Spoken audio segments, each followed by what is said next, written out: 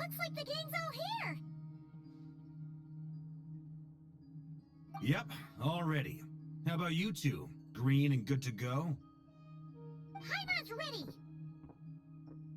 Great, let's get rolling then. Great. Well, first things first. Wait. Someone's here. We heard your footsteps. Although... You've been here for a while now.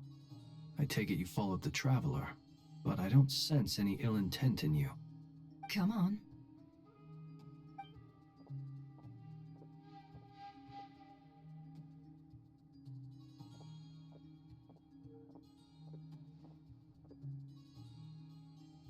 I figured it wouldn't take you long to notice me. I come bearing news from my lady, the Knave. Dottore went through the motions of returning to Snezhnaya, but it was obviously a facade. However, he has not returned to the Kuvaki Experimental Design Bureau, nor has he made an appearance in Nasha Town. Well, in that case, he'll be in his lab way up north. I always wondered why he applied for his own private pad. He was planning this all along. Tell them that Sandrone and I will go on ahead. If they still intend to pursue this matter, they should meet us at the research center in the northern tip of Nodcry. Nice of Columbina's two best friends to think of us. We appreciate the heads up. Our sincere thanks to the Fatui for your aid. Lady Damselette may have left our organization, but at least some of her colleagues remain genuinely concerned for her well-being. Not to mention that the Doctor's increasingly cryptic conduct gives us great cause for alarm. We have crossed swords many times before, but it's not personal. We're just on different sides. We don't lack humanity. And so, as fellow friends of Lady Damselette, it's only right that you should be in the know about this. Arlecchino's situational awareness has saved us a lot of trouble. I'll leave the map here with you. If you do decide to head to the research center, please proceed with caution. And remember, at least while you're in Nodcry, Lady Arlecchino's subordinates are your comrades if you want them to be. This is very accommodating of you. We can't thank you enough. Just doing my duty. I shall take my leave now. If you need us, you'll find us at the Experimental Design Bureau.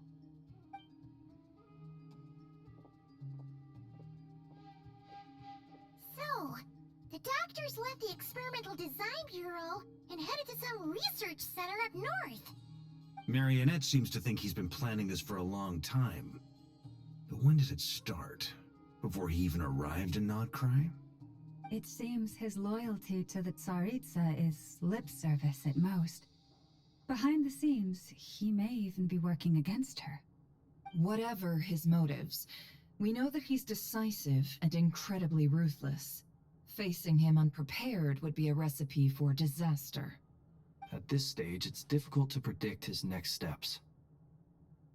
I suggest we split into two groups. We need some people to stay behind and guard Nasha Town. Well, as much as I'd love to help, infiltrating research labs isn't really my area of expertise. But at least take Cool Your Jets Ducky with you. It should be some help during the battle. And as for Miss Sinefa, I suppose you will stay to protect Miss Aino? Detecting operational logic. Protect Aino. Priority. High. Just in case, Servarka, I think it would be best if you stayed behind as well. You can leave the research center to us. I mean, I would have said the Knight of Berea should probably be out on the front line, but okay, fine. Leave Nasha Town to me. Be careful out there, okay? If things get out of hand, fall back right away. Yehodo will be on hand to assist you. In my absence, she can handle any intel gathering work. You got it, boss. You guys make sure to get back here in one piece, all right? We will. Things are moving fast. We'd better head off soon if we hope to keep pace. So, it's infiltrate a secret research facility, or... Yeah, alright. Paimon will help out here instead. Sounds like it's gonna be a pretty intense fight. We all have to bring our A game here. So, anything you need to wrap up before we leave?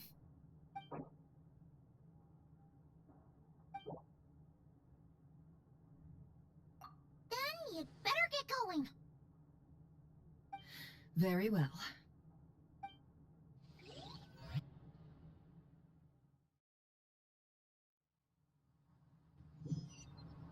All these broken machines on the ground. Someone got here before us. Could it be Arlecchino and Sandrone?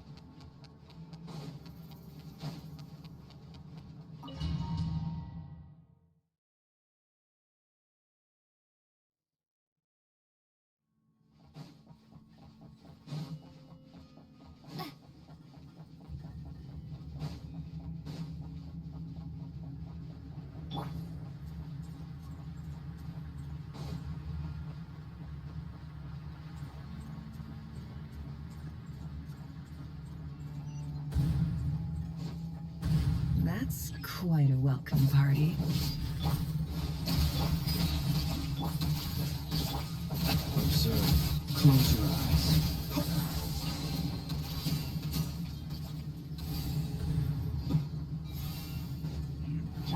Leave this place.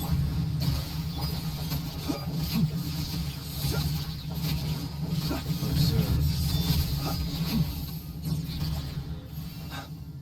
Get back! I said get back! Do you hear me?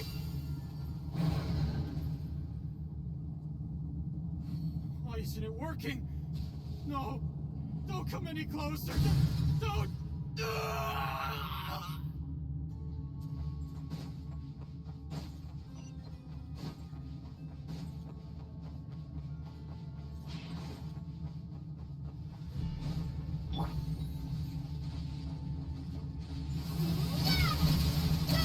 With one heart, we pray. Beware the creatures of the night. You poor souls. May your spirits find peace. Grab that key on the ground. We'll probably need it at some point.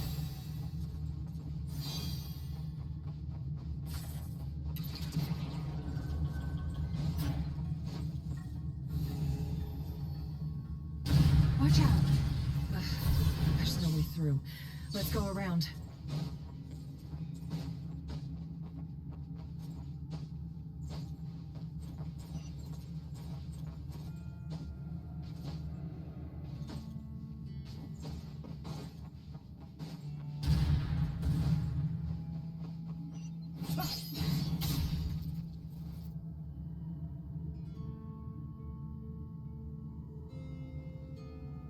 What the? Trespassers? Here? What's wrong with you people? We're looking for the doctor, and we understand he might be here. I see you're fleeing the facility. You looking to settle a score with the doctor? Good luck with that. I don't think you have many chances left. Perhaps. But you might have a chance to live if you start talking. 2 other Harbingers had the same idea as you. They're already inside. But what good is it gonna do? The doctor wouldn't do something like this unprepared. Seems to me that you're not too thrilled about being his subordinate. Also, is it just me, or do I sense monsters nearby? If you'd prefer their company to ours, that can easily be arranged.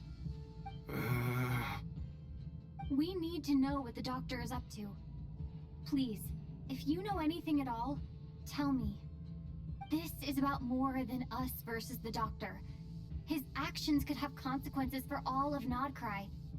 And perhaps even your homeland, Snezhnaya.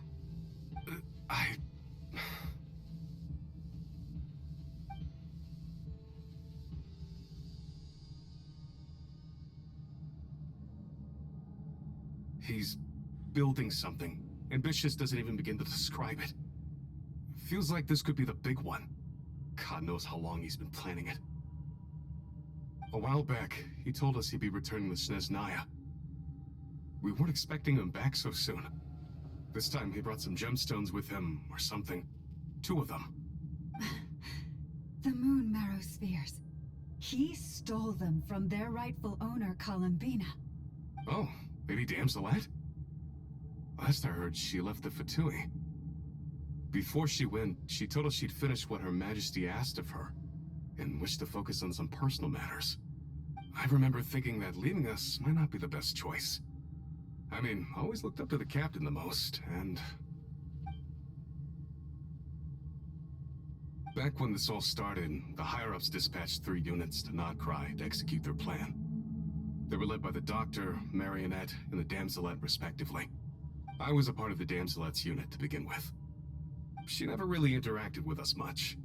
In fact, she seemed sort of detached from everything. Not because she was distracted, just felt like she was indifferent to the world around her. Like she had no stake in anything that happened. She always seemed like she was staring off into the distance. Almost as if she didn't see anything worth living for in the present, so she had to look further afield. That's right.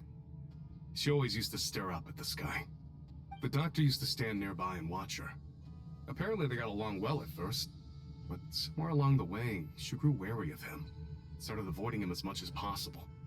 After she left, everyone in our unit merged with the Doctor's. He's similarly indifferent to the world, except when it comes to the moons. He seems to have big plans for them. Right now, obtaining the 3 moons is his #1 priority. He even said, if he can only get his hands on 2 of them, he'll create a 3rd one himself. How would he create an artificial moon marrow? Maybe the knowledge he gained from the Hyperborean phantoms has something to do with it. Thank you for cooperating. We appreciate the level of detail. I get the sense that you'd serve under Columbina again if you had the chance. Would that be fair? No, she's no longer a Harbinger. As a member of the Fatui, my loyalty will always belong to the Tsaritsa. I'm only telling you all this because I don't completely trust the Doctor. His actions do not align with the goals that first brought us to Notcry. I understand. We'll do everything within our power to stop him. The Knaves unit is based at the Kuvaki Experimental Design Bureau. Maybe you can seek refuge with them. Well, now we know what's going on here. Artificial moon marrow. He's likely well on the way to completing it. Dottoro's technological capabilities are far more advanced than I thought. I fear this could get ugly. Everyone, prepare yourselves.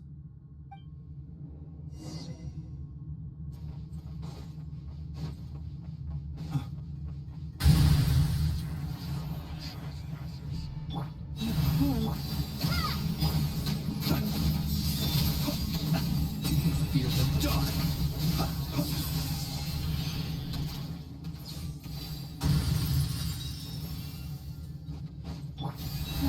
Protect us by the crossline. Water jet! Be silent. Observe. To dust. To dust.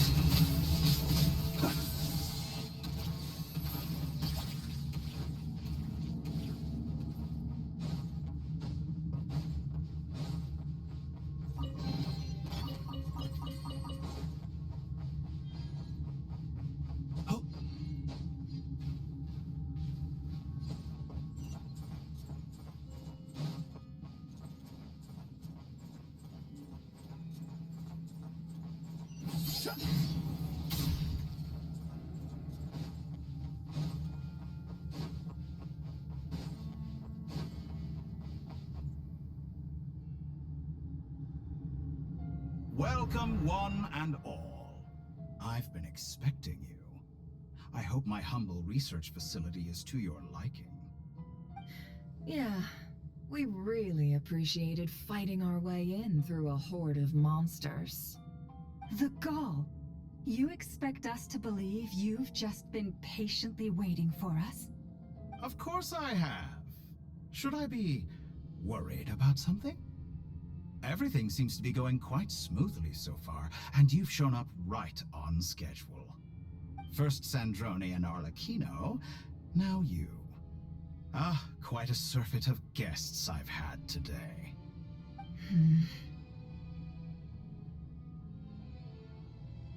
If you were looking for them, I should probably mention that Arlecchino disappeared as soon as she entered the facility. As for Sandrone, why, she stood right here only moments ago demanding answers from me at the top of her voice. Hardly out of character. She never was one for basic courtesy. But I have to admit, I was a little surprised to see her showing concern for someone besides herself. Does everyone you associate with undergo such a change in temperament? Speaking as a researcher, I have to say, it is not a change for the better. It threatens one's ability to remain objective. Well, since you ask... So you've got your hands on the moon marrow, and now you're claiming godhood. Don't you think that's a bit of a stretch, Dottore? I must protest what you are insinuating with that phrase, claiming godhood. I am not claiming anything. I am stating a fact. You're a researcher. I'm sure you appreciate the distinction between the two. Huh? Wait, you really think you're all that? You'll excuse me if I'm not being a polite little lady for you. We're colleagues. We both know what kind of person you are. By the same token, I knew you'd respond along those lines. You and I both understand that facts speak louder than words. To that end, I've had my people send you a small gift. It should go some way toward helping you understand my present position. What gift?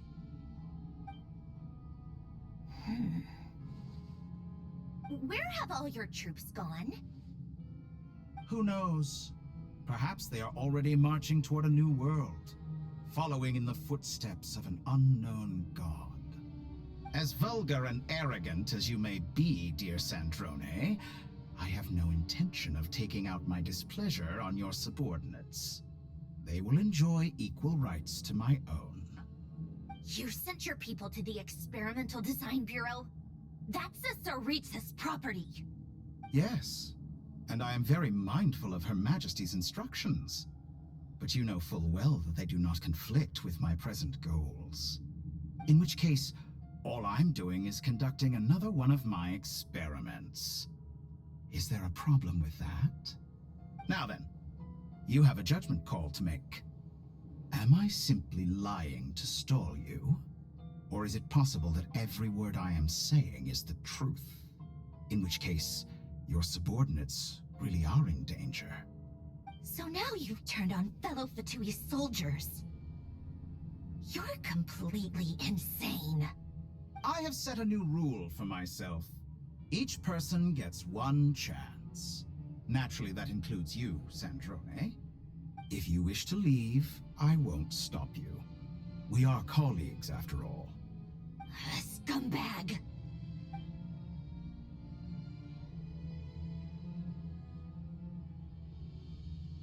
Still, I hadn't counted on Sandrone sparing any thought for the people of this world. Shame. I always found her self-centeredness to be one of her few better qualities. How can she ever hope to achieve greatness when she's so obsessed with protecting her little design bureau? It's more than a little disingenuous to speak of achieving greatness while taking hostages. Or does honor no longer mean anything to you? Honor? I have the marrow of 2 moons in my possession and will soon complete the construction of a 3rd. I will be the god of a new world. And you speak to me of honor? How charmingly naive. Those are sacred relics. You do not deserve them. In my view, many in this world do not deserve to be alive.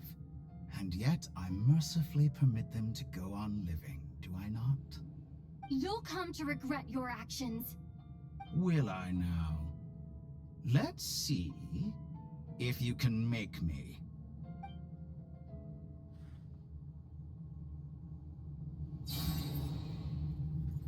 Wipe out! Water jet! With one heart in play. The long sleep beckons. Be silent.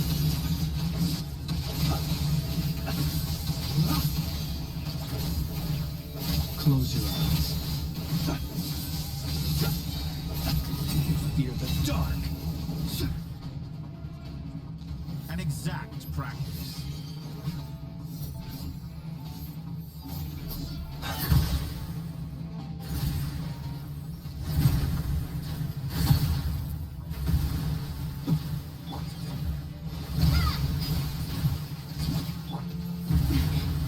of transgression.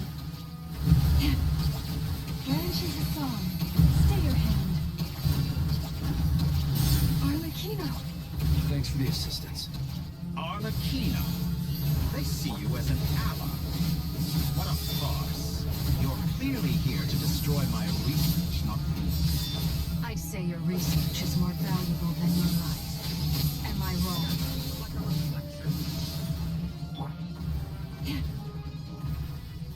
Leave this place. It all adds up.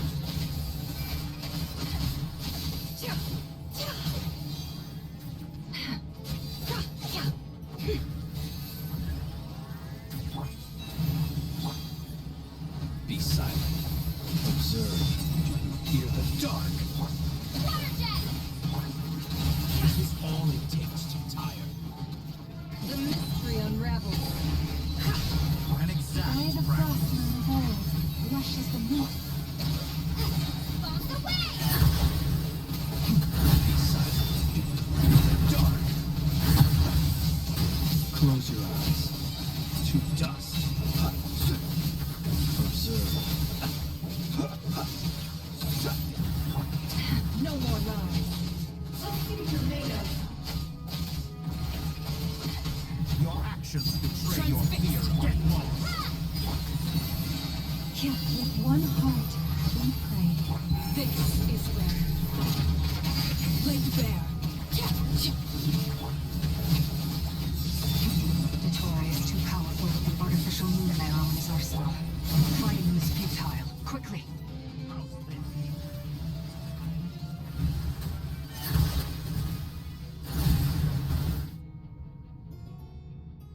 Let's go.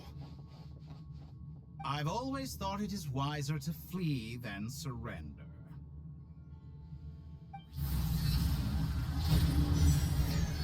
Watch out! What the? Forget about me! You should... Where's the Traveler?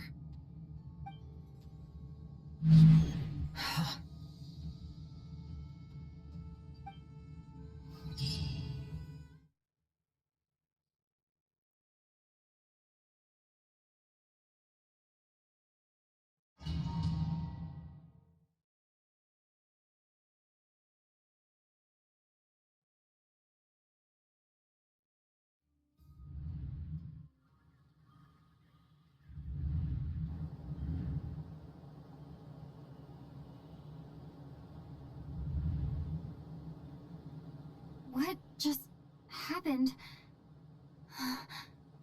Nasha Town? How did I get here? Strange.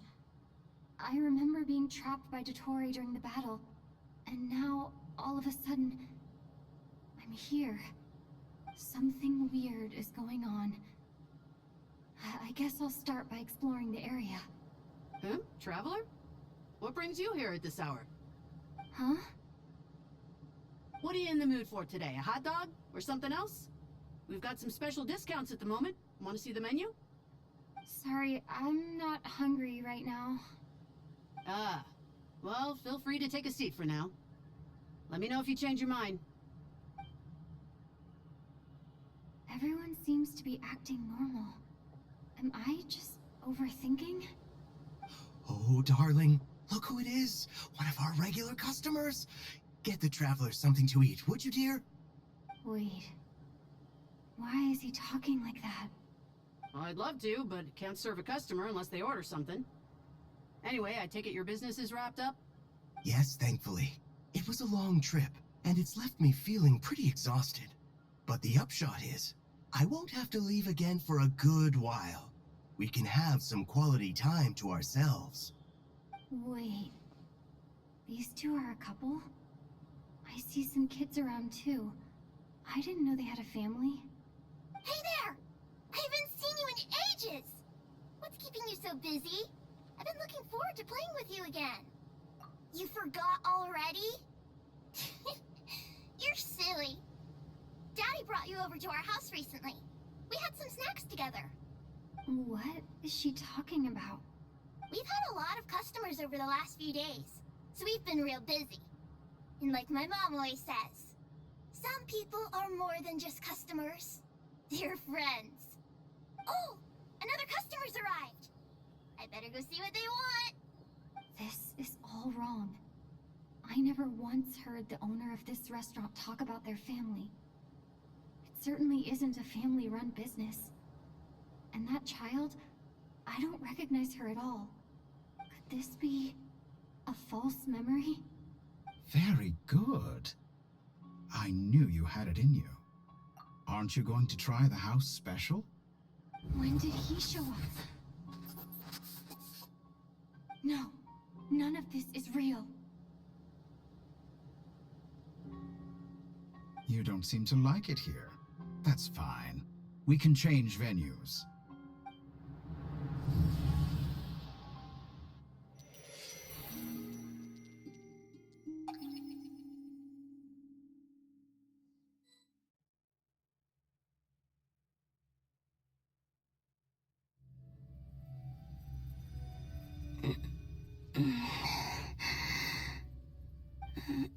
I'm still alive. Where is this place? It took all my strength to open the moon gate, and then I leapt into it. So this is the moon's reflection?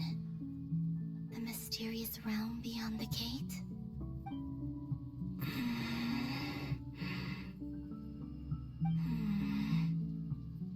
I can't sense anything. I guess I could try opening the gate once more.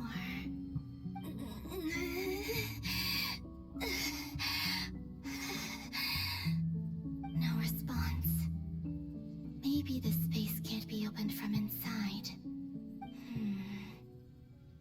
If this was the space that killed both Revier and his lover, then why am I unscathed?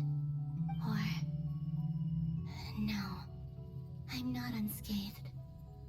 Even the air here feels frozen in place.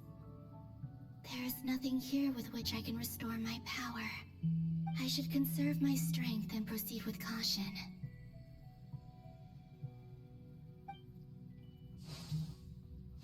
I don't believe Dotori's scheming will stop just because I escaped. If there is any chance that I can get back to the others, any chance at all, I must return.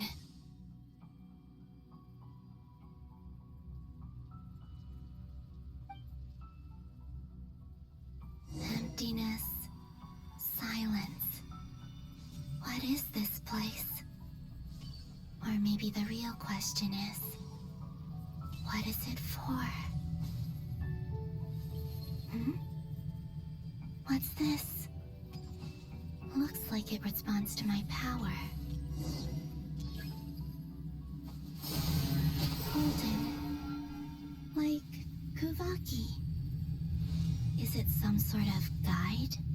And why does it feel so familiar? I might as well follow it.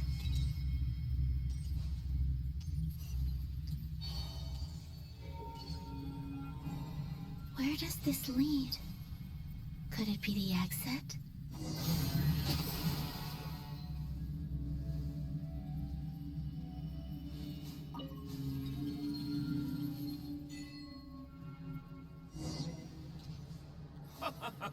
Welcome home, Moon Goddess. Is this Nasha Town? But isn't Moon Prayer Night over already?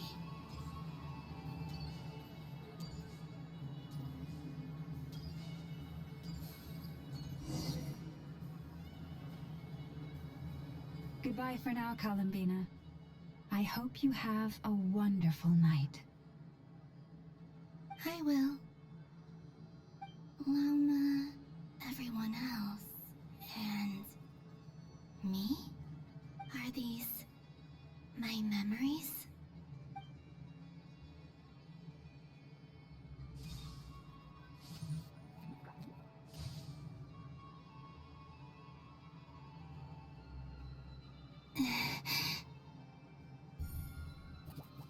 can't touch them.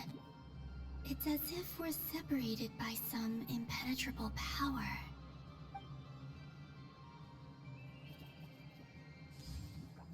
Over here! Over here!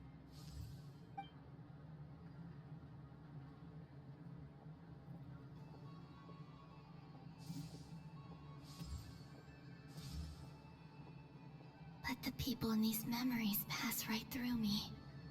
Just like when I disappeared. If only I had known what would come to pass after that. Even so, I should still take a look around. Just being back here. It gives me the strength to keep going.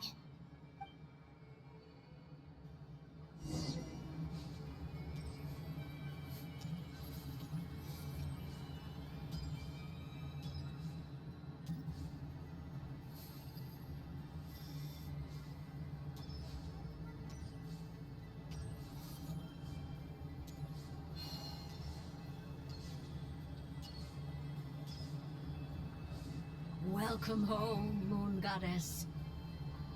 Oh, you're the genuine article. Alice was right. This Moon Prayer Night was worth watching after all. Oh? Yes. That was the fortune-telling stall run by Barbeloth from the Hexen Circle.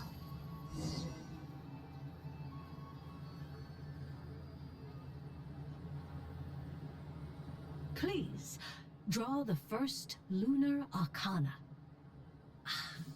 This represents destiny and is the foundation for the divination as a whole.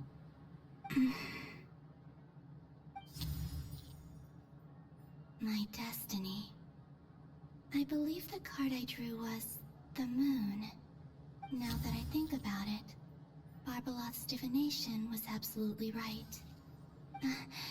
It's almost time to draw the last card. The one that represents the future.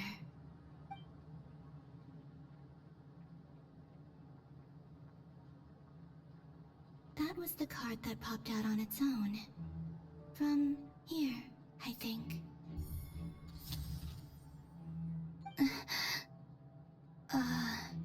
Kuvaki Pulse? What? Fascinating. I've never encountered this before in my role as a diviner. What's going on? Did that card leave the deck? Because of my influence? All I did was try to touch it, and then... Maybe this memory space is not untouchable after all. Are there weak points in the barrier? Or... is it possible that there's more to this space than my memories alone? This card is death. I need to get to the bottom of this. I'll try touching something else.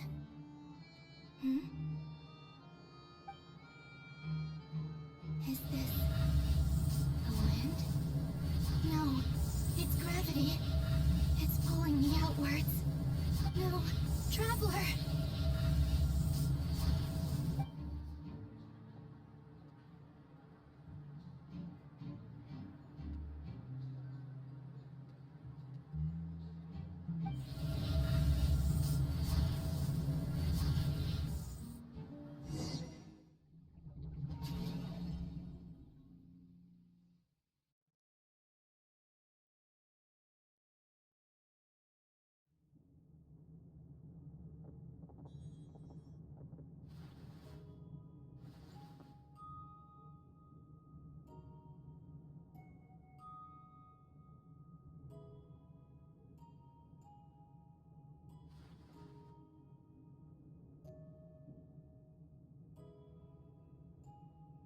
Paimon, listen to me. From the bottom of our hearts, we are so sorry.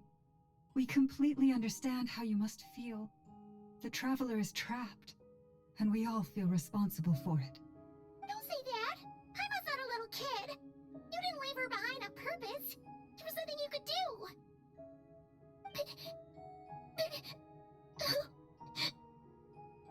She's all alone in there! What if something happens to her? What are we gonna do then? We've we spent any time apart since we met. Is she gonna die? We must find a way to rescue her. We were all involved in the operation where she was captured, and we do not abandon our comrades. That being said, it won't be easy. Through conversation with the others on our return, we've arrived at a basic idea of what we're up against.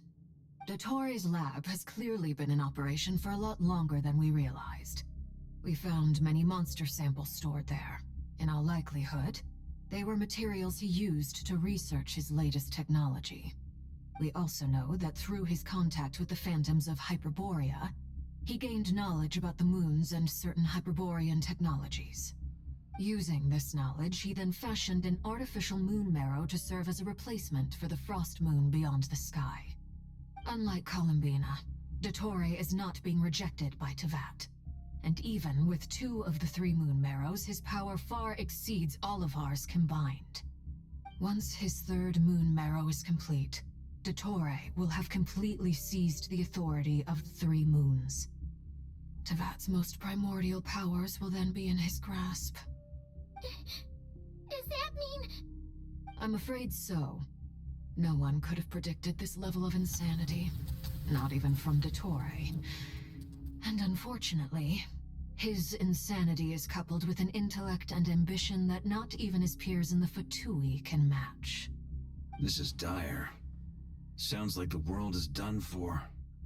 The 3 moons' authority can influence the very fabric of time and space. I dare not imagine what a monster like him would do with that kind of power. The trouble's already begun, I'm afraid.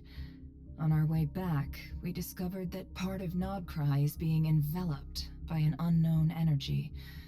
We cannot ascertain what is happening inside. I'm convinced this is Dottore's doing. Not that there's any way to prove it. The issue is, we have no idea what his intentions are. The only thing more frustrating than facing down evil is knowing that it will surely come, but not knowing when. The Doctor is guilty of numerous crimes at Mondstadt as well. One of our knights, well, former knights, his father was murdered by Dottore. His ideology and methodology are a danger to everything in his path, from individuals to entire nations. He does not feel guilt, even when he acts against his own people. He doesn't see them as his own people, that's why. People like him see everyone else as beneath them. Right. He views other people only in terms of how they can benefit him. That's the basis of all his social connections. Granted, he's hardly the only Harbinger to pursue their own interests. We all do. And Her Majesty is gracious enough to permit it. Still, her mercy has its limits.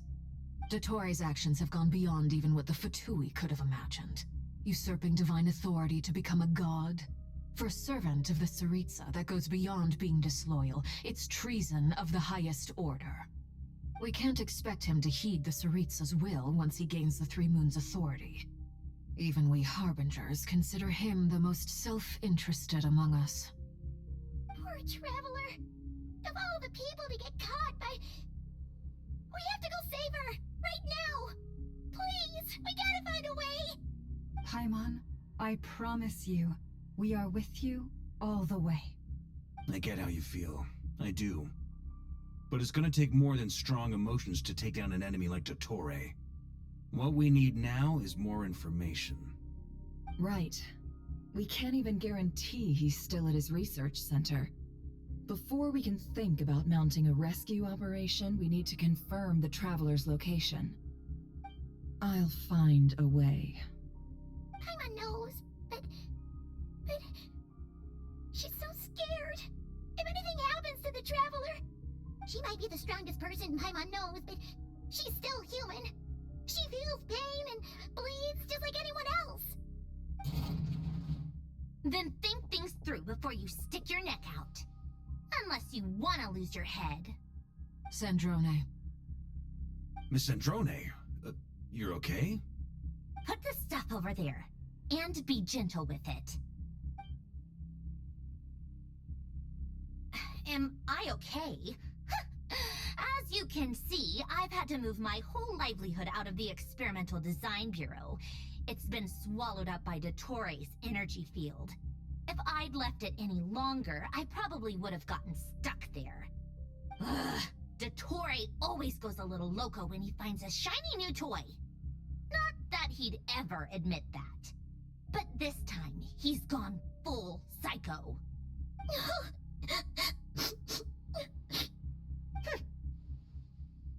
Just go ahead and cry already. Sorry. Paimon's not trying to make it scene. It's just, she can't. Oh, Paimon. Let it all out. There's no shame in it. When you're overwhelmed by fear and despair, crying can help get it out of your system. You'll feel better for it. Okay then, while the baby of the group is having a moment, how about the grown-ups get to work? Give me your hand. You've made a discovery? Polonia, scan.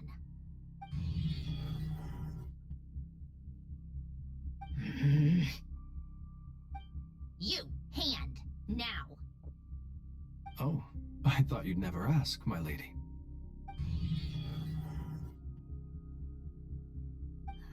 Curses! You're next, then you.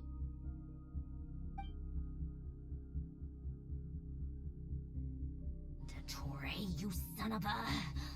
He's done something to us! Everyone who entered his research center has been implanted with some sort of curse. I don't feel anything unusual at the moment. Does that mean it hasn't activated yet? Is there a way to figure out its purpose and what might trigger it? My best guess is Dottore created it using the Moon Goddess's powers. 1 second, analyzing. Ugh! That friggin' maniac! So, what twisted game is he playing this time? The moment I analyzed the energy composition, some encrypted text appeared in my mind's eye. And when I deciphered it according to the Fatui standard encryption protocol, I got the following message. Feel free to run, or you will perish in Nodcry. He's mocking us. Yep, he loves to toy with people. Only in this case, there might be more to it. But I didn't detect any murderous intent or malice either in the message or the curse's energy. As if this is him at his least malicious. Or perhaps all people are cowards in his eyes. Maybe he thinks the threat alone will be effective. What a despicable person. And he has the Traveler in his grasp. If I may, as unhinged as Dottore may be, he has always exercised great patience with the objects of his interest. I remember a comment he made when we first arrived in Nodcry. He said, "This world is, on the whole, an exceedingly dull place. But at least there are a few intriguing features, such as the gods, or the Traveler. Presumably, they interest him because they're unknown quantities. He wants to understand as much as he can about them." Agreed. The Traveler is Tevat's fourth descender. All Harbingers are aware of this. Since Dottore took such pains to capture the Traveler, he is unlikely to kill her right away. Okay. But we still have to do that rescue operation. Of course. I also think we need to read between the lines with Dottore's message. If he's encouraging us to run, that means we mustn't leave Nodcry under any circumstances. My guess is, his curse will only trigger if we leave.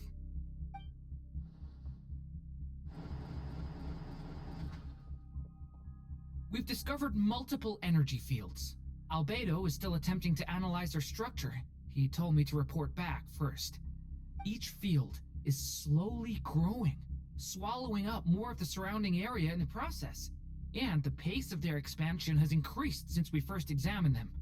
He's probably trying to swallow Nodcry whole. His nefarious ambition knows no bounds. If this continues, the whole of Tevat will be in trouble, not just Nodcry. The loss of Columbina could not have come at a worse time. Do we Do we think she's truly gone for good? She entered the space beyond the Moon Gate, knowing what became of Rarir and Thelindis. I'm sorry, but I fear the odds aren't good. Don't be ridiculous. If I know her, she's busy finding a way back as we speak just so she can annoy me. She isn't dead. Whatever has become of her, the fact remains that we are two comrades short on the eve of a decisive battle. We need to find out the Traveler's location. But there is also other work to be done. Agreed. Whatever Dottore is planning, we have to get the local populace somewhere safe. So, as well as a rescue mission, we have to organize a mass evacuation at the same time. It would be best if someone could approach leaders of neighboring nations and negotiate emergency asylum for Nodcry's inhabitants. Can anyone handle that? Snezhnaya is one option. I'll see what I can do. This would be so much easier if the Traveler was here. No! Stop thinking like that, Paimon. Paimon will join you. She's pretty well connected thanks to the Traveler. Maybe it'll come in handy. Either way, that's what the Traveler would do if she was here.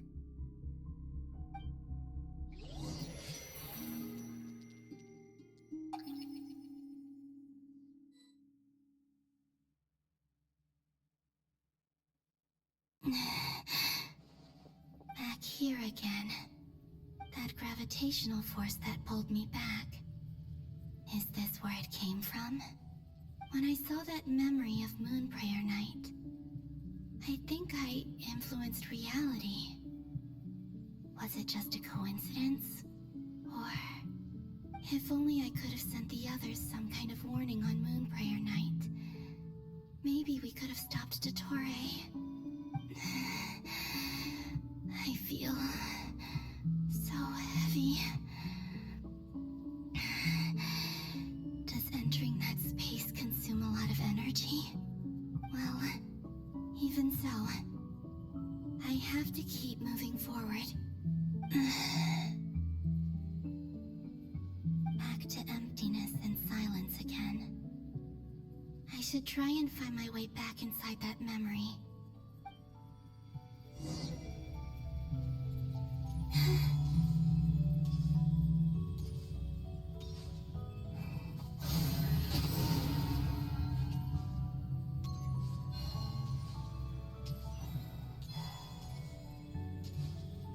The entrance from last time isn't showing up. What am I missing? Looks like I need to gather these scattered fragments.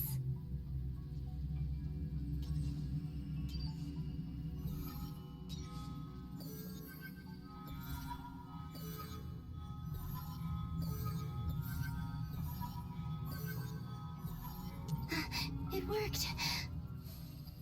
Hopefully I can stay inside for a bit longer this time.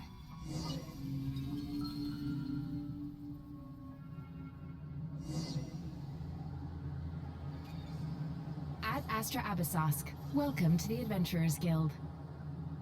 What? This doesn't look like Moonprayer Night.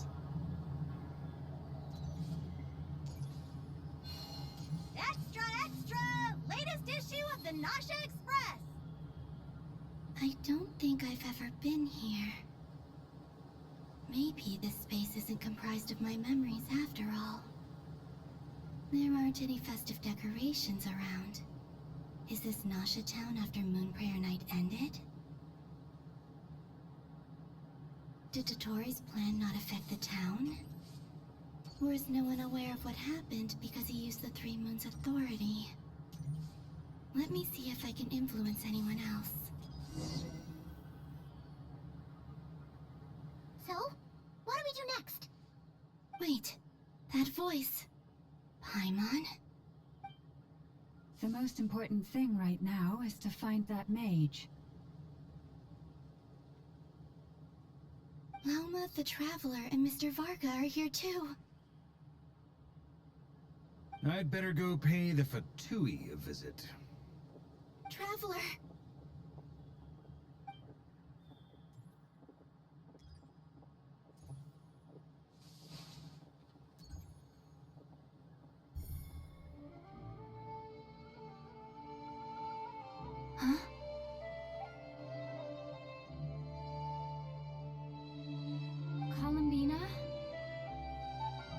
I made contact.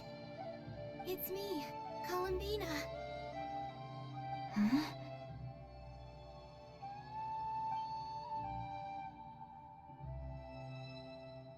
Traveler? Let's go! This is no time to be spacing out! Huh? Huh? Wait a moment.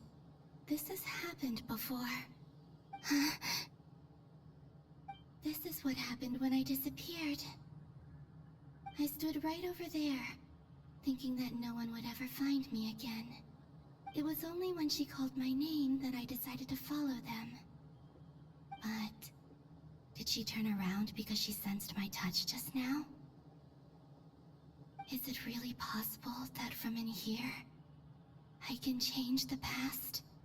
If I keep following them, maybe... Huh? It's that gravity again.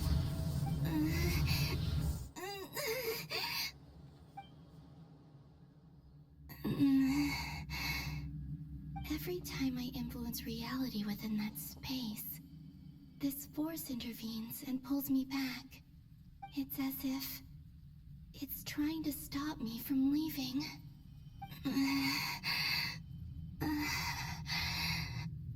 I'm getting weaker and weaker. I'll just have to try another approach next time. Come on, Columbina. Keep going. You have to tell everyone what happened.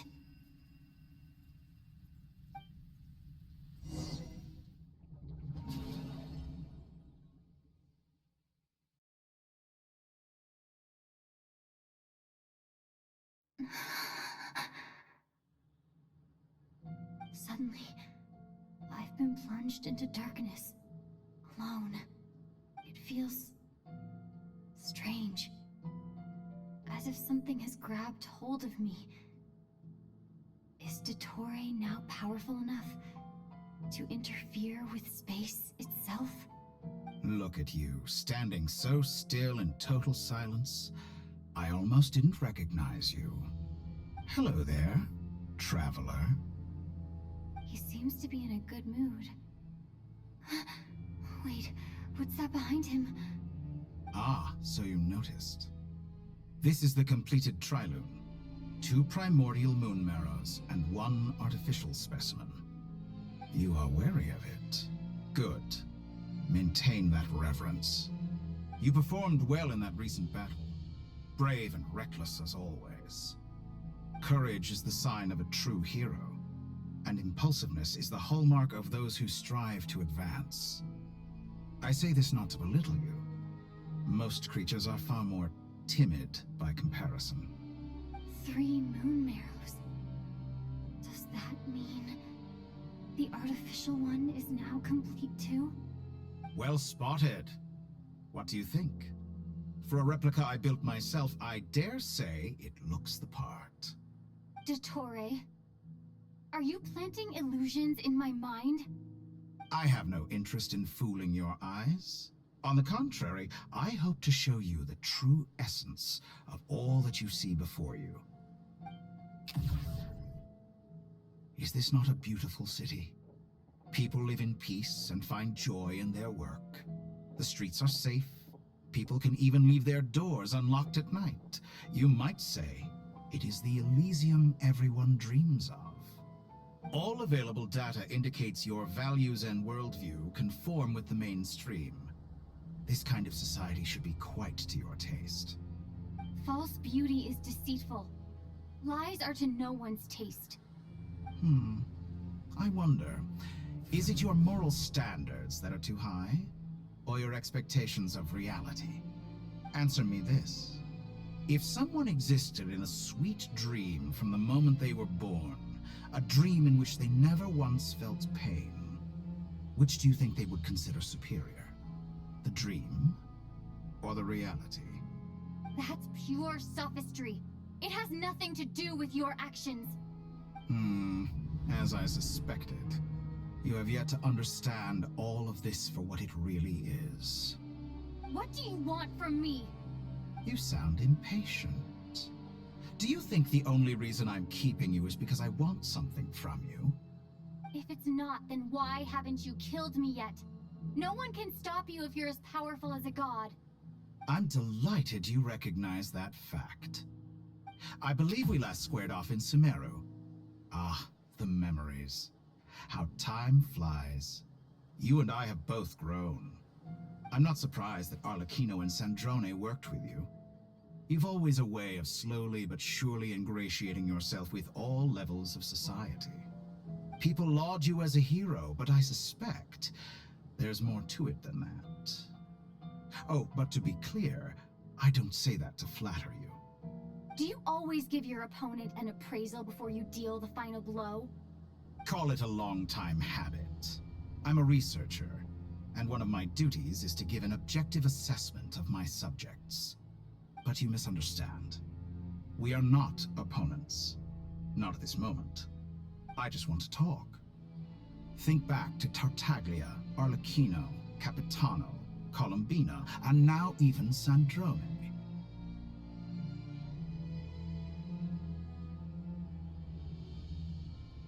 You've worked with each of them in the past. I believe you can work with me as well. What makes you so sure? Well, why not? Should the good associate only with the good and the bad befriend only the bad? I like to think we could have a more mature relationship than that. Surely you don't think all your relationships are grounded in friendship or shared ideals? People come together because it benefits them to do so. If you think of the people you admire, you must surely admit that they have provided some benefit to you. Morality, ambition, dreams. People have plenty of words to embellish the nature of their relationships. But once you break free from those ethical frameworks, you will see that the only thing connecting the two of you is mutual benefit. And that is what I'd like to talk to you about. We're finally getting into it. He's probably been planning to kidnap me for a long time now. But for what exactly? He has the authority of all 3 moons. I won't be able to gain the upper hand in a fight. Best if I pretend that I'm willing to negotiate for now. You say you're a god, but you also speak of mutual benefit. What could a god want that the 3 moons cannot provide? Excellent question. But before I answer, I would ask you the same thing. Gaining Columbina's allegiance was a rare and extraordinary feat. But the Moon Marrows are now in my hands, and I have the edge over her. For this artificial moon is not being rejected by Tevat. Her identity and lineage may have been a thing of glory in the old world, but they were also shackles that prevented her from ever integrating into Tevat. I, on the other hand, you may view me as a thief, but I have overcome that limitation. So what is it that the 3 moons cannot grant you? What stops you from negotiating with me to get what you want? I don't make deals with lying psychopaths. That's quite an accusation. Are you expecting me to get angry with you? Well, this is one aspect in which my personal growth has served me well. In the past, my less mature self might have been disappointed, perhaps even angry, over a small setback like this.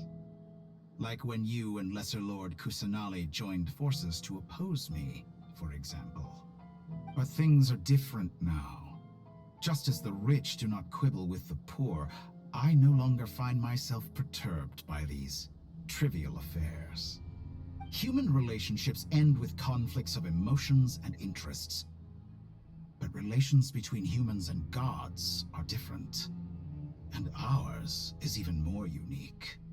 I have ascended to the highest heights and laid claim to unprecedented horizons. And you were no ordinary person to begin with.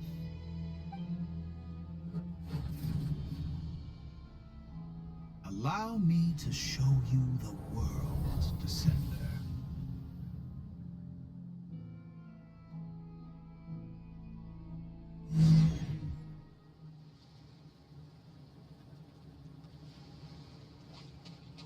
To stand, walk, jump, sit, and lie down.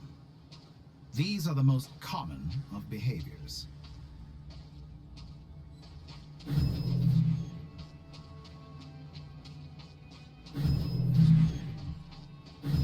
Have you ever wondered why we were born following such laws? Who stipulated that we could not fly instead of walk?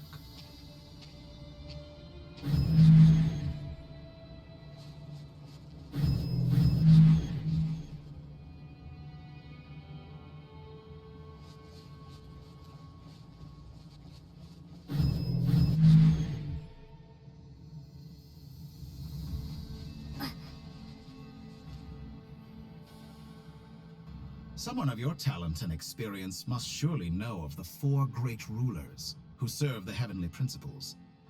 They govern life, death, time, and space. One wounded by a blade will die from blood loss or infection, and one who falls into a lake will drown in agony.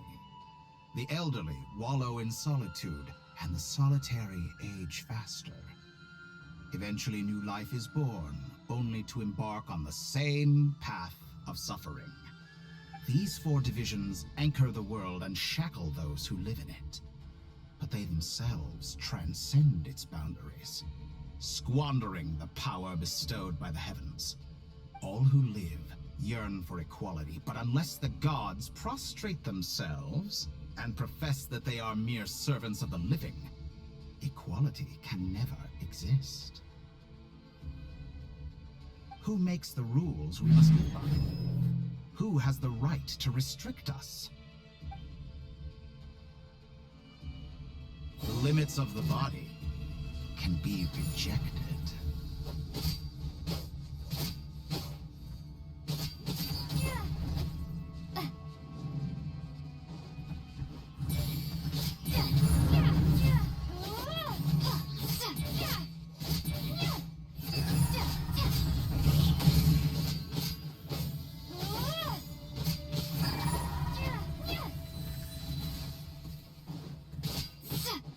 How does it feel to be among those with absolute power?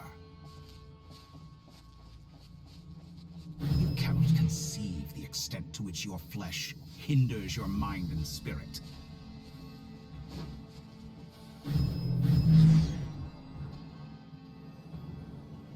Only by discarding our useless, primitive eyes can we perceive a new world. How narrow-minded we all were in the past. Why should the final answer of the world not be the power that predates those of life, death, time, and space? The power of the Triloom. Through it, I have glimpsed new experimental possibilities. Nature suppressed, authority exiled, souls controlled.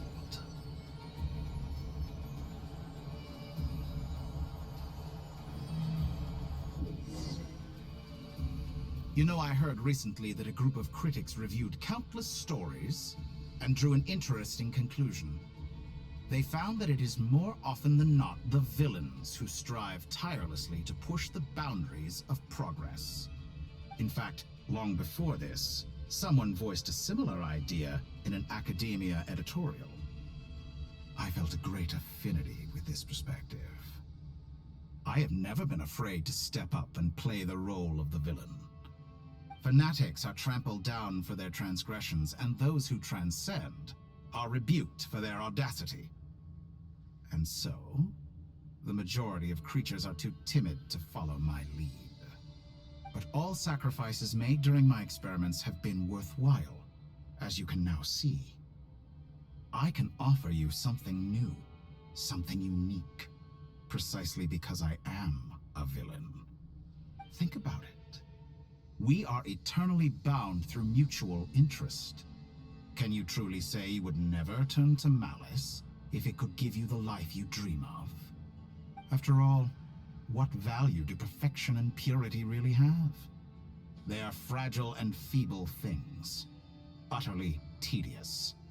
I say, better to be governed by a flawed humanity than a gnosis. The true seeker of knowledge is the villain who undergoes countless tribulations in pursuit of their goal. I'm sure many people have told you that you're different.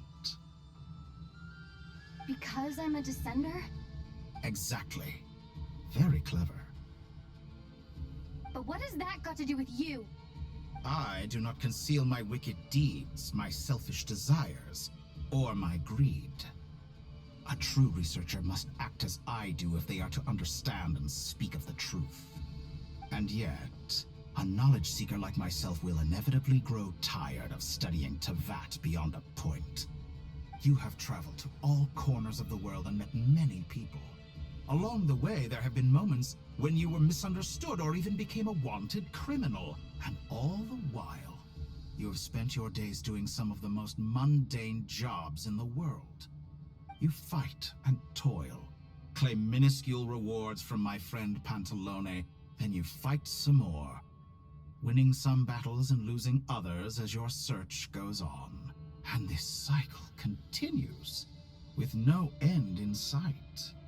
Surely you must sometimes grow weary of being stuck in this same loop day after day. We're completely different. I embrace everything that life throws at me. I am engaged in every step of my journey. How does that make us different? I too embrace what life brings, researching everything that interests me. Think of all the novel things I've managed to create, like the artificial moon marrow. Don't you see? As unique a specimen as she was, even Columbina is not irreplaceable. Take that back. She's gone because of your actions. I didn't say that to anger you. Though admittedly, I don't see what there is to be angry about. Anything Columbina could do for you, I can do better. I know what your ultimate goal is. You wish to walk the path your brother walked, and seek answers from him at the end of that journey, don't you? Someone like you could never understand what it feels like to care about another person the way I care about him. Perhaps not. But that doesn't mean I can't help. I can find your brother right now, bring him before you, and make him give you the answers you seek. Don't be so presumptuous. You'll never begin to understand the situation between us. Oh, no. This is no presumption. I'm only offering what I know is possible with the power of the Trilune. But it seems like you would sooner continue with your journey through this world. Why? Do you truly desire this journey? Or is it simply a necessary process from which you cannot escape?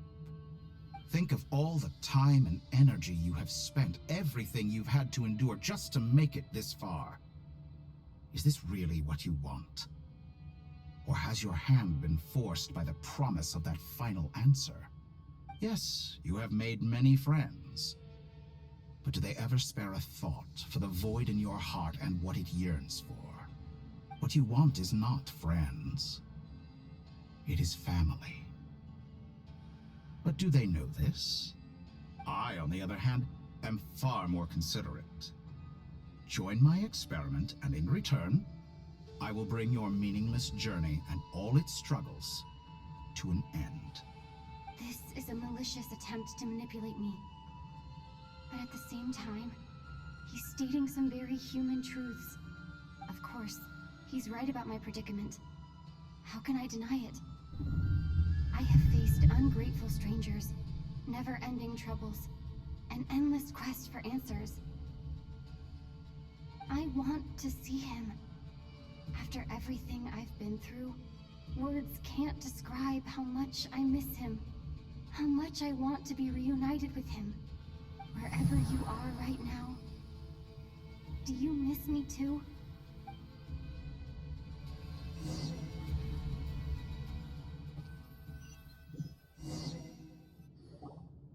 All right, everyone. Our next mission is clear. We need to contact all the major organizations, explain the situation to the public, and then begin the evacuation. The residents of Notcry are quite dispersed. The two most populated areas are the Southern Isles and Pyramida. Miss Lauma, I will leave Hisi Island and Nasha Town in your hands. I will liaise with the Fatui and Pyramida. Agreed. We will reach out to Natlan and Snezhnaya. Anyone found north of the Experimental Design Bureau should follow the Fatui to Snezhnaya. As for those dwelling south of that line, I will ask the Voynich Guild to help persuade them to leave. Then I, Mr. Varka, and the Frostmoon Scions will escort them to Natlan. The Voynich Guild has dealings with the Curatorium of Secrets. I will send them a letter vouching for your credibility. Yehoda, you should help Lauma. This is too big of a task for one person. My wish has come true. You're willingly lending me your most capable employee for the day. Well, good for you if all this only takes a day. Of course, if it takes any longer, I'll be charging a fee. Boss, wait! Don't I get a say in this? Oh, I'm sorry. Something to add, Yehoda? Well, no one's more important to me than you, boss. And remember how Lauma healed your eyes after that big battle? I think that's worth at least 2 or 3 days' work for the Frostmoon Scions. Are you completely incapable of acting in your own self-interest? Or do you simply devalue your own labor? Are you sure you don't want to come with us? Who will see to our other work if we're all busy evacuating residents? Sandrone insists that Columbina is still alive, and we have a traveler to rescue. There's much to be done. But boss, I'm just worried that... Well, Nefer, I'll link up with you once my tasks are complete. What makes you think I'd need you to do that? I'll need it. And considering the way you approach certain matters, I think you'll be better off with me present. That's quite enough. Just focus on your work first. I bet we're in for an uphill battle here. But we can help out too. Inepa and I are gonna help Nasha Town's residents carry their stuff. Loading schedule. Store essential local research data and technology samples, then escort the people to Natlan. Understood. I will execute this to the best of my abilities. Great stuff. Thank you, ladies.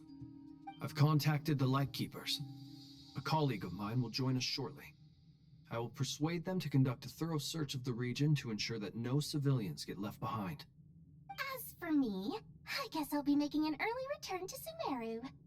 I think it's important that someone informs the Dendro Archon of what's going on in Notcry. Roger that. Someone should inform Mondstadt, too. Mr. Duran, can I trust you to handle that? I think you fly faster than any of us can run. As an added incentive, get there fast enough and I'll see about getting your gliding exam waived. Really? Ha! Mission accepted, sir. I intend to stay behind and help Miss Sandrone with her research. She has some alchemy-related questions that she'd like me to explore. She recognizes your expertise, then. I wish you a fruitful collaboration. Thank you. In truth, I was surprised to hear her express an interest in subject matter outside of machines. I believe she has been investigating some Fontanian technology recently. She made a point of bringing the relevant materials with her when she left the Experimental Design Bureau. She's sorting through everything in her room as we speak. I should mention that we have one other friend who isn't present. He hasn't made his position in all of this clear. But if we know anything about him, he's likely investigating on his own. Paimon's been very quiet today. But I know how close she and the Traveler are with the Natlanese. She should come with us to the border. Okay. Paimon will do her best. Make sure to heed Sandrone's warning. Many of us have been cursed by Dottore. As such, under no circumstances should anyone cross national borders. Remain within Nodcry. That aside, personally I have faith in Columbina. Things look grim, sure, but who knows how it'll play out. Same goes for rescuing the Traveler. Both of them are important allies and friends. We'll be counting on you to gather intel on them, Miss Nefer. Oh, wonderful. You're all here.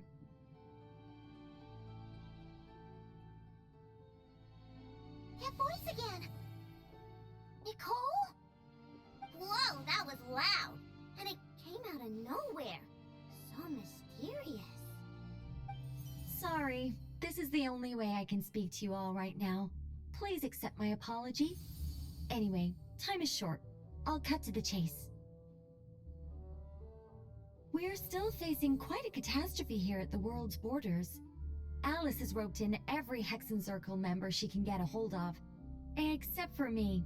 She told me I had to come and help you all out as a matter of urgency. I quote, "You love talking, don't you? Well, now it's finally your time to shine. Take these. Make sure the whole party gets one each. You'll be in charge of making sure everyone stays connected." Huh? Is this a Dodo communication device? Scanning. Unknown device. Analyzing. Unknown device. Conclusion. Cute. Affirmative. It is cute and good. I believe that I quite like it. This is no ordinary Dodo communication device. It's my very own special modified version, specifically... Ah, sorry. I almost went off on another tangent there. Anyway, help yourselves. It will allow us to communicate over long distances within Nodcry. No more worrying about shuttling messages back and forth. What astounding technology. Am I right in assuming that it relies on your personal abilities to function, Miss Nicole? Yes, exactly. Right on cue, Albedo. Ah, I'd love to brag to you all about how it all works. But no, next time. Anyway, I'll be right with you all, serving as a communication hub. That's all from me. Head off as soon as you're ready. I'll be staying here to keep watch, and I'll be sending you my blessings.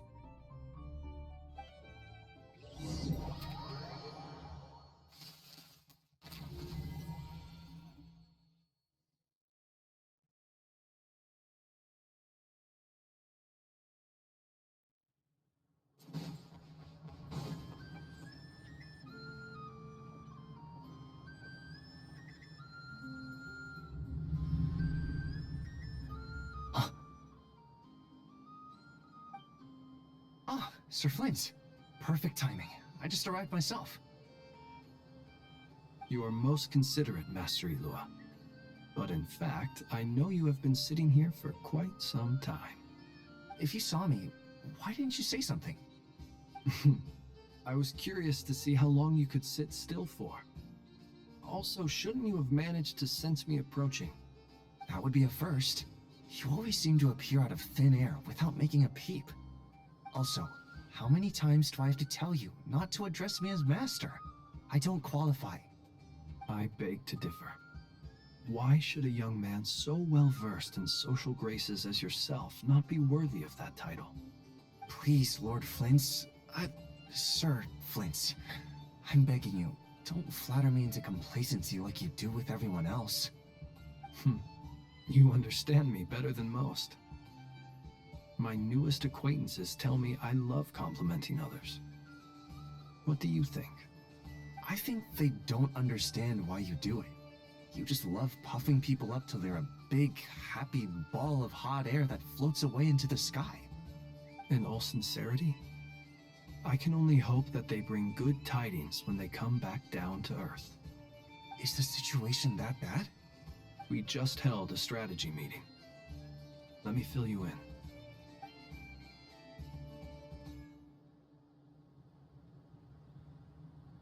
In short, we need everyone gone from Pyramida. We also need a team of Lightkeepers to scour the more remote regions of Nodcry for civilians to evacuate. I only hope we have enough personnel. We do. Old Man Nikita will definitely help, and we can recall anyone out on patrol to focus on this instead. Good. I'm sure you and the others will make short work of this. Now, don't forget, once you've completed this task, make sure you and the rest of the team evacuate to either Snezhnaya or Natlan as well. Flint's? If you've got something to say, Master Ilua, why not guess what I'm thinking right now? You mentioned that you have something else to deal with later. How difficult is it going to be? I doubt it will be easy. I know you're a Lightkeeper, and it's your duty to protect others in times of crisis. But I have a feeling that you'll be walking into grave danger. However bad things have gotten in the past, Nodcry has never faced a mass evacuation before. But from the sounds of it, you don't intend to come with us. I don't mean to pry, and it's probably none of my business. But whatever it is you're intending, you don't have to go through with it, you know. I've been afflicted with some sort of curse, and I'm told it may well trigger if I set foot outside of Nodcry. As such, I cannot leave. I have to act, if for no other reason than to fight this curse. What? No. Why? Why would anyone want to curse you? There are plenty of people out there willing to trample over others in pursuit of their own goals. Frankly, Sir Flint, I am furious. You're making light of what is an incredibly serious situation. Indeed I am. And? And what? I told you, I'm furious about this. Nothing I can do about it, I'm afraid. Things happen, and we just have to deal with them. If you find yourself feeling angry, perhaps start by drinking a big glass of water. Hey, you mean you're completely unmoved by my anger? I'm devastated. Then allow me to express my sincerest regret. Come by the lighthouse sometime. We'll catch ourselves a few fish, have a little barbecue, play some cards, and bask in the sun. Maybe I need to spell this out. Lean in a little, Flint. Oh my, this doesn't bode well. Word is that you were caught up in a real horror show recently. People were amazed that you returned safe and sound. They've been debating whether you're even human. I've returned safe and sound from plenty of crises. When you say people, do you mean other people? Or do you just mean you? Fine. I'll be frank. You're not human, are you? Heavens. Now that's a horrifying thought. You know what? Forget it. We'll revisit this once it's all over. A sound plan. Albeit a little ominous sounding. Just promise me you'll come back in one piece, all right? For you, Master Ilua. How could I refuse? Also, please pass my regards on to our colleagues. Tell them, thank you all for your assistance. Please put safety first as you proceed with the operation.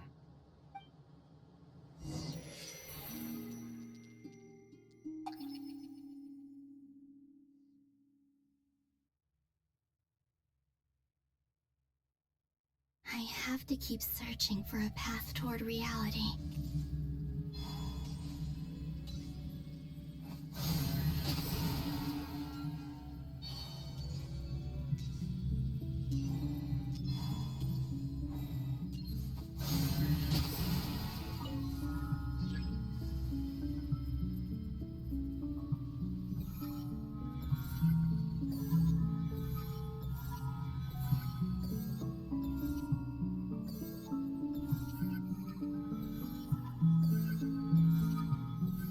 This should do it. The last 2 times I tried to influence reality in this space, it consumed a lot of Kuvaki. I'll try and be more careful this time. I need to leave key clues behind using less power. I hope everyone still remembers what I said on Moon Prayer Night.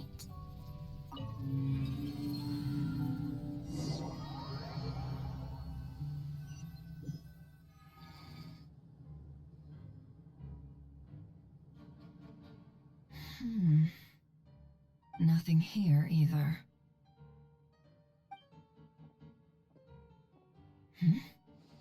Flint's? Ah, Miss Nefer. What are you doing here? Unless... I just spoke with Itlua about arrangements for the search and came for a walk nearby. As for you, why would... Huh. It appears we think along similar lines. And neither of us likes to accept things at face value. As well as figuring out how to gather intel on the Traveler, I wanted to confirm some of my own suspicions. Also, we'll need to bring a lot of force to bear against Ettore, even if we're only looking to rescue the Traveler. We can't leave anything to chance. You don't think Columbina perished either, do you? I'm merely considering the possibility that she survived, just as you are. How much can we really know about a deity like her anyway? Do you remember what she said on Moon Prayer Night? About using moonlight to send messages to us? Of course. I think that's why we're both here. Where have you checked so far? I've been focusing on the outdoors. Anywhere the moonlight shines. I checked most of Nasha Town, but didn't find anything. I checked the Curatorium of Secrets, and a few rooms where I thought I might find some leads. But no luck here either. The only places I haven't looked yet are the rooms in the flagship. But process of elimination isn't the only thing that brought me here. Oh, really? What's your other reason? After all that build-up, our mystery ally never showed up even once!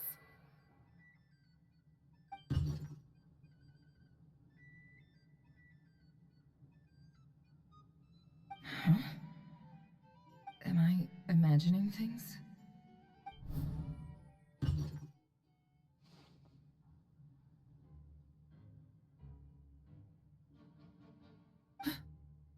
Come on, let's see what's going on. Oh no. I knocked over a vase as soon as I came in. It must have been caused by a Kuvaki fluctuation when I entered the space. Although, it seems like I'm not about to be pulled away this time. It looks like as long as I'm careful with my actions, it doesn't count as influencing reality. Anyway, is this the flagship? The Traveler mentioned that's where she was staying. I only went into the lobby last time, so I've never actually been here before. How does this space work? If nothing else, I can now be sure that it is not simply memory. She mentioned where her room was. I think it's... this one.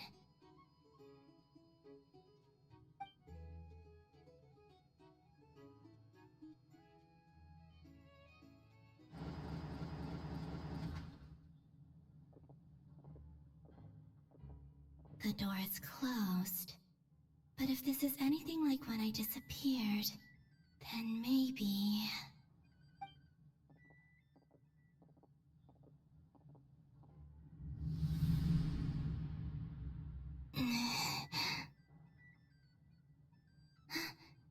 I'm in. She and Paimon aren't here at the moment. I hope she's okay. I wonder what happened to her after that battle with Ettore. Best not to dwell on that for now. I need to try and leave them some clues.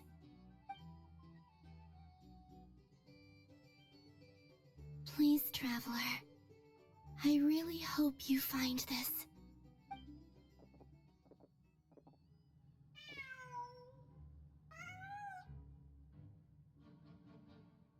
Huh.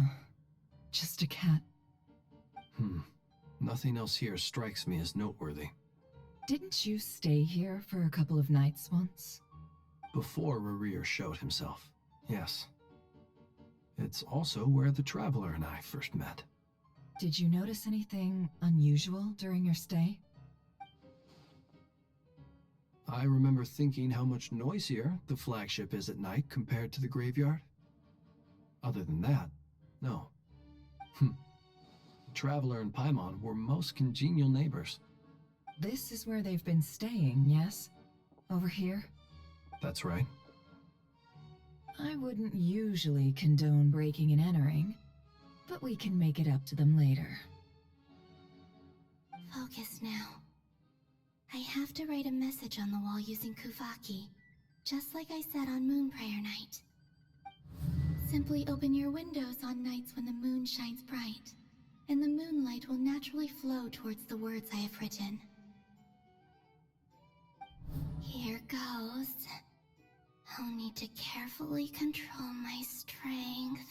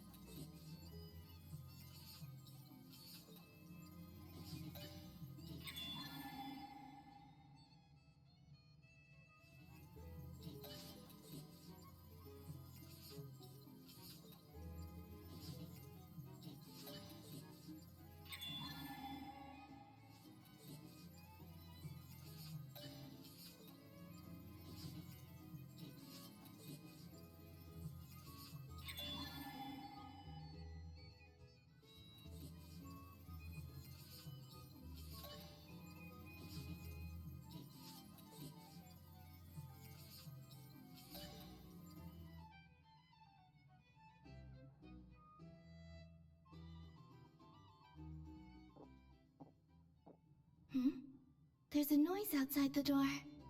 Is she back?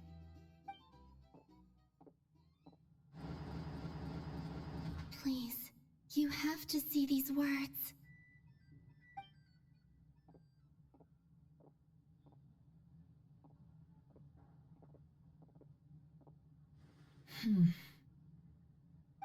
Well, do you sense anything?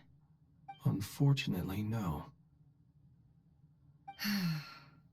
And this place was our last chance. Not necessarily. We've only looked in Nasha Town so far. Miss Columbina said she would leave messages at her friends' dwellings. It's still worth checking where Miss Lauma lives and where I live. Let's try and make some time to look into those then. Wait. What are you waiting for? Paimon might have overeaten slightly. What's that look for? This is a victory feast. It's normal to eat a little more than usual. The Traveler and Paimon. It's really you. But why are they talking about a victory feast? Huh. You worried Paimon sick while you were out there fighting Rerir. So this is your chance to make it up to her, alright? Wait. So this is the night after the battle against Rerir? How did I end up here? That's quite a long time ago now. Wait. Time. That's it. Every time I've entered reality within this space, it's been at an earlier point in time. Every one of those points has been before I fell into the moon's reflection. And everything I've done to affect reality really did happen in the past. Does this mean that within the moon's reflection, time flows backwards? Starting from the moment I fell in? Not long till Moon Prayer Night now. It's gonna be even livelier than tonight. Although, it's gonna be sad saying goodbye to the Damselette. She seems like a really nice person. Paimon. No, I can't. Even if I make contact, they probably won't understand what's going on. And in any case, I'll likely get pulled away again if I do. Instead, I have to find a way to get them to notice what I've written using the moonlight. Wait, even I hadn't thought of doing that before Moon Prayer Night.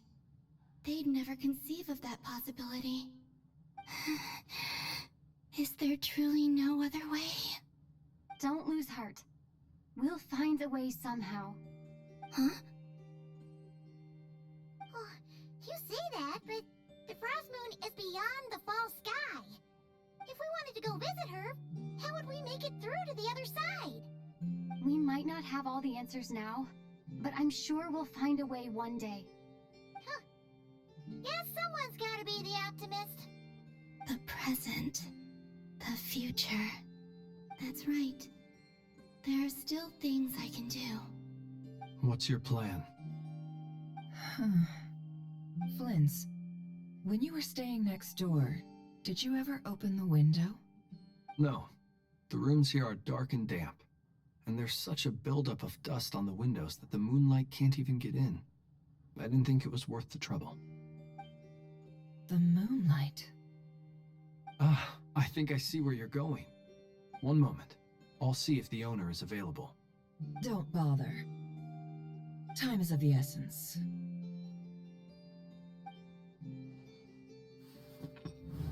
Time.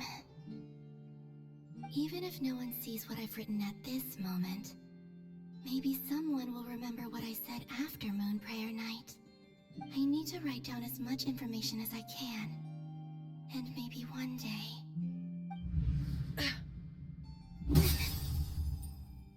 Huh? What's up with you? You can't even hold your cup steady. Are you getting tired? A little. Well, you should probably hit the hay then. You've had a really tough couple of days for you.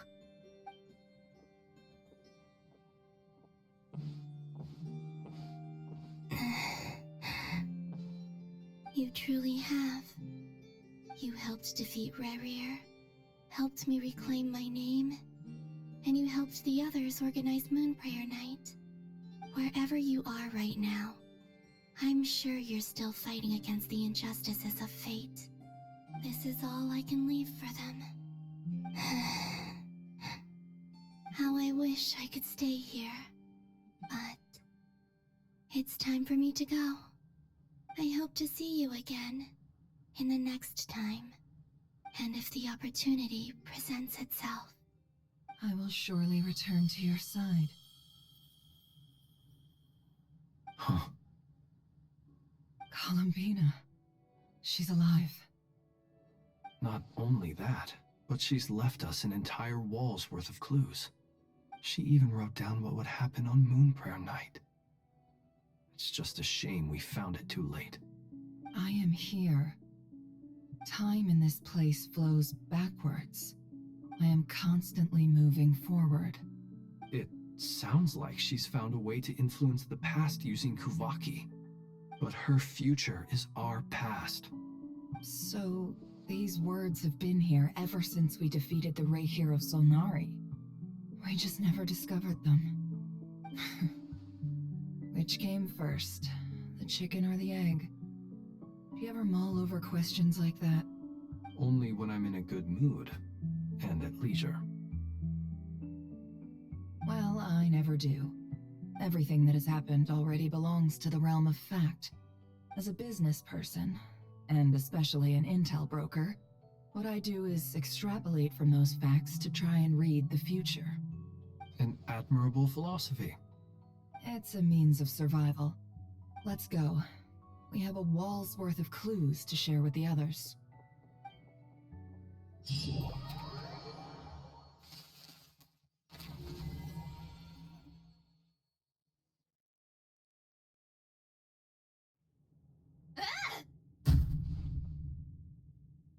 It appears that the doctor's energy signature has changed to something similar to Kuvaki, but not like the Kuvaki we're used to. Nodcry's Kuvaki devices will only have a limited effect on it. I can see why you've chosen to place your hopes in alchemy instead. Also, I must say these books are rather profound.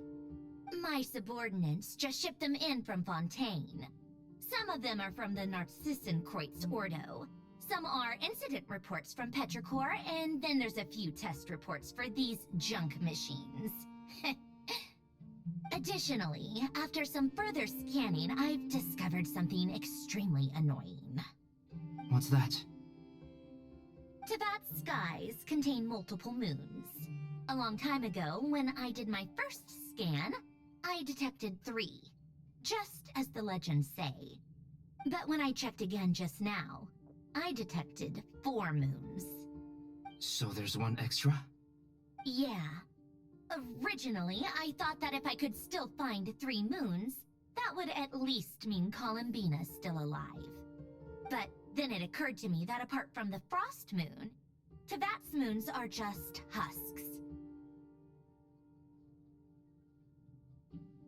And husks surely shouldn't show up in the scan, since they're not alive. It's weird, isn't it? If we can't even distinguish between a dead and a living moon, how are we supposed to know whether a moon goddess is still alive? Or does this mean that the moon marrows are equivalent to the moons themselves? It's certainly possible. In which case, the 4th moon you detected may be Dottore artificial creation. So he wasn't bluffing. He really built his own moon marrow. Ugh, I'm so mad right now. It's easy to get overwhelmed when you have too much on your plate. Maybe you need to relax. Perhaps try going for a walk. Or simply take a few deep breaths. Nothing can calm me down at a time like this. I need more time, and I need progress.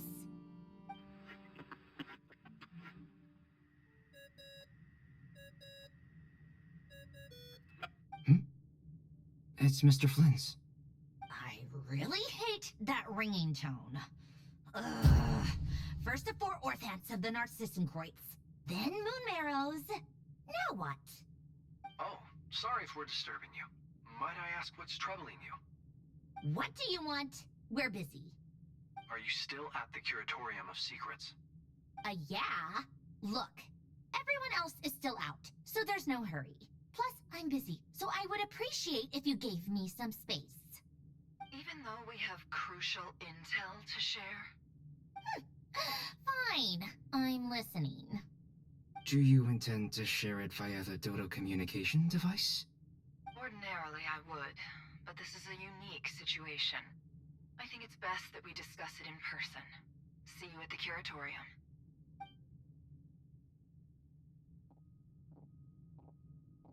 All right then. So, what's the situation? The rest of the team is still out working on their missions and evacuations, but we've decided to fill you in on the most crucial information first. Sandrone, you were right. Columbina is most likely still alive.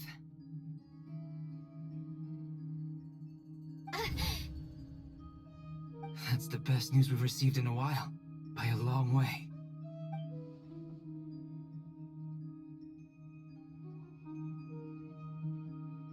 Random locations.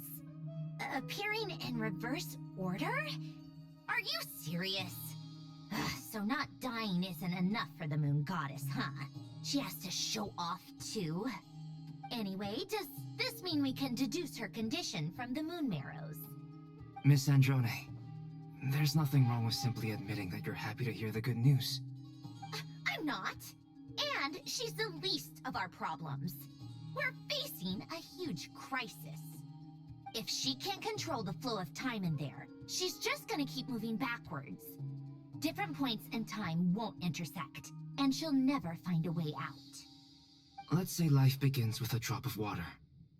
When did time begin? The moment this planet came into being? No, that's not right. Her final destination would be the moment at which the space she is in was created. But it doesn't seem like we can influence that space from the outside world. So how can we help her? Also, if she's alive, Rarir and Thelindis might be too. But as far as we know, neither of them have come back out. That space may not have an exit at all.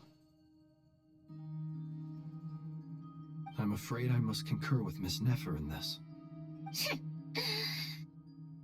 Can't exactly argue with that.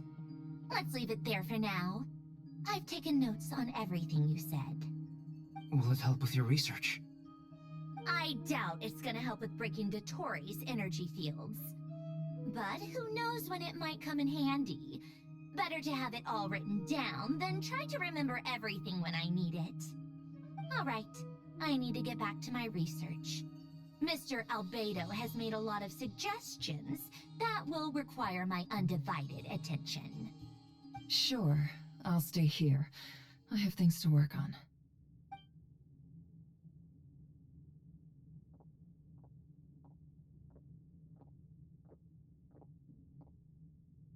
Paimon, are you there? Oh, right. She went with Varka to Natlan, didn't she? Good thing we've moved her and the Traveler's luggage in here.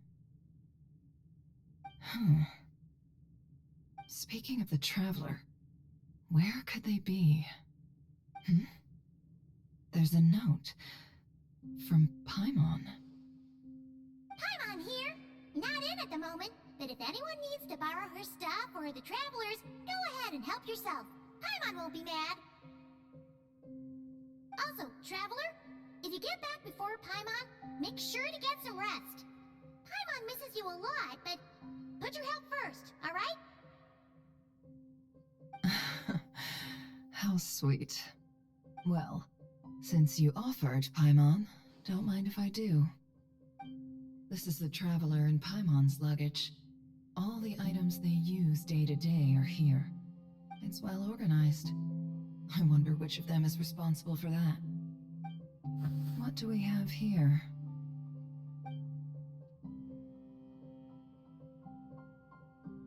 The camera captured a special moment that can only occur between people who are close to one another. You can really sense how the photographer feels about their subject. I wonder why this picture was placed outside. Is it because Paimon recently looked at it?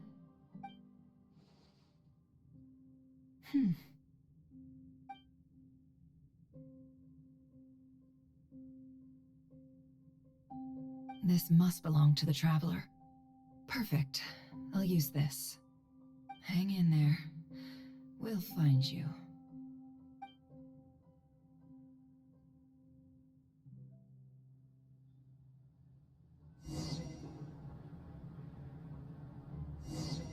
Polonia. Search keyword world formula and bring me all relevant books.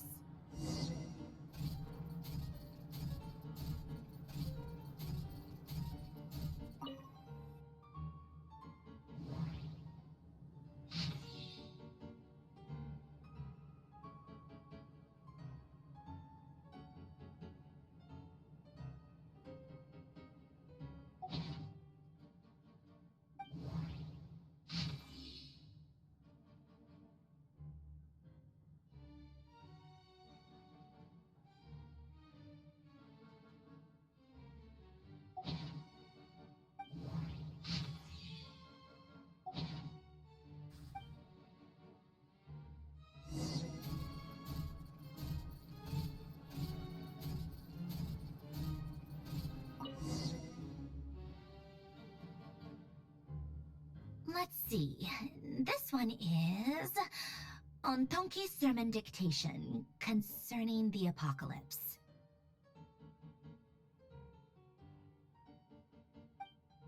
I believe that the correct term for this is Fortuna. This was an ancient Remorian technology, a wisdom unparalleled.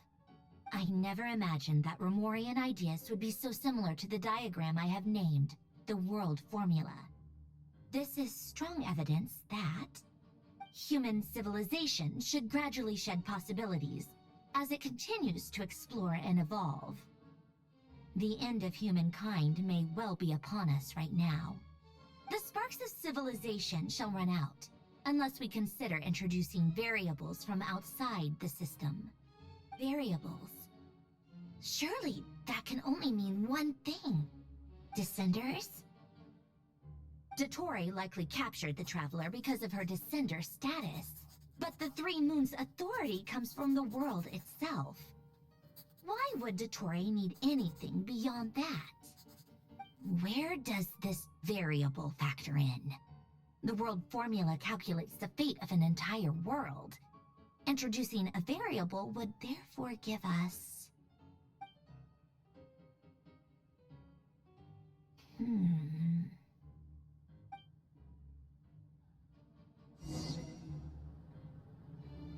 Polonia.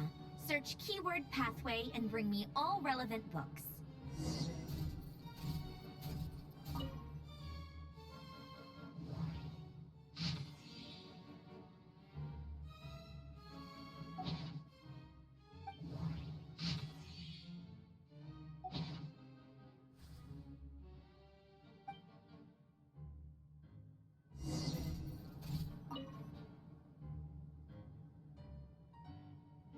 Otonki Sermon Dictation.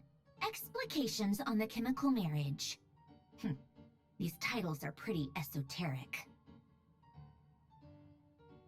Observe and compute the pathway displayed in the guidance diagram. Deconstructing and reversing its effects could generate potential ideas. So, it's one of Renee's draft lectures. Deconstructing the pathway. I suppose that could lead to a breakthrough.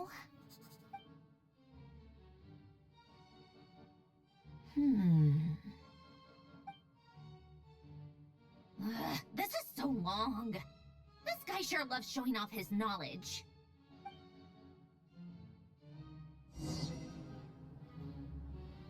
Polonia. Search keyword tree model and bring me all relevant books.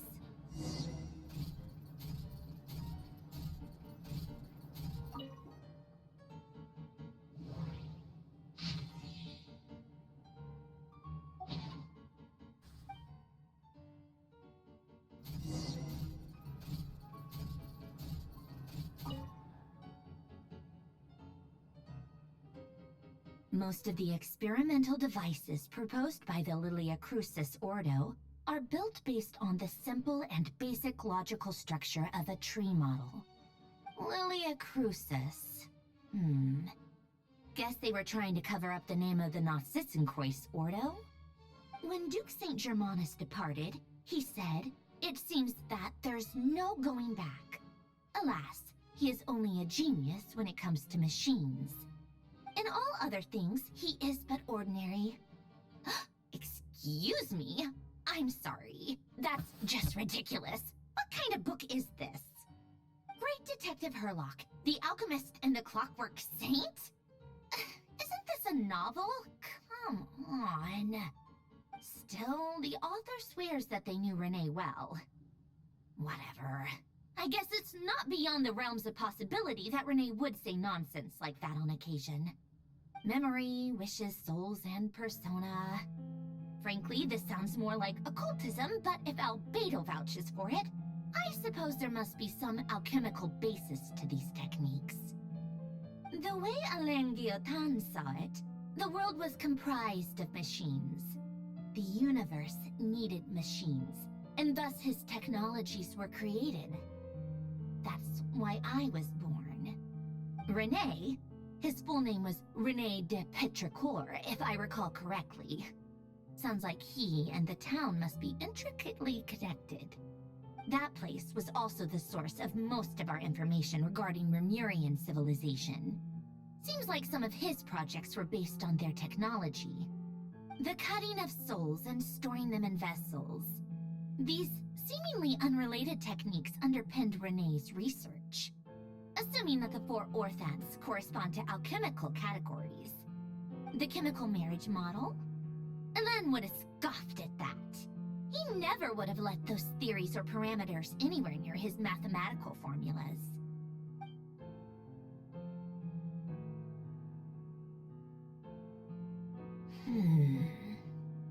What was Alain's view on Renee? I know he mentioned the name, albeit very rarely. Oh, now I remember. Alain's old notes are here too. They mentioned Renee once. Renee seemed most out of sorts when he spoke to me. A lack of sweet foods has dulled his mind, I should think. Either way, his words are not to be believed. Yep, that sounds like Alain. My subordinates actually did a half-decent job digging out all these materials. Makes a change. Good for them.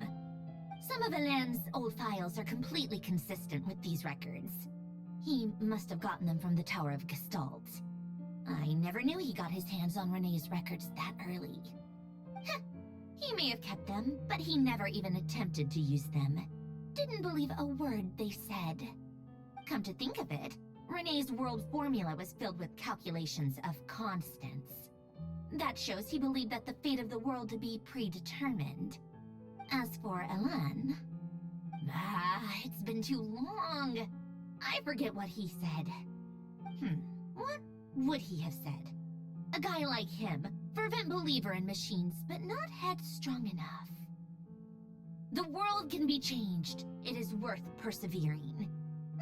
Yes, that's how he used to think at least. He created that procedure to save this world. Yet the scale of the world's fate proved too enormous. The result was beyond his ability to calculate. He died having never seen the outcome. And there I was, left behind in the ashes of his dreams. Did you really never take a close look at Renee's research? Or did you read it but deem his philosophy incompatible with your model? The very thought of trying to incorporate his ideas probably made you feel sick to the stomach. Well, don't worry, because there's a whole new category of lunatic in town. Next to Dottore, every other madman looks sane. You once asked me what I wished for. Should have asked him instead. He's the one pining for things you'd sooner die than witness.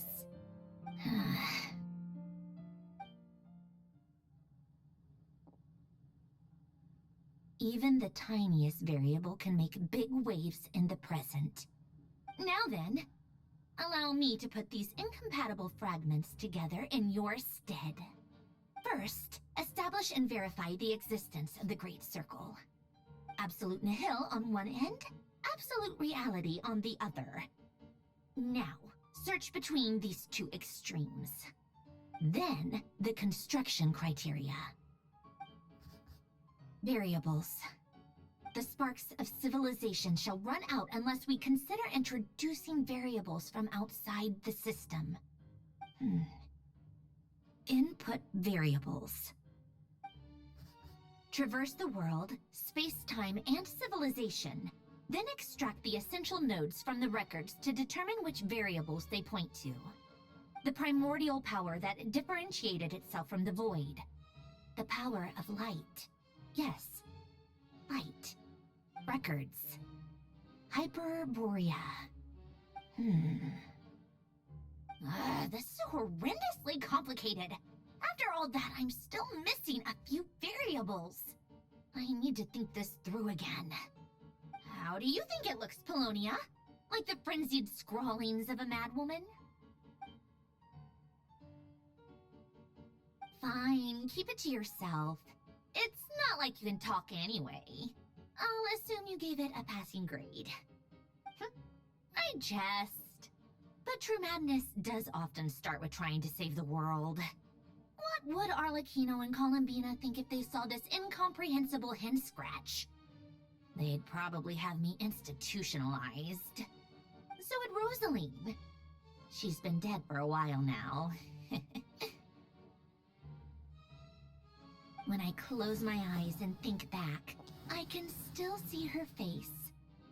And that enormous dress she used to wear. Such a bizarre choice. What possessed her? Oh, and the clack-clack of those heels used to drive me insane. No one's asking me, obviously, but I hope you all know that I never wanted to save the world. I'm not crazy. I don't have delusional ambitions, and that's a clinical fact. The world needs a solution, but I don't need the world's validation. It's the world begging me for answers, not the other way around.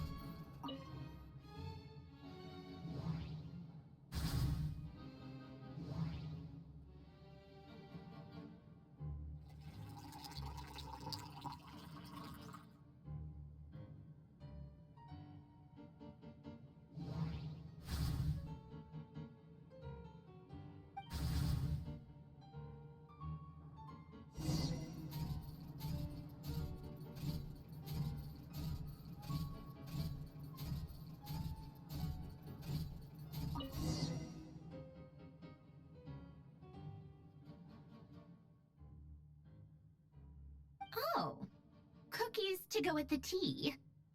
Let's see. They must be from that person who brought those documents. I see they're from Hotel de Boer. Something's written on the box. We are proud to present this homage to the Fortress of Merapede's fun-filled mill collection system. Fortune cookies! Have a lucky start to your day. Sounds like a dumb gimmick to me. Huh. Be early to bed and early to rise. Get plenty of sun and drink plenty of water. Then things will surely go well for you. What? Are you kidding me? Somehow I doubt that an early night and a glass of water is magically gonna save a world on the brink of existential peril.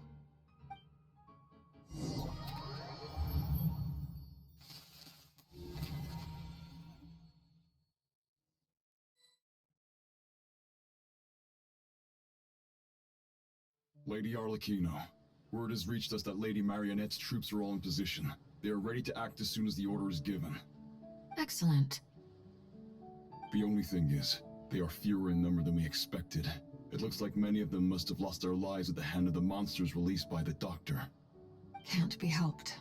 Allow them to join our ranks, and keep in contact. As you wish.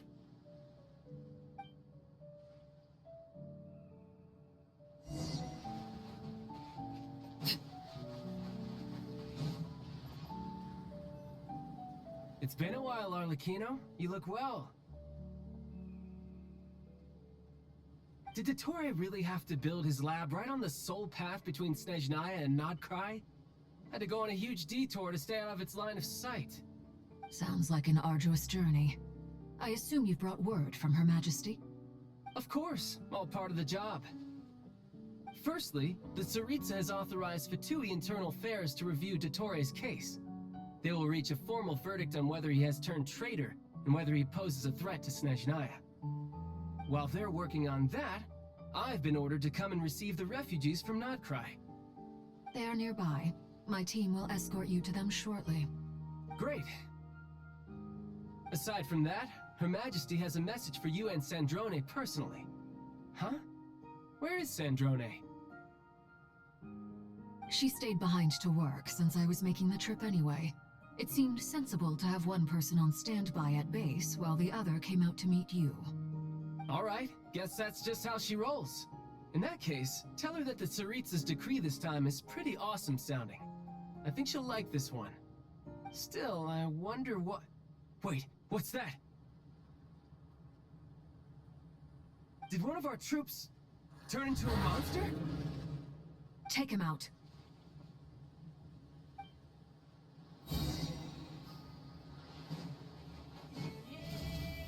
Everlasting as the moon! Transfix! You can run, but you can't hide!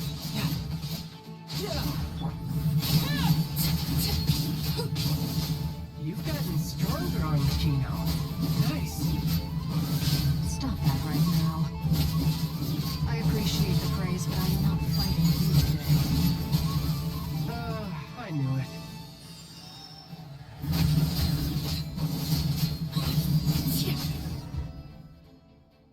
I can't believe it.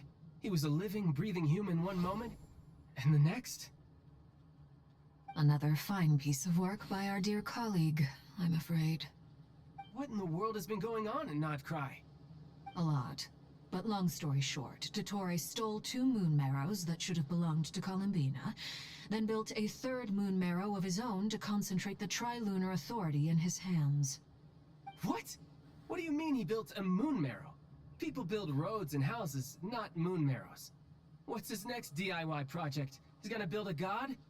You could stand to be less surprised. We are harbingers. The work we are engaged in makes the creation of gods seem mundane by comparison. I tell everyone who asks that you once crossed swords with Rex Lapis while serving as a key supporter for Rosaline's plan. But right now, you're acting like a common adventurer. Thanks for speaking up for me. Those 2 really took me for a ride back then. Then again, surely no common adventurer would manage to get tangled up with them the way I did. That's gotta count in my favor, right? It almost sounds like you wish to repeat the experience. I might have to lower my opinion of you. No. I'll stop talking. Please, go on. Dottore is currently still experimenting with his newfound power in ways that continue to corrode the outside world. As for the human mutation, I believe this is simply a consequence of his experiments, and not a strategic move. That radiant beast was once a subordinate of Sandrone's. I suspect he was only allowed to live so that he could become an experimental subject. Also, those of us who fought Dottore have been afflicted with a curse. As such, I cannot leave Nodcry. This is so much worse than I thought. No wonder Her Majesty's decree is so extreme. While these exceptional circumstances persist, the Harbingers are hereby authorized to use unilateral executive powers. Should Dottore pose a threat, Arlecchino and Sandrone are permitted to eliminate him. My thanks to Her Majesty. I will pass these good tidings on to Sandrone. Her Majesty has also declared that she will refrain from launching an attack on the now evacuated Nodcry due to the presence of unretrieved research material. A wise decision. By the way, how's my old partner doing? I'm assuming they're with you? Partner? You mean the Traveler? I'm afraid I have bad news. She was captured after our failed assault on Dottore's lab. Her whereabouts are currently unknown. What? Why? Since when does Dottore have a bone to pick with her? That is indeed the question. I'm not sure he does. He must have some other goal in mind. This won't do. I have to rescue her. You can't. We have no idea where the Traveler is. What am I supposed to do then? Stand here twiddling my thumbs? Sandrone is working on it. The best thing you can do right now is complete your mission. Fine. I guess I'll leave this to you then. One last thing. Tell the Rooster to get the message out to the gods and citizens of every nation in Tevat. Beware. An uncontrollable pollution is spreading forth from Nodcry. The source of that pollution is a madman drunk on the success of his experiments. The Fatui and our allies will endeavor to contain the threat. However, if Nodcry falls, things are likely to escalate. Considering Dottore is one of our own, all Fatui stationed in Nodcry consider it our duty to stay and fight him to the bitter end. Whatever the cost. Hey, don't be too pessimistic. If it comes to it, I'm sure Her Majesty won't stand by and do nothing. I hope you're right.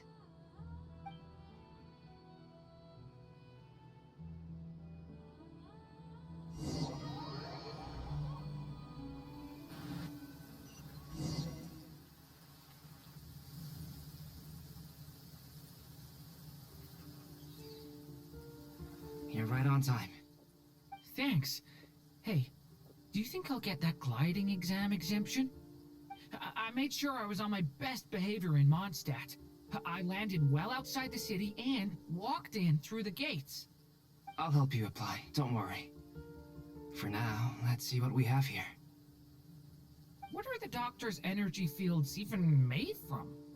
The usual attract and repel principles that govern Kuvaki don't seem to apply to them. They are very mysterious, but ultimately, they appear to be comprised of energies from the three realms.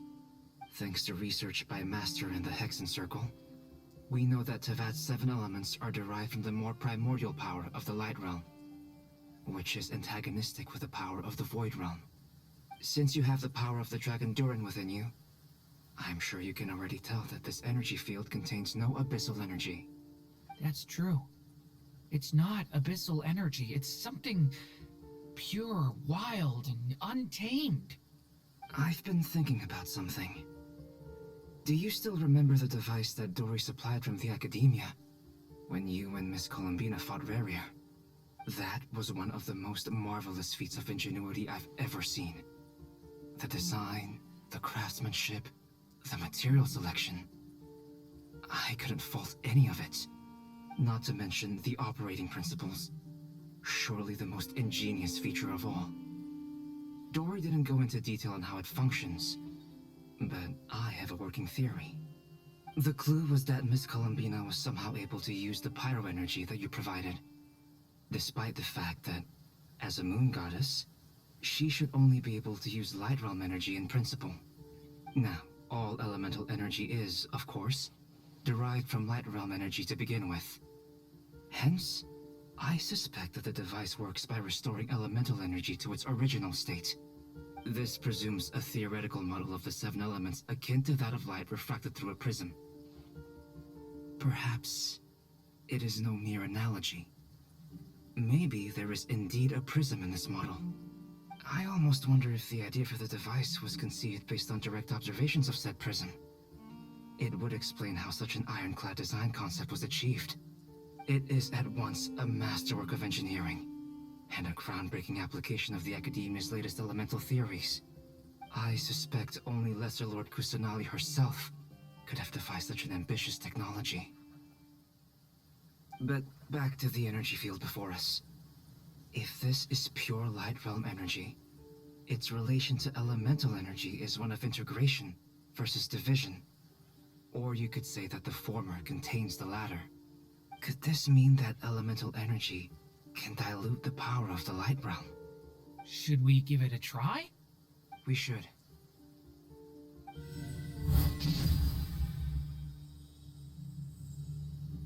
Ha!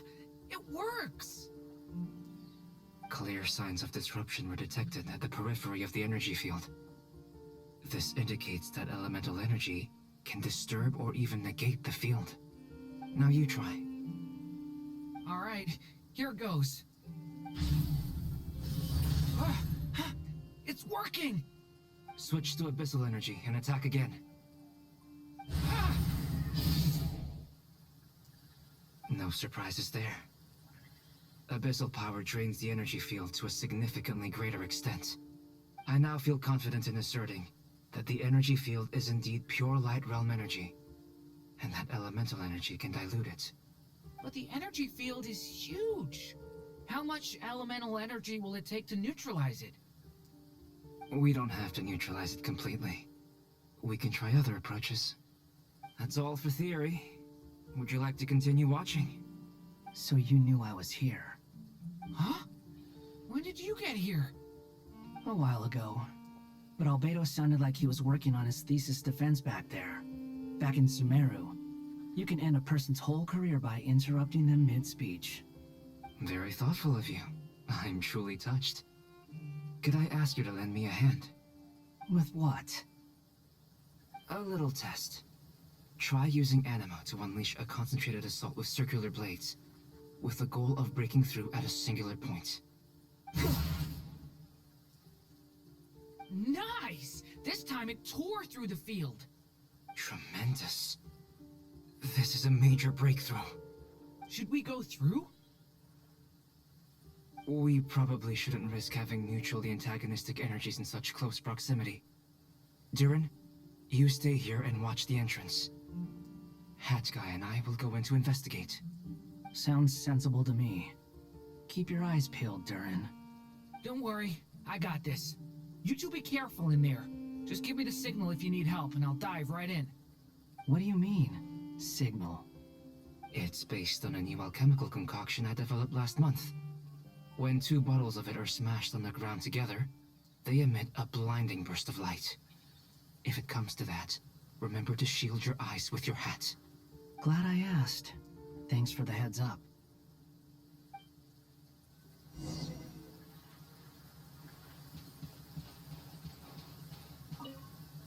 Like I thought. Beyond a certain distance, we can't see the opening where we came in. Maybe that's to prevent people from escaping. Sounds like Dottore style to me. Not much has changed. Things are basically the same here as they were before the energy field appeared.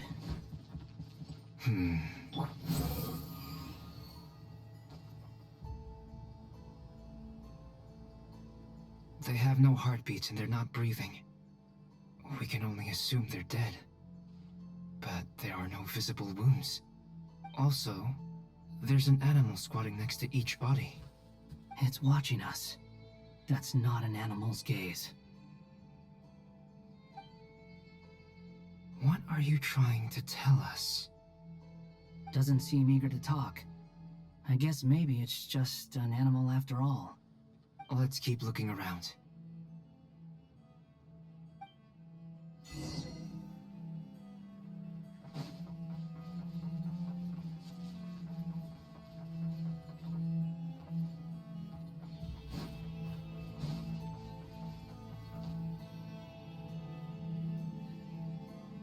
Same situation everywhere. Not a living soul in sight. Just countless bodies with animals standing watch over them. Well, I think we can safely rule out the possibility that they're all pets. Is skirting around the topic your way of showing consideration for other people's feelings? Just being cautious. I don't doubt that you can handle the truth.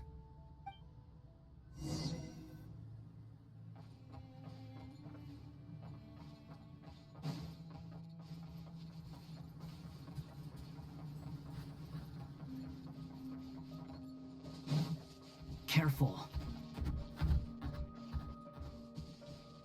Please. Help us.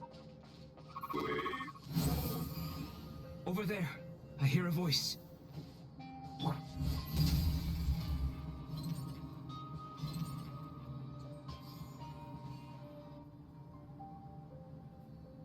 Please. Help us. Please. What happened here? I don't know. Suddenly, everyone collapsed. Then my line of sight got lower. I still have some of my senses left. I gotta get out of here.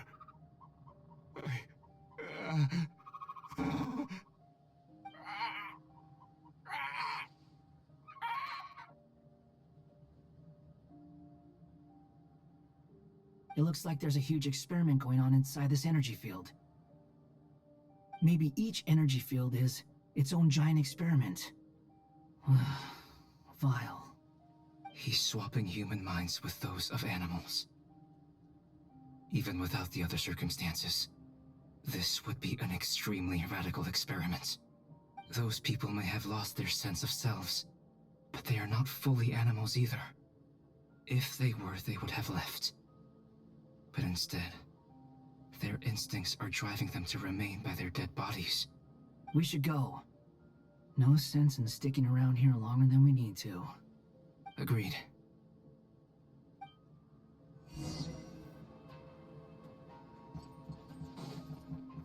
The wind rises.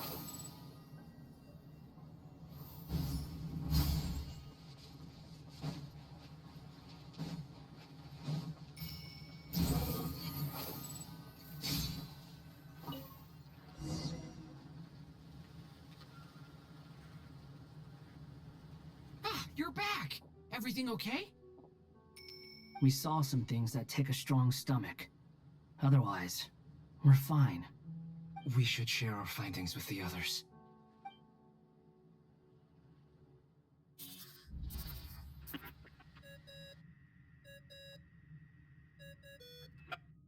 Yes? Who is it? Miss Nefer, it's me, Albedo. We found a way to break through the energy fields. With enough control, it's possible to tear them open using elemental energy.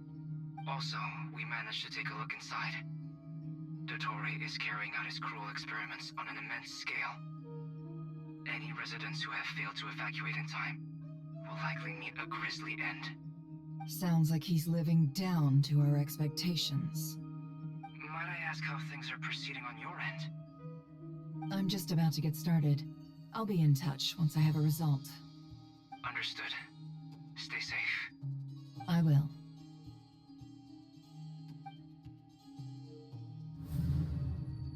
Well, Nefer, I'll link up with you once my tasks are complete. What makes you think I'd need you to do that? I'll need it. And considering the way you approach certain matters, I think you'll be better off with me present.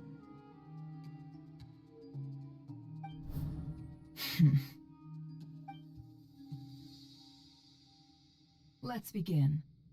Entering simulation mode.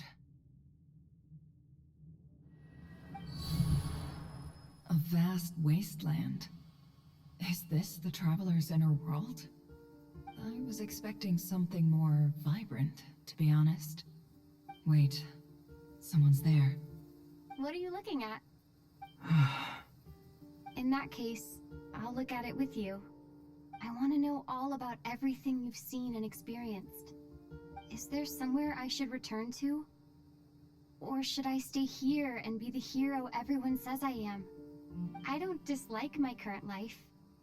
Roaming the land, fighting battles, accomplishing missions, earning a living, looking after Paimon.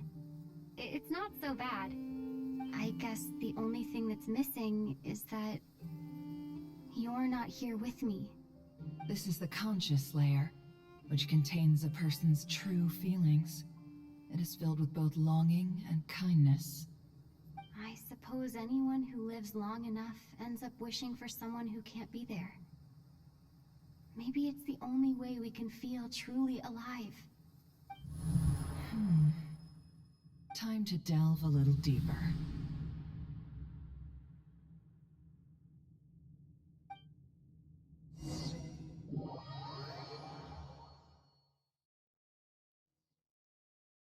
Nasha Town is hardly the optimal choice for a place to live, but it has character and a reasonable population density. What are you trying to say? Oh, don't be nervous. I was just thinking where might make a good starting point for your journey. Perhaps I should send you further afield. Conria, perhaps. Conria ceased to exist long ago.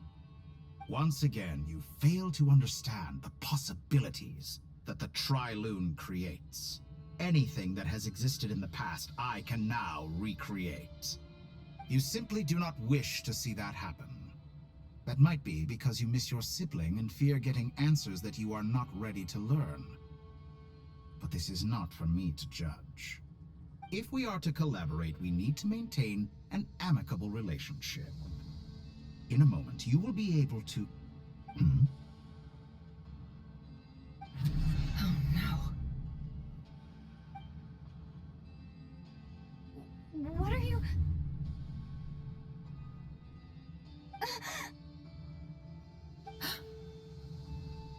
What are you gonna do? Don't move. Something unwanted has crept into... Oh? Gone as quickly as it came.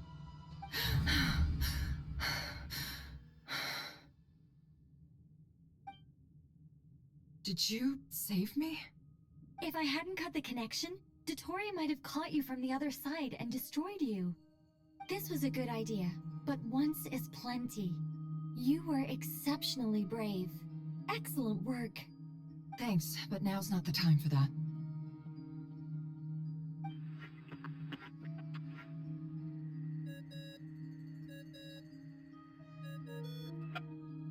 Albedo speaking. I think I know where she is. What is this endless darkness? I can't see anything, even though my eyes are wide open. But why? What happened? Ah, sorry about that. I take it you didn't notice. Just now, a friend of yours took a little peek into your mind. Could it be Nefer? How did she do it? Did she use something as a medium to connect to me? Do you think she's aware of your current circumstances?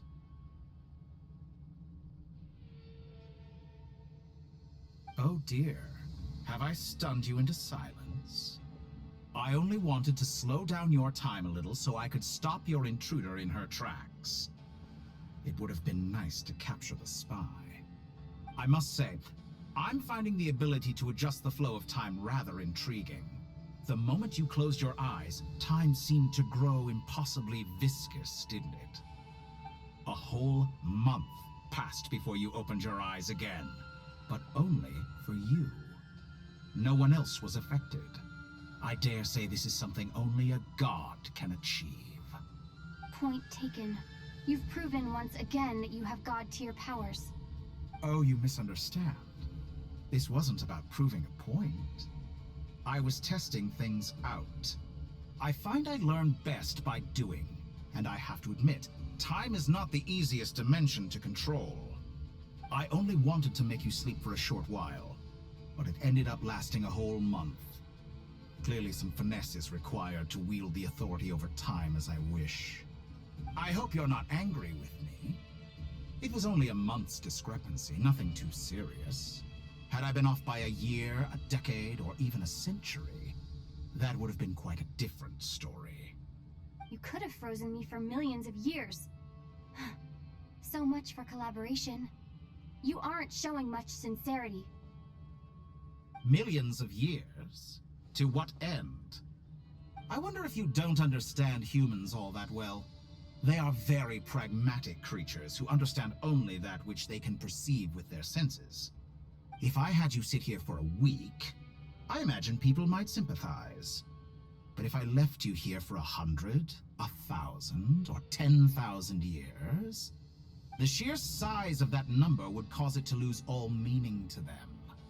They would not have the capacity to comprehend your suffering, and thus they could not empathize. Unfortunately, while gods do exist in Tevat, it is ordinary humans that account for most of the population. Their lifespans are so limited, their bodies so fragile. Did you ever really hope that they could begin to understand someone like you? Your long life and unique origins make you fundamentally different from them. How long will it be before they start to treat you like the alien you are? Before you are ostracized, outcast?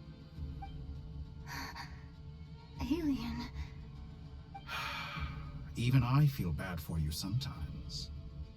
This world has made you into a slave.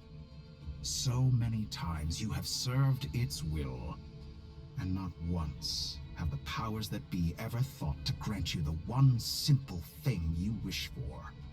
You have been treated most unfairly. I can change that.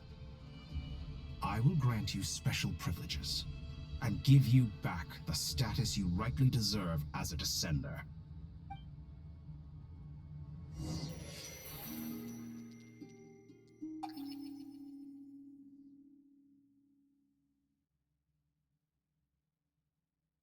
I've entered the past 3 times at this point, but I still have so many questions.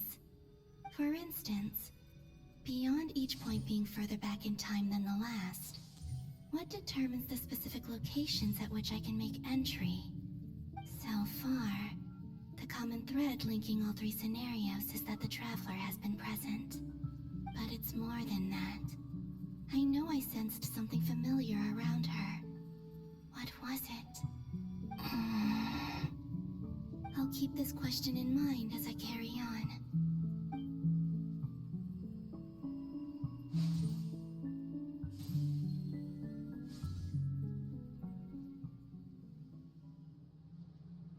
Humans, you never change. Always trying to use powers you neither comprehend nor control. This looks like Star Sand Shoal. Was this before Rerir regained his physical form?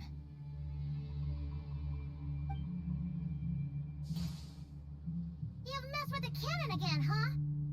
Sorry, but this round's not gonna go your way. The cannon. That's right. I was at Silvermoon Hall and I sensed an abnormal Kuvaki fluctuation coming from Nasha Town. And right after that, came an ominous power emanating from Star Sand Shoal. My body was once torn into countless pieces and hurled into the swirling chaos of time itself. But even so, my life and will were not extinguished. I wonder if I could try to prevent his resurrection. But how would I do it? What can I do, here and now? Traveler! Behind you! Look at that light!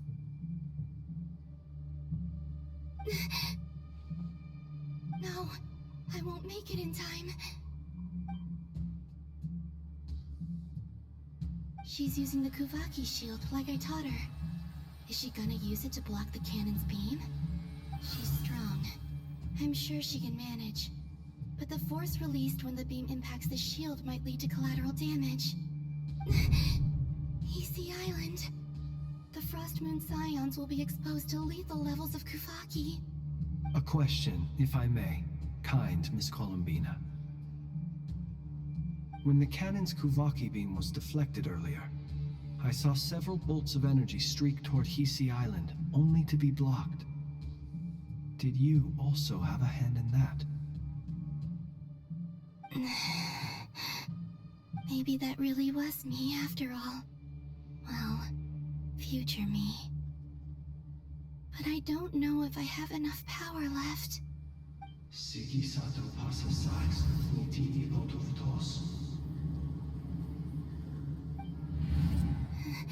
There's no time. I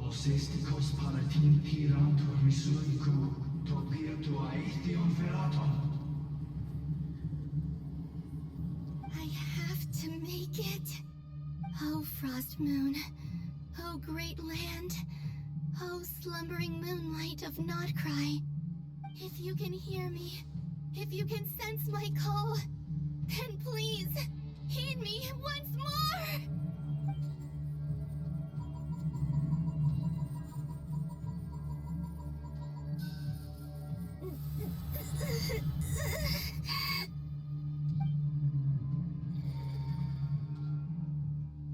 Did it work?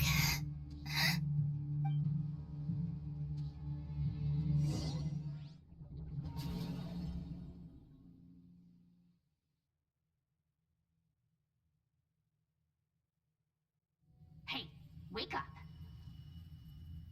Hey, did you hear me? Columbina, I said wake up now! Hmm? Oh, good morning, Sandrone. It's 3 in the afternoon, actually. And could you kindly not use my quarters as your personal nap room next time? But I feel so safe here. And your coffee, right? It's so bitter, but it smells lovely. That's like you were raised by wolves in a forest or something. What did you drink growing up? Grass tea? The Frost Moon Scions certainly led a more frugal existence than the Fatui. Then I'll bet you've never eaten one of these before. It smells delicious. That's because it's a Fontanian recipe. I had a little free time today, so I made a batch. Rosaline will be here shortly, but if you really can't wait, I guess you can go ahead and... Hey, at least let me finish before you start eating! Did the Frostmoon Scions not teach you basic table manners? Or did the rules not apply to you because you're the high and mighty moon goddess? These are so tasty. Of course they are. I made them. I was worried they might contain traces of machine oil. What?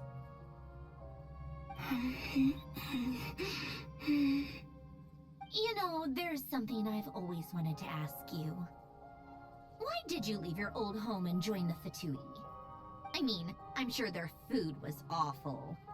But there's gotta be more to it than that. Well, life there didn't go quite how I imagined. What were you expecting? You're a god. Your followers are gonna make some demands of you, right? Surely you can just answer a few prayers here and there in return for the free food and drink. How bad can it be? Well, would you help other people just for free food and drink? The doctor told me that you were created by a great mechanic, Lord something Fisher. The Lord Artificer. Ugh, some people can't keep their mouths shut. Oh, Lord Artificer. And didn't he have something to do with the, Narcissist? Narcissenkreuz Ordo. Yes, that was it. Narcissenkreuz Ordo. So, would you try to fulfill their wishes? You must be joking. I wouldn't go even if they paid me. I don't even know them. Exactly. Well, I felt the same way. I did not know the people who made demands of me. Huh. What do you know? We're on the same page for once. In his later years, Alan did ask me if there was anything I wanted to do. If I had any wishes of my own. Well, I don't. And I'm not in any mood to fulfill someone else's either. Who's Alain? He was the... You know what? Never mind. You're not gonna remember. Anyway, the point I'm trying to make is, neither of us is the self-sacrificing type. Let me ask you this. What sort of place would you like to live in, if you could choose? A place where people don't ask me for things I cannot give them. Where they don't worship me, or fear me, but just want to chat with me like a normal person. I'd also like the freedom to come and go as I please. And ideally, it would be somewhere with the smell of coffee and snacks. Not to burst your bubble, but no such place exists in the world. Now, take your snacks and scram.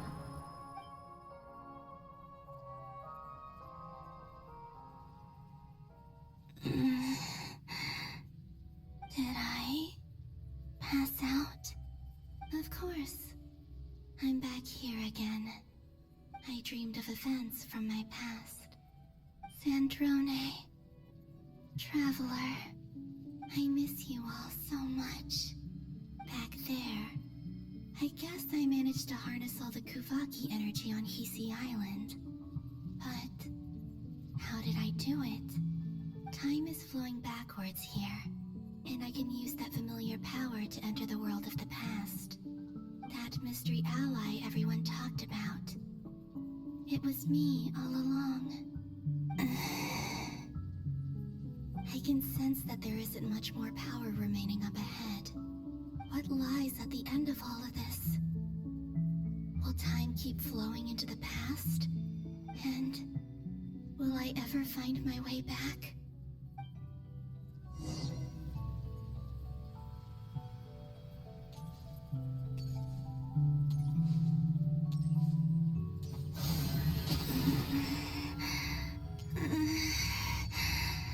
It's getting harder and harder to use my power.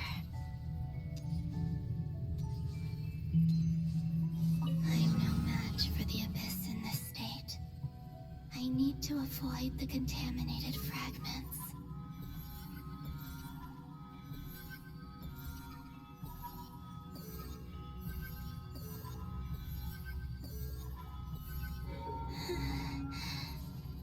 Time to go.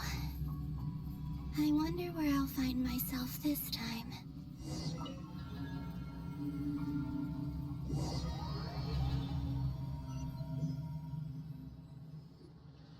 The Final Night Cemetery. This is where Flint's is based. Or not? How are we supposed to read through this many files? Difficult, yes, but it is also our most efficient option. Seems like they're searching for information. Oh, I remember. Flint and Varga talked about some files on the Wild Hunt. Was this my doing too? To expose the true intentions of this Rarir, we need to dive into Nodcry's history. Are my actions changing the past? Or are they simply completing a process? Is all of this inevitable? Or am I the one making these decisions? If I choose not to help them now, will it change how things turn out? Hope we don't land on our heads then. They're my friends. I can't not help them.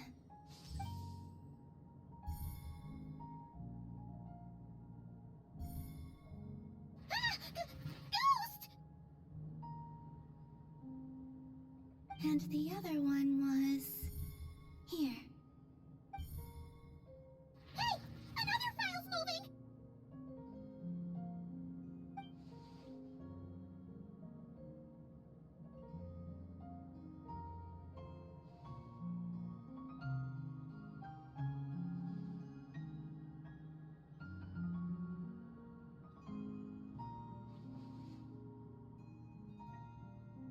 That should do it.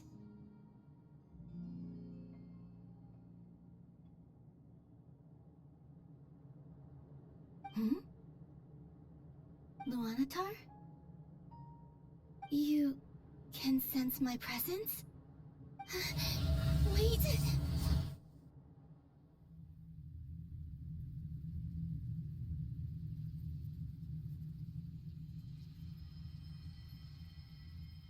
Luanatar. So she's that familiar presence I've been sensing all along. She's always been by the Traveler's side. That explains why the Traveler has been there each time I've entered the past. But why Luanatar? Is it because she has a connection to me as the Moon Goddess's familiar? If so, why not any other Kuhenki? That's...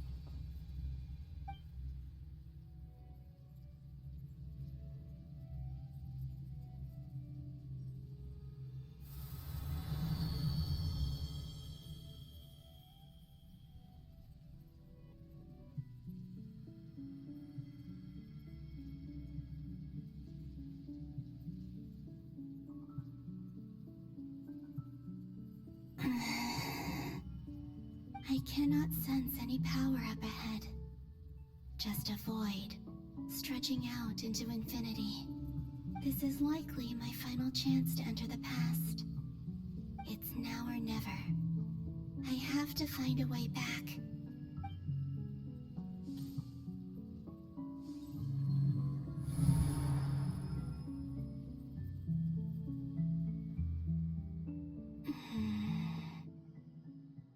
Easy Island? How far back in time is this? Where's Luanatar? I can't sense her presence this time.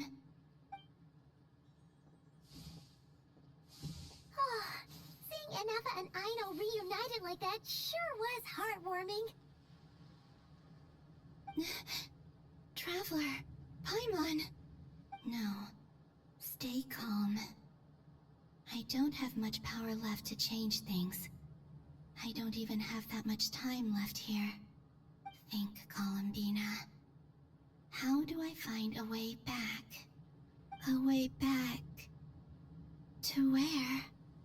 Do I go back to Moon Prayer Night? Or to the future that followed? And if I return in my current state, what will become of me then?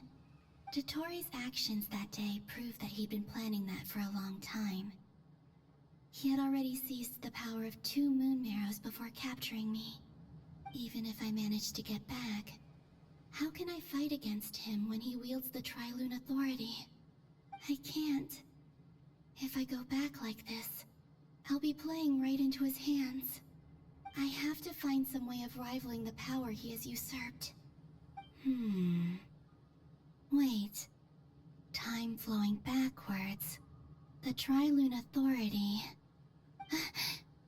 Does that mean... I think I know what the final destination of this lunar reflection might be. I know what I must do. Speaking of homes, we must already be close to where the Frost Moon Scions live. The vibe here feels different. Just like the scenery. But how do I communicate my plan to my friends? Should I write it down here? No. Someone else will see it. I need something with a close connection to me. Something I can use as a medium to tell them what's happened to me in here.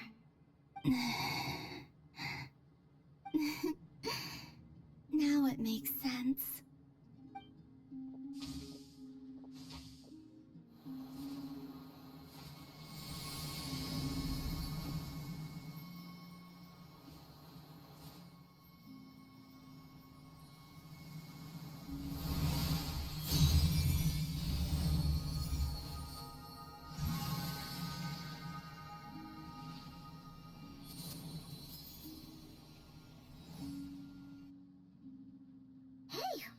that? Felt like some sort of breeze blew by, and then the petals suddenly turned into... Huh? It was I who brought Luanatar into being. I gave up a piece of my own soul to create her. That's why I could sense a familiar power from the moment I entered this space. It also explains why she's been present in every past location that I've entered. Because we have a deep connection. Hey there! What's your name? And the reason why there are no more gates to the past after this point is that Luanatar hadn't been born then. No wonder I sensed the trace of a blessing when we first met. But I still didn't recognize the soul hidden within you. Back then, I was just a little lost dove. I had yet to become Columbina Hyposelenia. Go on now. We've got stuff to do. Best you find someone else to hang out with. Hey, you scared it off.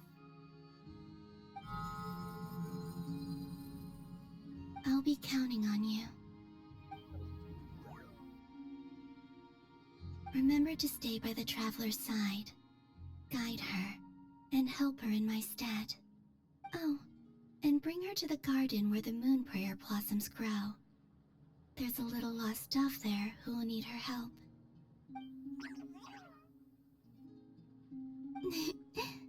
Go on.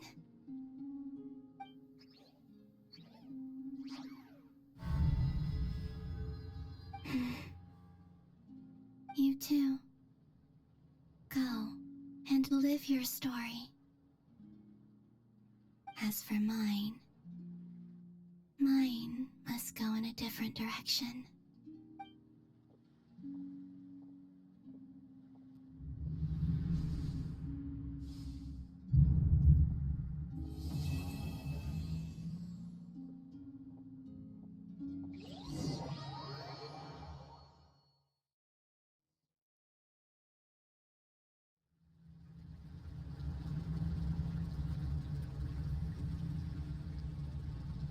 How would you like to experience the thrill of never being held accountable for your actions? You could crush people like ants without consequence, or tear off their heads or limbs as you please. Believe me, such a life is but one small step away. What point is he trying to make? Freedom? But the freedom to kill? To do evil and get away with it? Why would you offer me that? The creation of a world is the ultimate scientific experiment. I have taken my research to the highest level, where I shall be not just a god, but also a servant to many sacred spirits. I shall heed the truth and perform holy deeds. A god's laboratory is the perfect playground. But it needs the right occupant to explore its full potential. Mortals are found everywhere one looks. Not so with Descenders. I'd prefer my first guest to be a distinguished individual such as yourself. And I know you could make the most of the opportunities it offers. So the condition for entering the new world is to take innocent lives. The same dilemma that Rerir once faced. Could I really bring myself to kill others for my own benefit? Rerir did. And look where it got him. Have you made up your mind? I can't do it. Your playground is no place for me. You're putting your hopes in the wrong person. But we both know I'm not quite the hero you say I am either. I have my own reasons for the journey I'm on. And they aren't all selfless. You've grown a lot since we last met. But there are still things you are unwilling to compromise on. This will only hinder you. Why don't I lower my requirements a little as a gesture of goodwill? I'll give you a little time to learn to be a less noble soul. That'll make things much easier for you. I really doubt I could live that sort of life. And yet you already sound less defiant than a moment ago. The benefits appeal to you because you can read the signs of the times. is. Why don't we return to my research facility?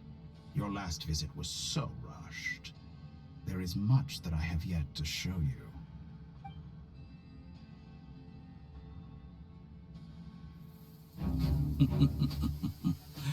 Now to that question, Heroes don't attack from behind. Guess I'm no hero. This is most disappointing.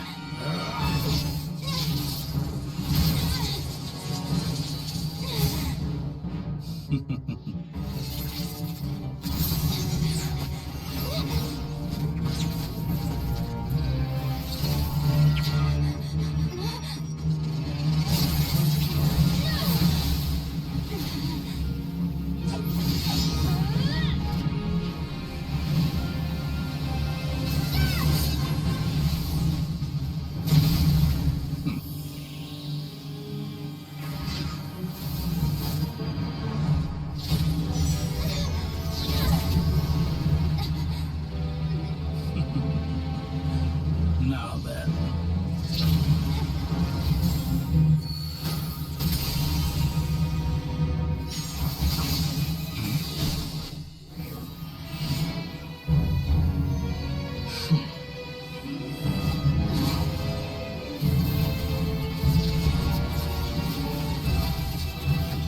A new face.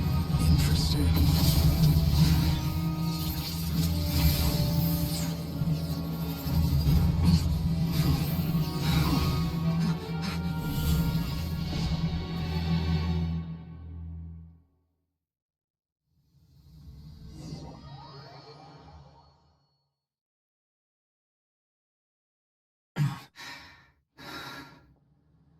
You're still gonna call me Hat Guy after that, huh?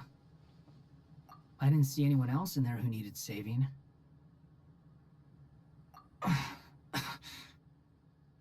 It's nothing. I'll be fine. Why are you looking at me like that? Is it that shocking that I'd come to your rescue? I owed you a favor back in Sumeru. Now we're even. Distracting Dotori was tough. I won't lie. He's not gonna fall for the same trick twice. That was my one shot. I'd hoped to use it to take him out. Ugh. I never wanted to obliterate someone more than I do right now. Dotori doesn't recognize me, but his segments were originally made based on an analysis of my operational principles. I expect it's only a matter of time before he figures out what I am.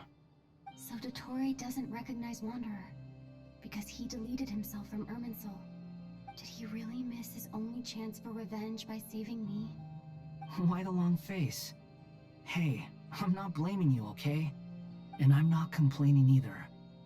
Rescuing you and killing Dotori are equally important goals. Everyone would be pretty stuck without you. It's best you live to fight another day.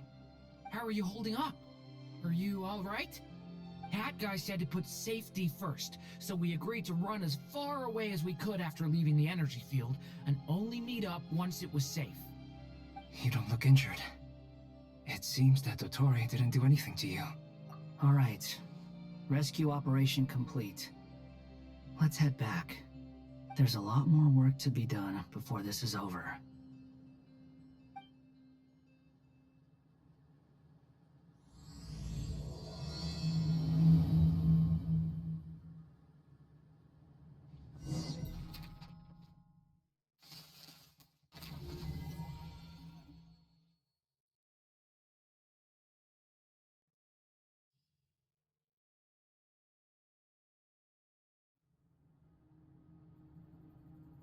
Understood. I will bear the Tsaritsa's decree in mind. I don't see what's so awesome about it, though. Does he really think everyone else is as immature as him? I'm not stooping to Tartaglia's level. I thought you might say that. How's your progress? Quite promising, actually. That alchemist Albedo gave me a few ideas. Remember how I asked you to look up some files for me? That stuff on the Nachtschützenkreuz Institute. René de Petrichor and Jakob Ingold. Elangilton despised Renee's theories and methods, but he never managed to come up with better alternatives either. So I adopted some of Renee's ideas. I thought Alain was like a father to you. He and Renee were mortal enemies, were they not? And what would you say if Lenny and his friends one day learned something useful from someone you utterly detested? I would applaud them for it. That would mean that they have surpassed me. For all we know, Elangilton might have thought the same thing. Not that it matters, though. He's dead, and I'm alive. So it's my call to make. Once you die, it doesn't matter how great you were in life. Only the living get to decide what happens next. Hey, come on out. They're back. Huh?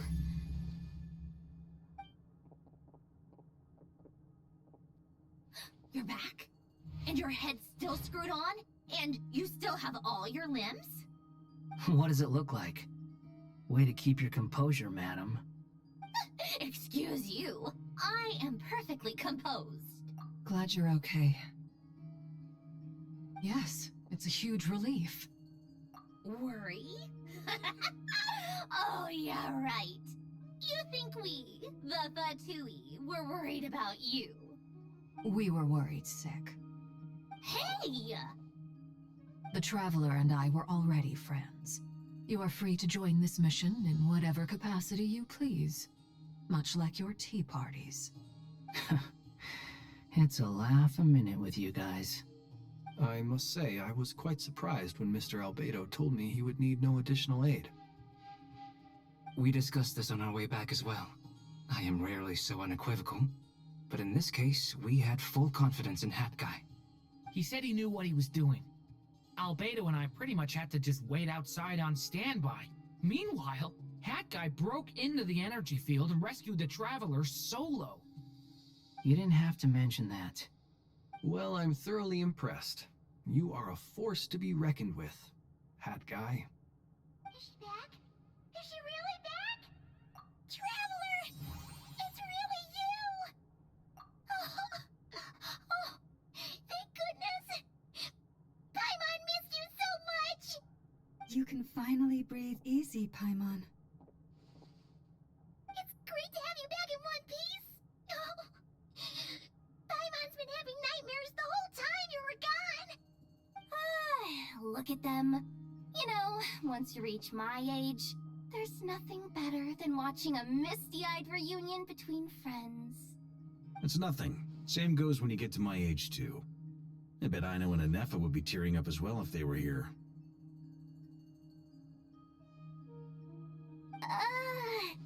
Varka, I'm not sure Anefa can cry. Oh, yeah, good point. Hey, your eyes are looking a little red and puffy. Come here, let's hug it out. What? Ew, no! No, thank you. You're not my dad, okay? Knock it off! Everyone, I'm sorry for all the trouble I caused you.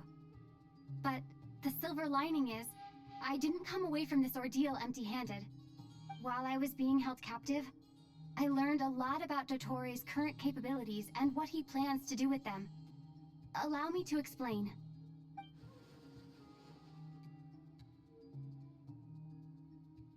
The three moon goddesses were even more powerful than we imagined. No wonder Dottore believes himself to be equal to the gods. Maybe even superior.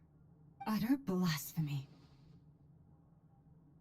While everyone was gone, Nefer and I made an interesting discovery. And I believe Miss Sandrone has something to share too. Ma'am, perhaps you could do the honors?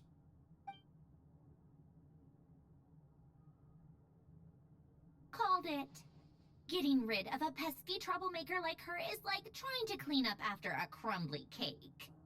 It always comes back to haunt you. Our next step is to find a way to bring her back. A place where time flows backwards, with no destination in sight. Surely it must have been created for a specific purpose. But I fear the answers are buried deep in Tevat's history, held by great powers beyond our reach. It sounds like she's on a specific path through time, just traveling in the opposite direction to us. The question is, where does that path lead? Or will it keep going to infinity? We considered that question as well. Strictly speaking, time is not infinite. Indeed not. Every road has an end. Nicole! You sure love quietly sneaking in mid-conversation. I do, in fact. It's something I've always done at our mages' tea parties. Quiet, mysterious, and persuasive. You wonder what lies at the end of her road. Well, just as the world has a beginning and an end, so too does time. And so, the end of the road is the moment that Tevat was born. But where Miss Columbina will end up along this road, that depends on where this particular river of reverse time began. What about the original moons and the moon goddesses? Do they have a beginning too? All things do. In the beginning, no moons adorned the sky. It was the Dragon King Nibelung who raised the 3 moons into the heavens, and thus were the moon goddesses born. They were shadows of the planet, born to wield Nibelung's authority and oversee the world on his behalf. They were extensions of his will, manifestations of his majesty. But then one day, they disappeared just as suddenly as they had once been brought into being. Nobody knew where they had gone.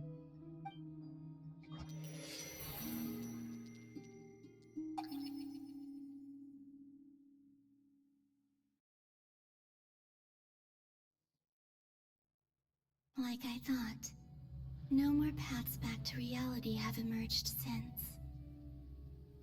But how can I be sure that I'm going the right way without scenes from reality to keep me on track? I can't even be sure of how long I've been walking for. The further I travel, the less stable this space becomes. There are even moments where I can sense something that feels like abyssal energy. They can just materialize out of thin air. I have to keep my wits about me.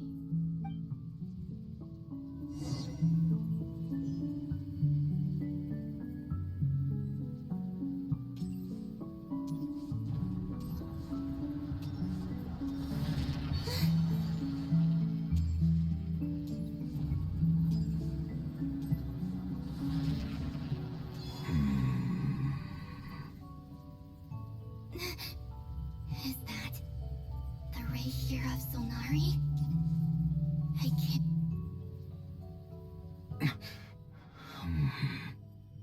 You are the moon goddess.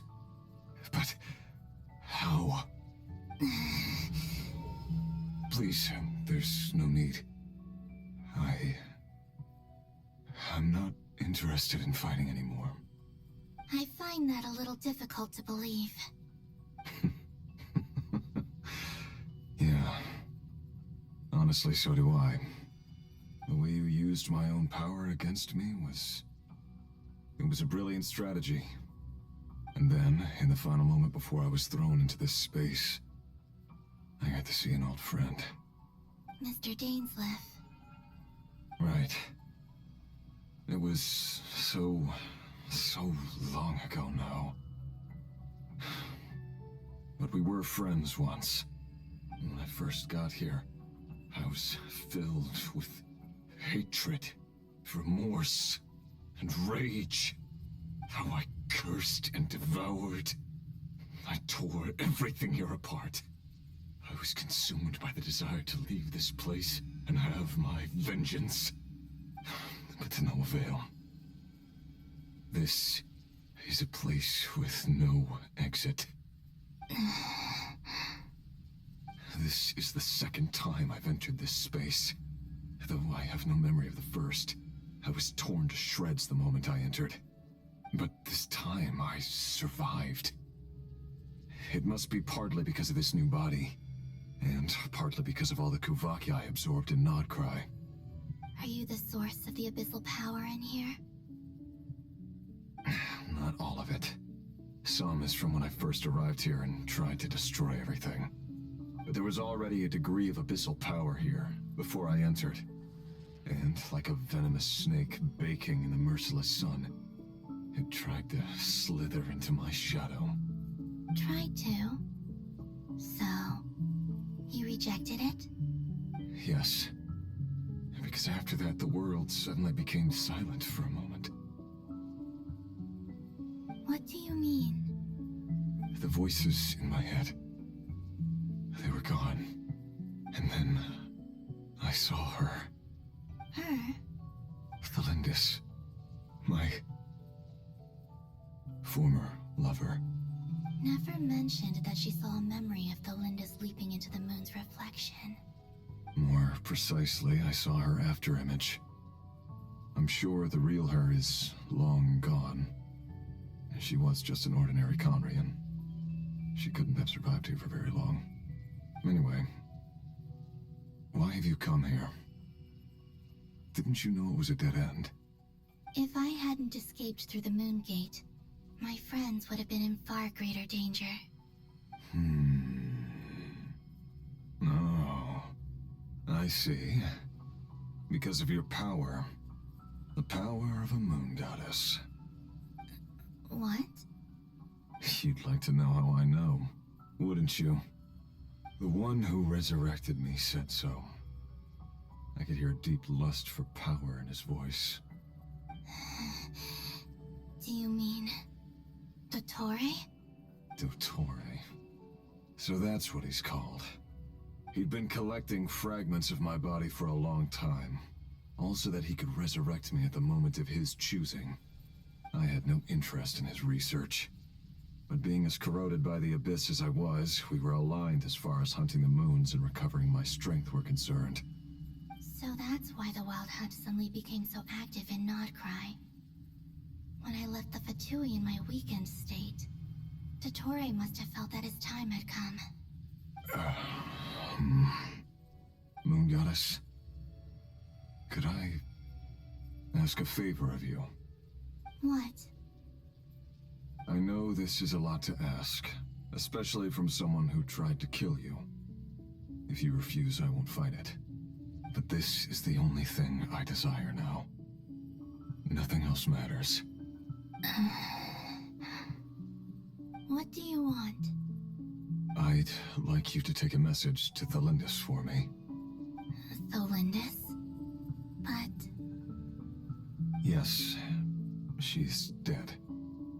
But like I said, I saw her afterimage. I can sense that some part of her soul remains here. Far, far ahead. Why don't you go and speak to her yourself? I can't. I don't know why, but I can't move freely in this space as you can. All I can see is a glimpse of her, walking away. Just like the moment when I last saw her in life. In return, I will clear these abyssal obstacles for you. No, not in return. I'll clear them for you, whether you want to help me or not. It feels like something I ought to do.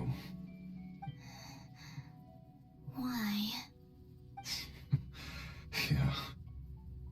Why, indeed. I've been asking myself that question a lot recently. Why did I do the things I did? I'm tired of it all. Tired of the person I became. People used me. And then I turned around and started using others. I hurt a lot of people. I think I grew tired of it long ago. But I wouldn't admit it to myself. And ultimately, that's how I ended up here. What do you wish to tell her?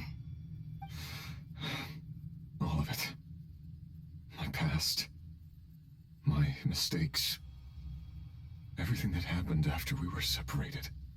Is it okay if I give her the abridged version?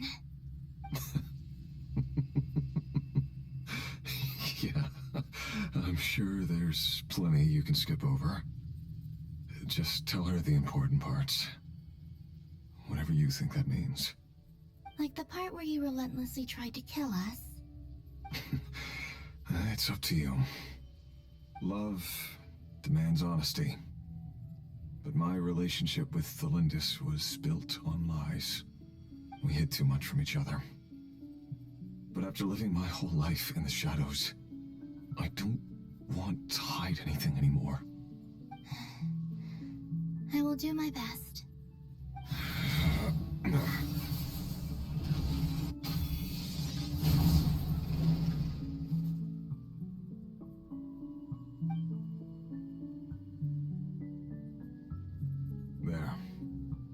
The Abyss will no longer stand in your way. Even though Mr. Dainsliff felt he had to fight you, I think he still regarded you as a friend. Dane? He said that you betrayed him, but he also felt great remorse at never having understood what you were truly going through. Why tell me this? Because if he'd known that someone could take a message to you, I believe that's what he would have said. Thank you. It means a lot. I know this will sound strange coming from me, but don't die, Moon Goddess. I can tell that you're determined to get out of here.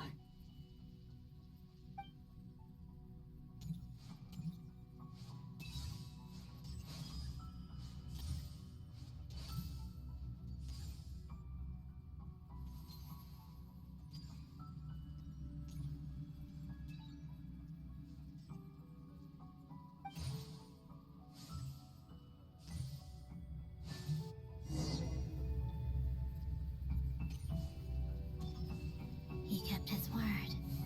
The Abyss is no longer obstructing my path.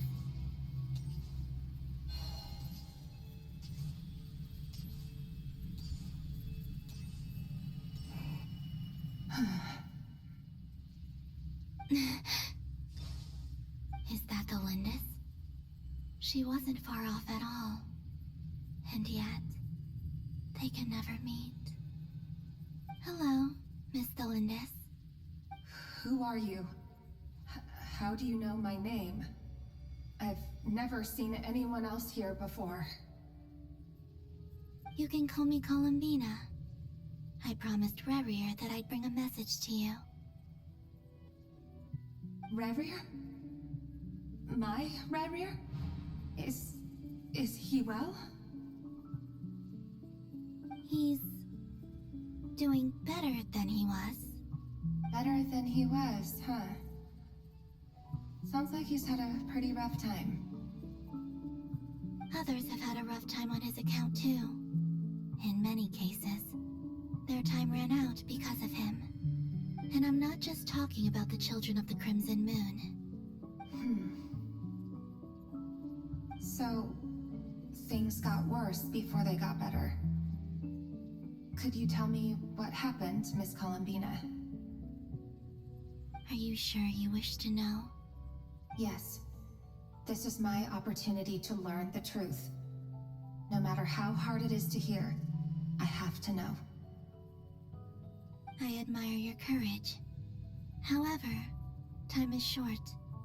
I cannot stay here for long.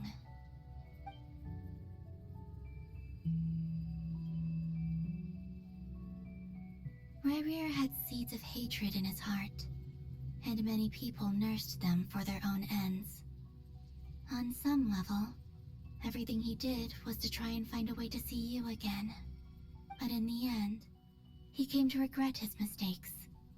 He wanted to apologize for hiding his past from you. Beyond that, he did not say specifically what it was he wished to convey to you, but I'm sure that you've always been on his mind. You are what has kept him going over all these years.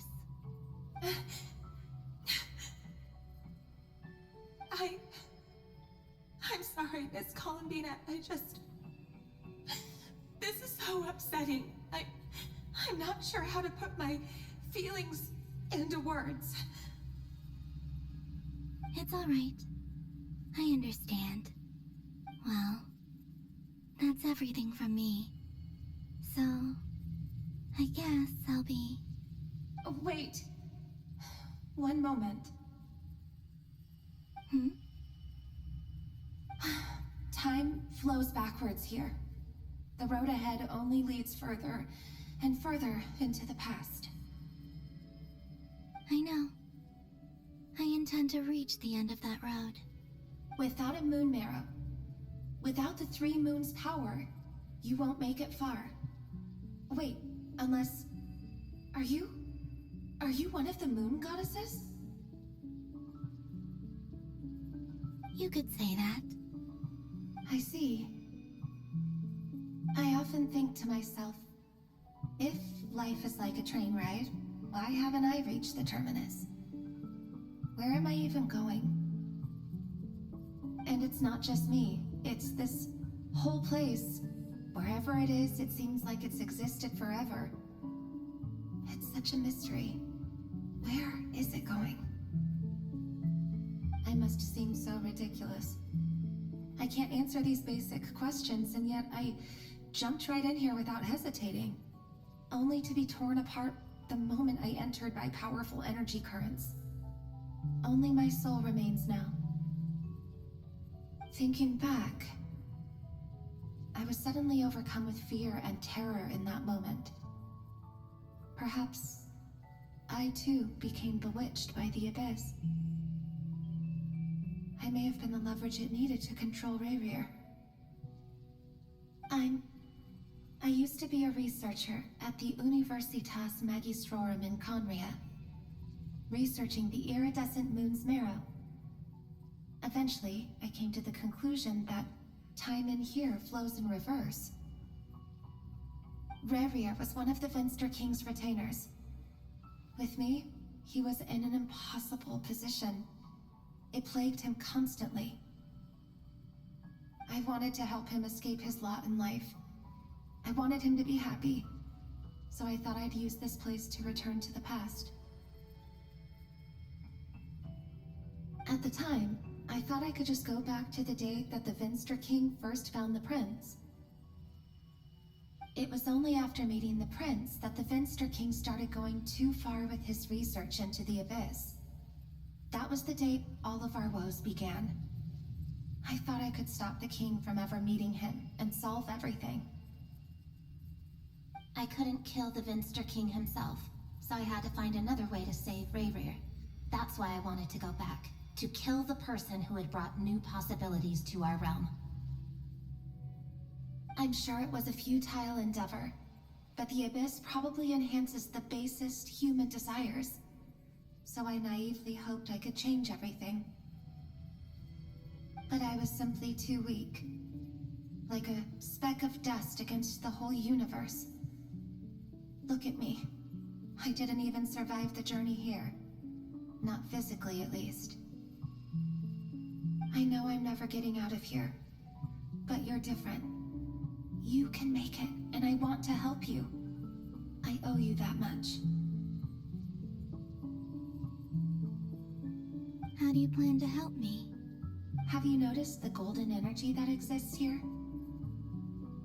Based on my past research and my observations since coming here, I believe they carry you forward faster. I can share what I've learned, and help you understand the pattern in which this energy appears.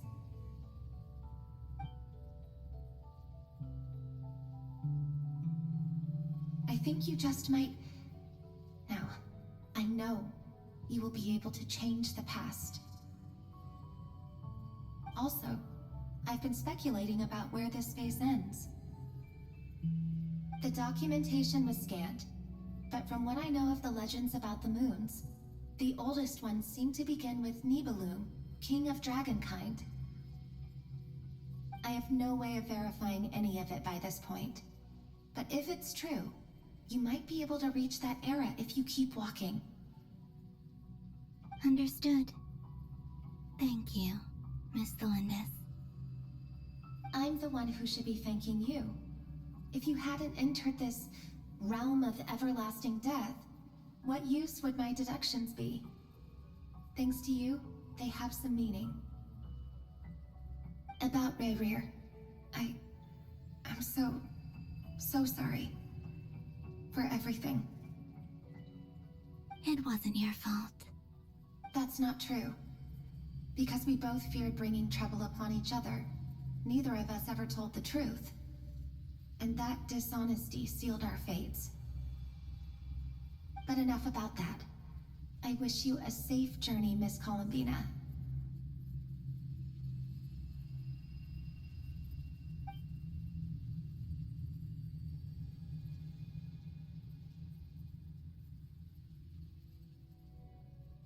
And may the outside world never have to experience pain like this again. Rayrir, you're there, aren't you? I cannot see you, because you exist in the future. I expect we'll be trapped in this prison of space-time for all eternity. But please, gaze upon the past, and then sit for a while. Let's find a place to sit down together, just like we did when we first met.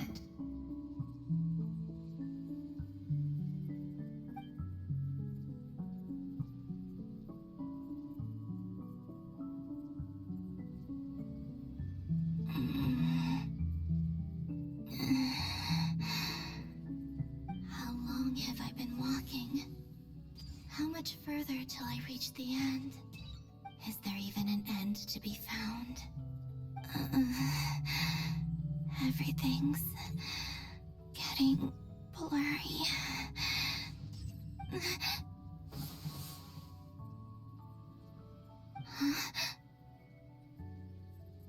Are you all right, little sister?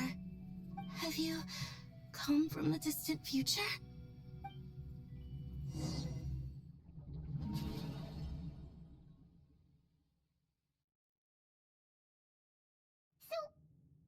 Exactly did the moons just disappear?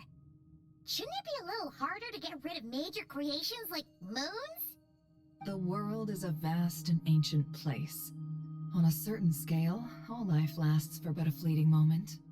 Miss Nicole explained that the moon goddesses likely perished in the War of Funerary Flame.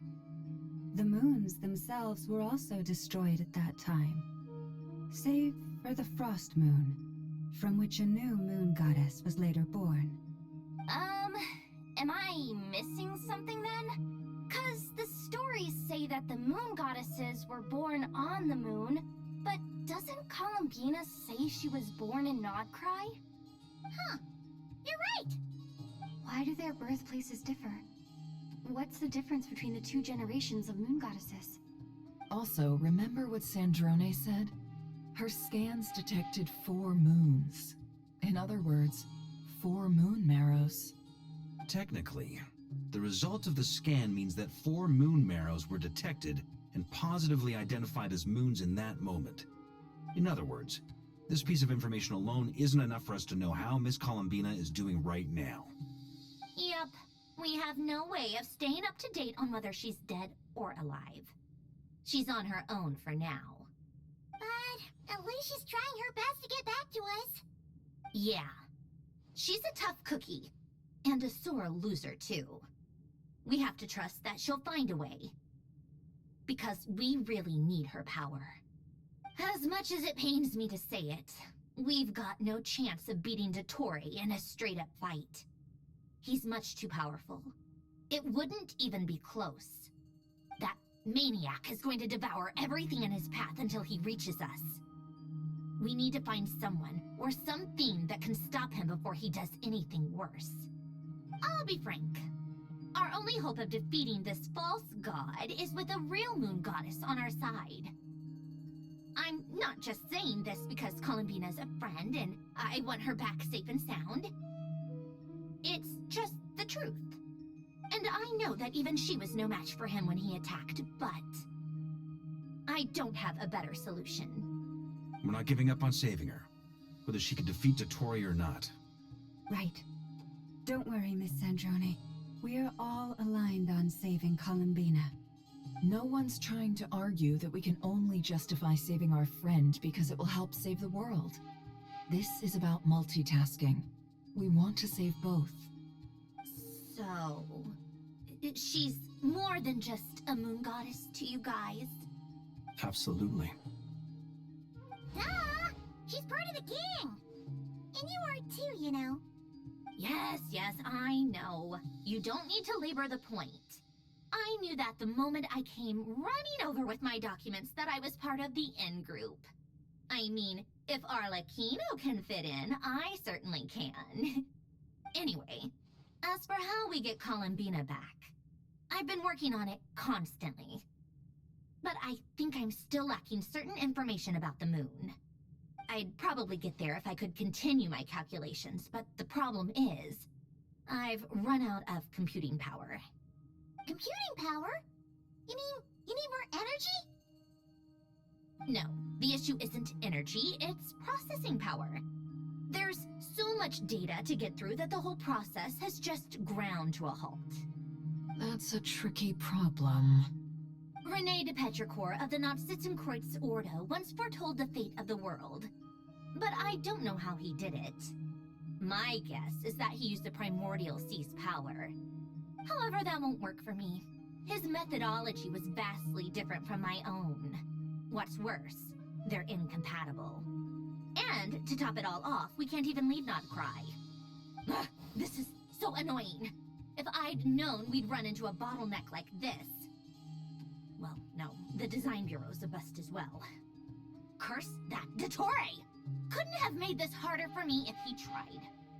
Oh, what do we do then? How about we grab a bite to eat and take a break? Maybe something will come to mind after you've cleared your head. You don't get it, do you?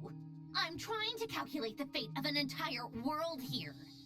And I need accurate results, not big prophecies. Where the heck am I gonna find the computing power for that? Ahem. Anyway, time to shelve the discussion on technical difficulties.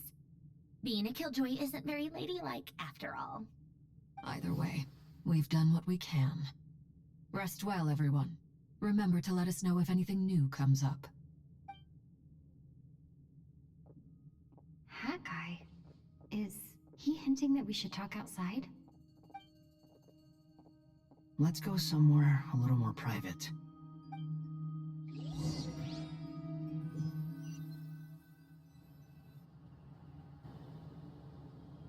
You know that Dory went back to Sumeru, right? Yeah. She mentioned she was planning to head back.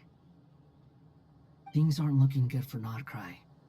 She's gone to spread the word so that Sumeru has a chance to prepare for the worst. From what I know of Dottore, there are two possible reasons why he hasn't made a move yet. One is that he's still working through some kinks in his new powers. The other is, he wants to see how we're going to react. He'll easily devour everything eventually, so I guess he's in no rush to make it happen. The first false god he made was me. Now it's his turn. Even though my records were erased from Irminsul, Dottore's ideas haven't changed one bit. He once told me that becoming a god was like turning yourself into a hungry wolf or giant serpent to devour the moon. Clearly, he began studying the moon goddess's powers long before he even tried making a god. He's always wanted to get his greedy hands on divine authority one way or another. And in the end, he devoured the moon where I failed. In the desert of Sumeru, there is a chessboard built by King Deshret, also known as Al-Ahmar. I don't know if it was a real game, or if he was just trying to challenge his servants and citizens in some way. But creating games and setting rules, gods do that as a matter of course. That's the kind of power Dottore craves. Now he has the Trilunar Authority. His power is leagues beyond the common people. I don't think there's any point in other nations rushing to the front line. They're better off focusing on defense and hoping they can fend off any threats that spill out from Nodcry. Either way, Dory will inform Lesser Lord Kusanali, and she will contact the other gods in turn. The Seven will have some recourse available. If nothing else, their protection should keep the rest of the world from descending into chaos as quickly as Nodcry has. So on the bright side, even if Nodcry is doomed, your friends in other nations won't be in any immediate peril. That's good to know. But I'm not ready to give up on Nodcry yet. There's a word for people who refuse to let anything go. It's called being greedy. Maybe it sounds greedy to you, and probably naive too. But whatever you call it, that's what gives me the determination to keep fighting. Battles are fleeting, but the will to fight is a long-term commitment. Give up for even a moment, and your resolve will shatter. Why do you always feel the need to do the right thing? No one is born to be a savior. I mean, who's gonna criticize you if you fail, or give up? Don't take this the wrong way, but Dottore said something similar to me. I guess the Fatui attracts people who don't believe in saviors. Not necessarily. It's less about belief for me. I just want to know how determined you really are. After all, I don't owe anything to anyone else here.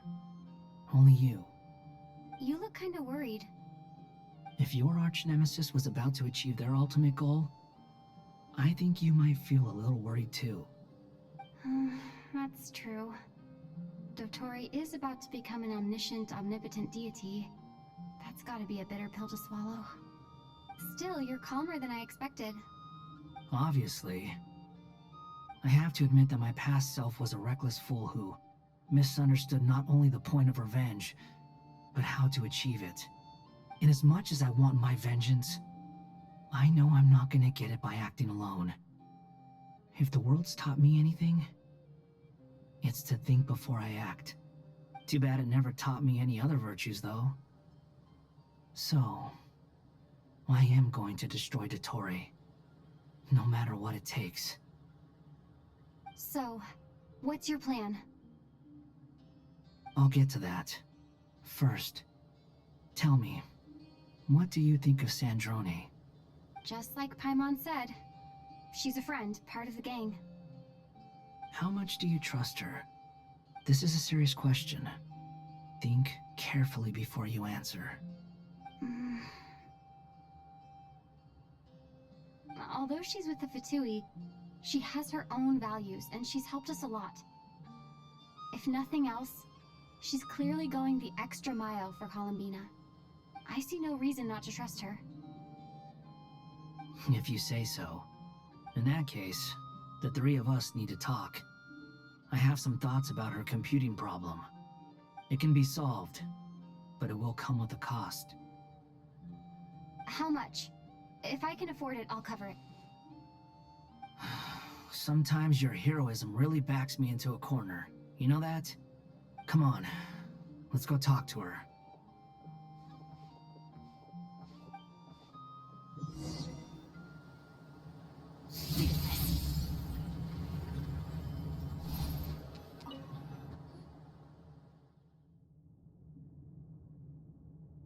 Miss Androne, Traveler. Hey there. Paimon's here too! She was just helping them sort through their things. How did your chat go? That was fast. The call only just ended. Well, you said it was urgent, so we got here as quickly as we could. Albedo, I have some alchemy questions for you. I see. Looks like my knowledge proved useful after all.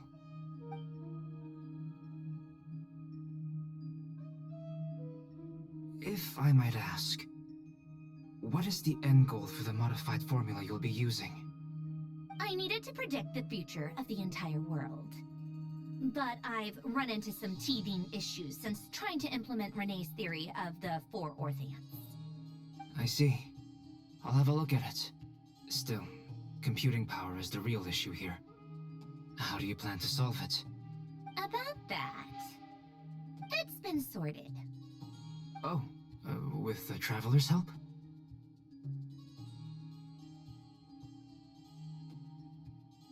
Actually, you're not wrong. She found the person with the solution. Was it Hat Guy? Yeah, it was him. Wow! Go Hat Guy! Seems like all that time studying at the Academia is paying off big time. But where is he? Wasn't he the one who asked Albedo and I to come here? Come with me.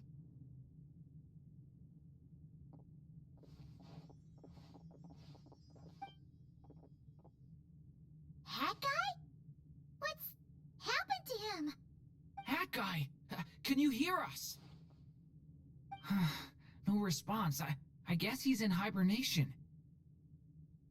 Hat Guy mentioned that he was a puppet. It seems that his functions are currently shut down. I presume this has something to do with the solution to your computing problem. That's right. He and the Traveler came to see me. Wait, what? You have a solution? Would you calm down? Why do you always react so hysterically to everything? Excuse me? How would you know? You shouldn't be so quick to judge complete strangers. It's very bad manners. Oh, please. It doesn't take that long to figure out that you have a temper. Where does a mere student get that kind of confidence? I've actually published more papers than you. Not that status counts for much. Even Paimon's applied for academia admission. Huh? Are you serious? See? This is why I can't be bothered to explain myself. She recognizes no one's skills but her own. Okay, fine. I'll hear you out. So, tell me, how do you propose to solve my computing power problem? This world itself is constantly processing all kinds of information. If it's the world's future you're trying to calculate, you need a processing device that's designed to cope with that volume. Easier said than done. Only Irminsul can handle that kind of... Wait, is that what you're suggesting? But surely we can't just plug my formula directly into the ley lines. You should be able to tell that I'm not human, right? Yeah, I noticed. The technology, though, seems pretty ancient. Very different from Fontaine's. It's a completely different system. Conrian, to be precise. I'm what they would have called a puppet. Puppets need an energy source and processing power. The artisans who built them sought out the materials most suited for that purpose. You? Do you mean... The Traveler and I have talked it over. She's willing to vouch for you. So, I'll allow you to borrow my core for your calculations. It was built using wood from a silver-white tree, which makes it a small part of Irminsul. Conrian technology and Irminsul wood.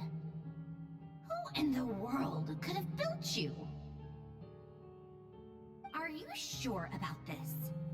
A puppet without its core will cease functioning completely. And if it's left in that state for too long, it might not recover. You could die if you do this. You do realize that, don't you? I can put two and two together, yes. No need to rub it in. I won't lie to you.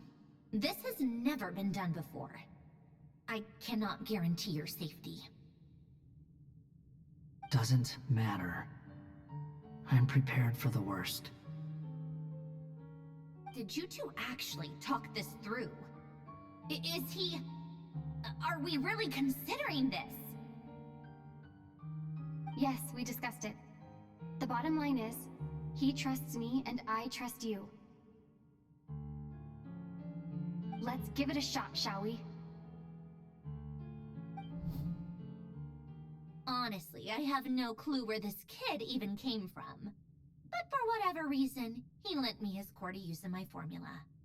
I'm very close to finishing my calculations now, and the core is currently in use.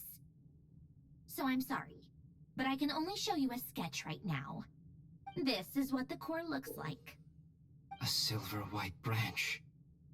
It certainly matches the legends told about Irminsul. Is Hat Guy gonna be okay? He's not gonna die, right? Right? In theory, he should be fine. As long as we put his core back in time. Beyond that, all I can say is that I'll try my best to avoid risk and make sure the core doesn't sustain any damage. I think I know why you called us here now. Someone needs to watch over his body and make sure it's protected until the process completes. Correct. He said that the only ones he trusts here are you two, and the Traveler. And the Traveler will have other work to do. He will have our undivided attention. Aww, Hat Guy. On a more positive note, things are progressing steadily on my end. I'll call everyone in for a meeting once the results are out.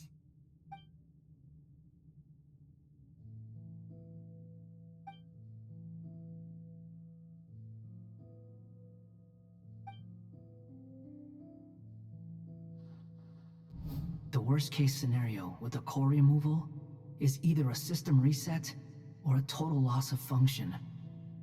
But I'm not afraid. A quiet death should have been my fate long ago. A core is completely different from a heart. It's like another vital organ entirely. I never believed it could be a true replacement for what I sought. But in the end, it turns out the core was more useful to me. Pretty funny when you think about it. It's like the punchline of my entire life. Do you think there's any difference between a puppet and a human? If not, then this would just be another samsara.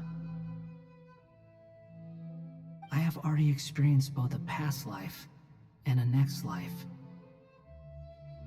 Part of me wonders whether I'm only capable of making this decision because I've become a real human. What's with that expression? Isn't this a good thing? Sandrone will succeed, won't she? She has to. She will. We all have to persevere until this is over. That's right. And I'll protect you all until a moment of victory arrives.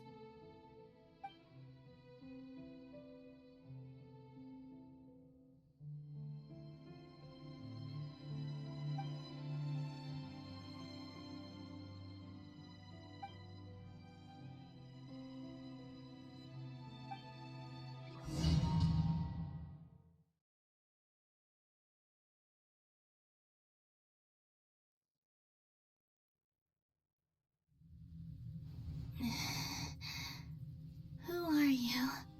Call me Sonnet. You have the same power as Canon. Sonnet. So, you're the goddess of the iridescent moon? Oh, goodness. You recognize me? Well then, what's your name? Columbina. Columbina Hyposelenia. Hyposelenia? What a lovely name. Did you choose it yourself? It was a joint effort between me and my friends. Friends? You mean your friends in the heavens? Huh? Oh, sorry. You must be exhausted. I apologize. Hang in there. Let me introduce you to my older sisters. Do you mean the other two moon goddesses? Arya and Canon? Wow, you sure know a lot. Hey, does that mean that our story goes on into the future? Oh, I guess that wasn't the best question to ask. It's alright. We were prepared for that possibility. You could say we were too prepared. I can't even remember how long my sisters and I have been here by this point. When did you get here? How long has it been? I can't say for sure, but it feels like it's been forever. I see. Are you feeling all right? You look a little unwell. I can hold out a while longer.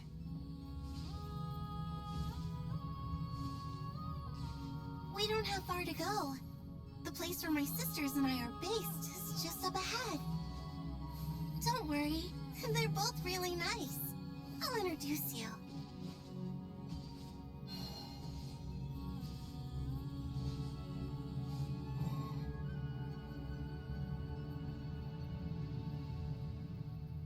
Sisters! I'm back! And look who I've brought with me.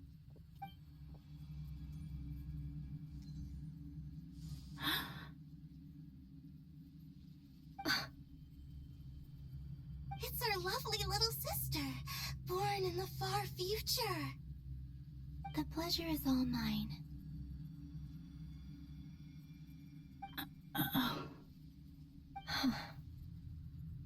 Allow me to introduce you to Columbina Hyposelenia.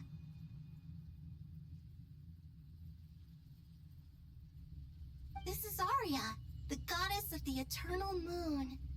And this is Canon, goddess of the frost moon. Canon, don't you think Hyposelenia's power is similar to yours? Hello, Columbina. I apologize for our startled reaction just now. And please, forgive our little sister if she's been annoying you. She tends to talk a lot. It's fine. You seem shy. Don't worry, Columbina Hyposelenia. No one can hurt you here. Could you tell me where here is? Please. I must know.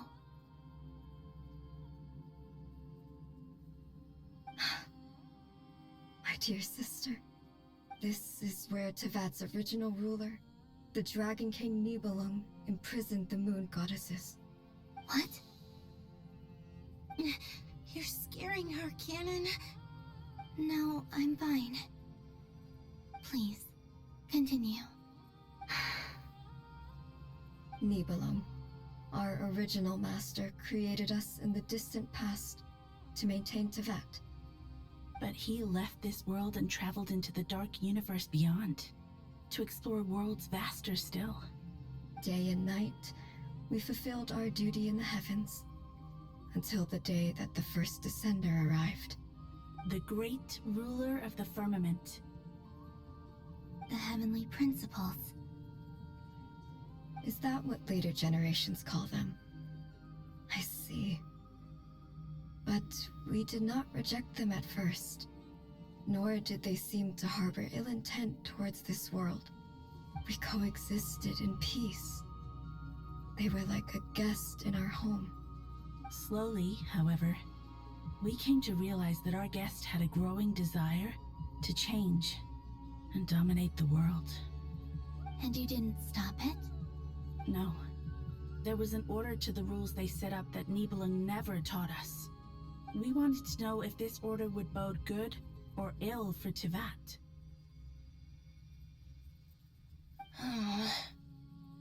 All right. Canon and I wanted to know. Sonnet was against it from the outset. Later, we discovered that this great ruler of the firmament bore an almost paranoid hostility toward the desire of certain life forms to seek power. Or perhaps they feared them. They would even cast down celestial nails as manifestations of their power, to punish the civilizations of the world below. Only this was far beyond mere punishment. Right. Their rules brought order, but the price people paid for merely testing the limits of those rules was far too great. I did everything in my power to help the punished escape catastrophe, but still, too many lives were lost. The ancestors of the Frost Moon Scions were some of the ones you helped. But just when we had decided to take countermeasures, the Dragon King, Nibelung, returned. And so began the War of Funerary Flame. So, that's the name the world gave that war in the future. Well, who won in the end? As far as I know, the Heavenly Principles won, although it came at a great cost. They remained in Tibet, where they continue to rule to this day. And the world's original master, the Dragon King Nibelung, was destroyed. And what of the moons? Are there still 3 moons in Tibet's skies? You can tell us the truth, Columbina. We know we are but remnants of a bygone age. We are prepared for the answer. Only the Frost Moon remains. But it has been cast beyond the false firmament by the Heavenly Principles. The eternal and iridescent moons were both shattered during the war. So death finally came for us in the end. Sonnet. But you're still here, aren't you? A moon goddess cannot live without her moon, Columbina. She's right. That's why I began to disappear. Because the Frost Moon is cut off by the false sky. How much worse it would have been if it were outright destroyed. Our souls may endure within this lunar palace, but if our moons are destroyed, then we shall disappear the moment we depart from it. I'm sorry. There's no need to apologize to us, dear sister. If anything, we owe the world an apology. If only we decided to act sooner, rather than arguing amongst ourselves. all the more reason not to spend this time in regret and repentance.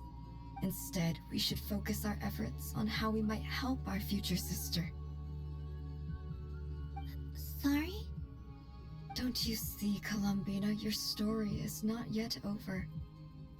Is that not why you are here?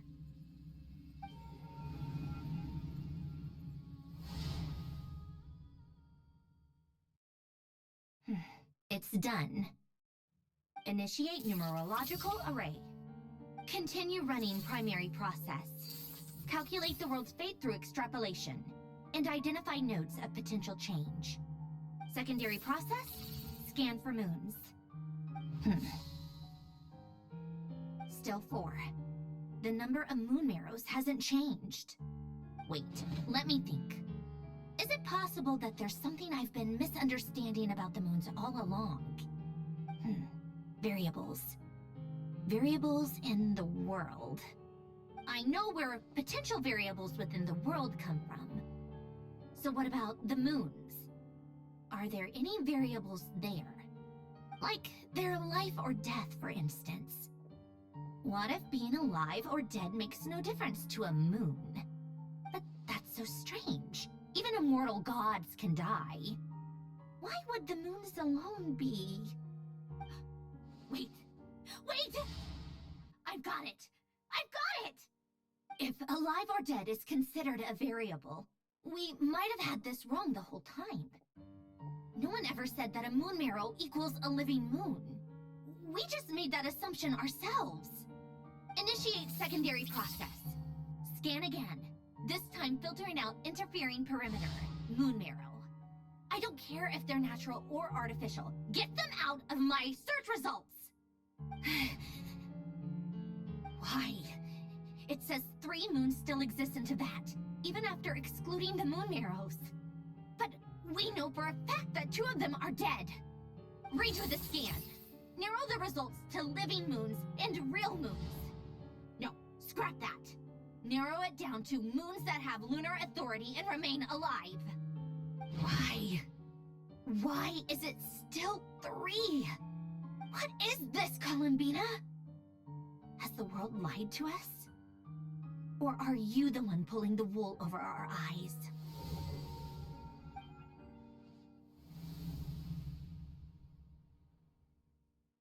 So, you think that the moon's reflection might be where Nibelung imprisoned the three Moon Sisters? Yes, it would explain a lot, such as why that space would respond to a moon goddess's power, opening the moon gate at her command.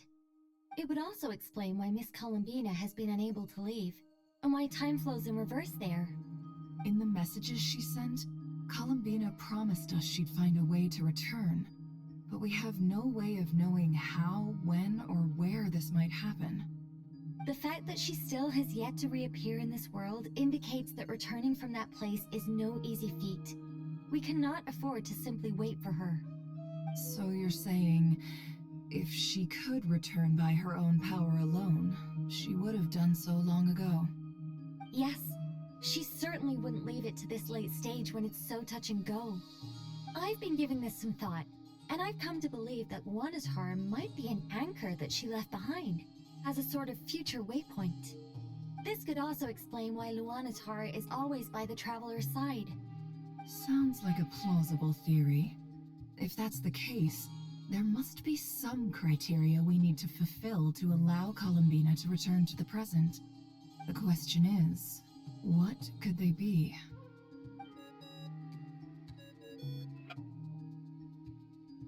Hello? Listen up! This is extremely important!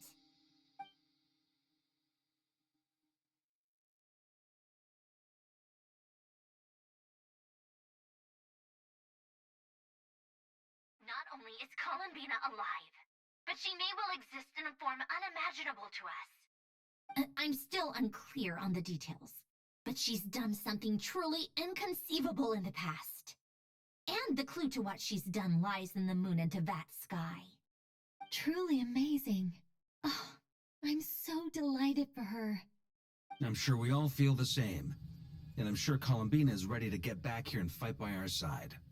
I'll keep my calculations going and try to find some way of coordinating with her.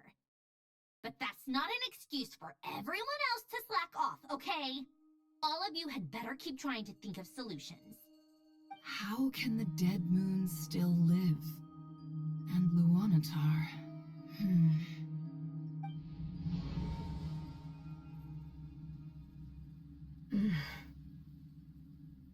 It's hard to believe that's what will happen in the distant future.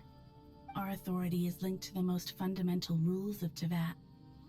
I suppose it's no wonder that many would covet that power. I didn't realize that when you said friends, you meant people who live down in Tevat. That's so lovely. I always wanted to go down there and have some fun. Have you ever tried leaving this prison? Of course. Between us, we've tried everything. But no matter where we go, this space will eventually bring us back here. It's like the center of a whirlpool. Everything ultimately converges here, at the moment when Nibelung imprisoned us. In that case, have you tried using any of those pathways that connect this space to the real world? Sorry? What are those? They're passages through which you can make small-scale changes to reality by using Kuvaki. Or am I the only one who can use those passages? Because part of my soul remains in reality. Kuvaki? What is that? You don't know? It's a unique kind of elemental energy found only in Nodcry, the land from which the moons arose. Oh. Well, it's true that the moons first rose up from the part of Tevat you say is called Nodcry. But there is no difference in the elemental energy between there and anywhere else. What? Could you show us some of this Kuvaki? Hyposelenia? Maybe if we see it, it'll make more sense. Okay.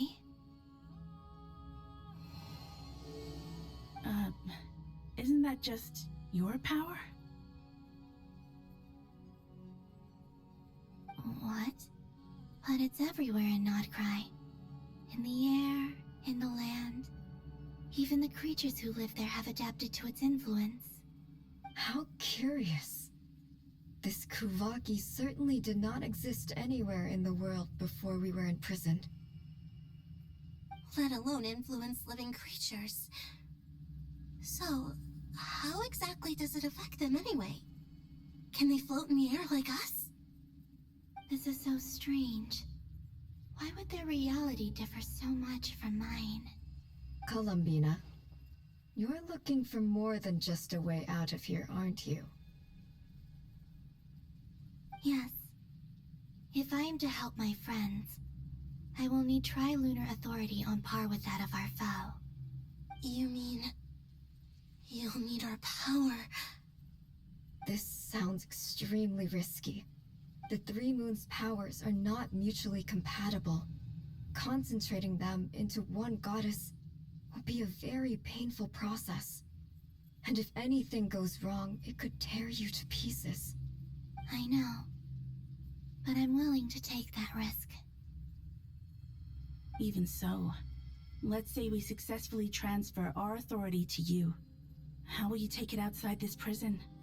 Nibelung constructed this realm specifically to prevent us from using our powers to interfere in his war. No moon goddess can leave this place alive. What if I don't leave alive?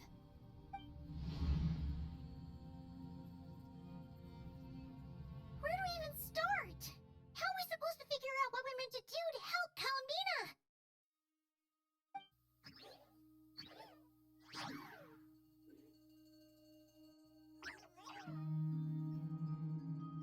Columbina, what do you need from us? If she really got to the beginning of time in there, how do you think she'd leave us a message?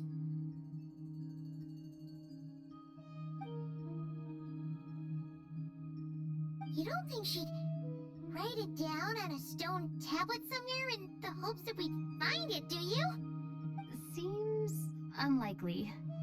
Columbina may not talk a lot, but she thinks deeply about issues like this. Let's review what we know. This is the Columbina who fought alongside us against the Reikir of Solnari, and with whom we celebrated Moon Prayer Night. She knows our personalities, our ways of doing things, even our unique strengths and abilities.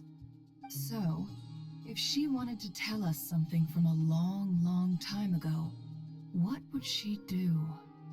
Oh.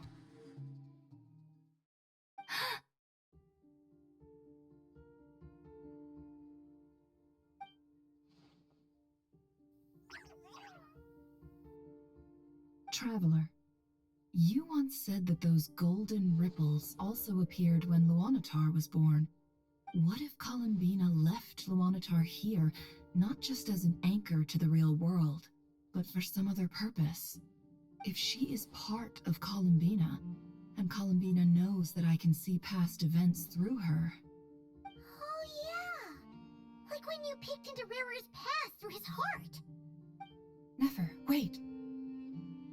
If you're right about this, and you can really see past events through Luanatar, your eyes, they'll... Oh, I know. Looking at Rerir's past in Conria was already enough of a strain on my eyes. Looking this far back into the past, it'll surely blind me. But it's our only chance. This is the only way. Boss. We spoke about this once, a long time ago. Do you remember what I said, Yehoda? The day I lose my sight, the Curatorium of Secrets will be yours to run. But... What's wrong? I'd be overjoyed if I were you. This day's come a lot earlier than either of us expected. I need to know you'll honor our agreement, Yehoda. Promise me. Yes, Boss Sniff. I promise. Are you sure you don't want some time to think this through? What is there to think through? I should have gone blind after our battle with Rerir. Frankly, it's almost criminal that I got away with it for this long. Then at least let me take some precautions on your behalf. And if you really do lose your sight, I'll visit your office every day and make sure you're well looked after.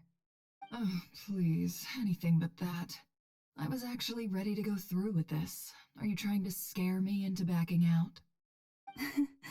As if I could ever scare you. I'll assume you're just joking to calm your nerves. All right, enough chit-chat. Let's do this.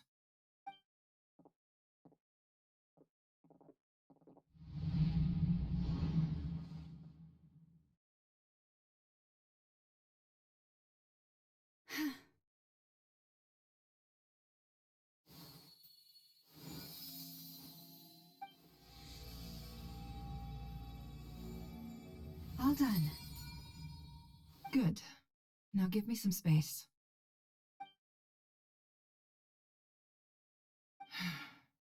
Come on then, little one. Show me what happened in the past.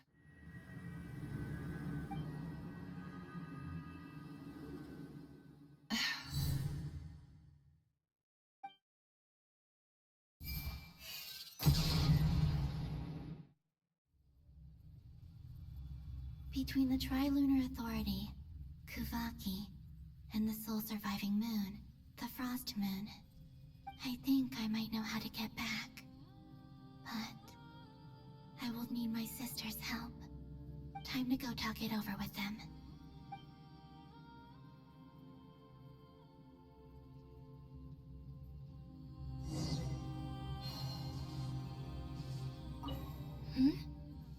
Have you decided what to do? I hope it's not too dangerous. You really scared me when you said that thing about not leaving here alive. Come on, let's go find the other two.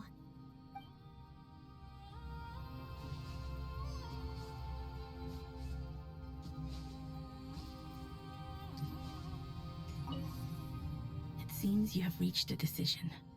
I'm all ears. What do you propose?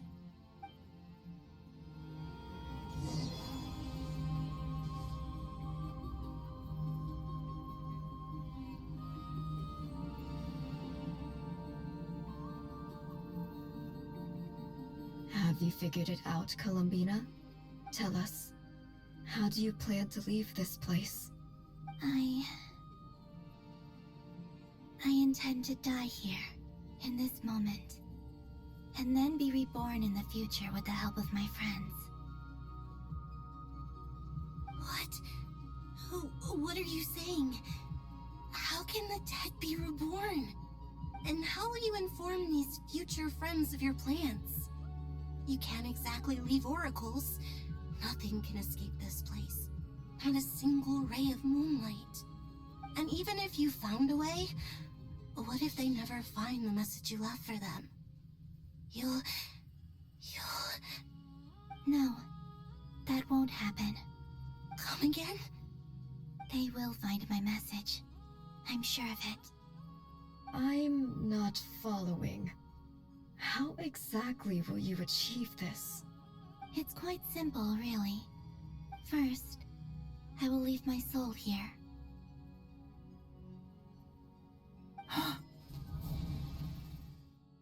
I see it. Your soul? You mean your divinity? Yes. I once left a portion of my soul in the future. One so small that this prison barely noticed anything. In this very moment, she can resonate with my soul across time. When the time comes, I believe that she can serve as an anchor to pull my soul from here back to the future reality. Just as gravity connects the world to the moon. Exactly. In the future, where I came from, the moon has been cast beyond the false sky, but I can still feel that it is there. In a similar way, I can feel a connection to the soul fragment I left behind even now. My friends can use it to detect my presence. But how do you just leave your soul here? Is that even possible? On my way here, I met an ordinary mortal who entered this place long before I did. Her body is long gone, but her soul remains. And before that, I encountered an old enemy whose entire soul survives here intact, while the power that once corrupted his body has faded away. So, perhaps this space is specifically designed to imprison divinity and authority, but not the physical body. Still, even if your body can escape, would it not just be a lifeless husk without the soul inside? Wait, is that what you meant when you said you wouldn't leave alive? Yes, I shall turn my body into moonlight and pour it over Nodcry. That power shall protect the land and quietly blend into it, awaiting my soul's return in the future. However, I cannot do this on my strength alone. I would need your help to do this, so I'm humbly asking for your assistance. Oh, dear sister, you need not be so formal. As I said before, we are but remnants of a bygone age. You, on the other hand, were born alone in that distant future, and you have walked a long and lonesome road since then. How could I bear to let your story end here in this dungeon? Don't forget, we are your sisters, your family.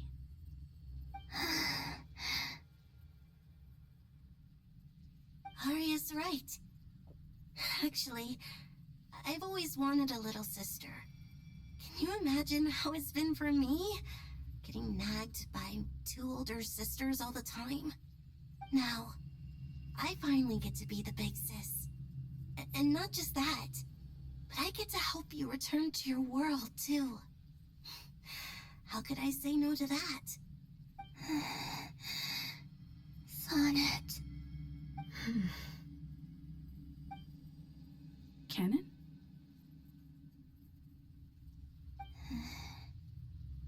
I'm sorry. I know this is a bold request. The Frost Moon is rightfully yours, and it remains intact. Oh, no, please, don't misunderstand me, Columbina. I was just thinking back on the years that the three of us once spent together. You cannot imagine how happy I am to hear of the future world you describe. The Frost Moon Scions, your lovely, kindly friends. For the three of us, whose purpose in life was to maintain the peace in Tevat. It is a great relief to know that the people of this world live in such an abundant future. If your plan can save them, and save Nodcry, I will gladly give you all that I can. Besides, the three of us have been together since the day we were born. I could never abandon them to live on alone without them. Canon. Still, I do have one question I would like to ask you before we proceed. Certainly. What is it? Why do you cover your eyes?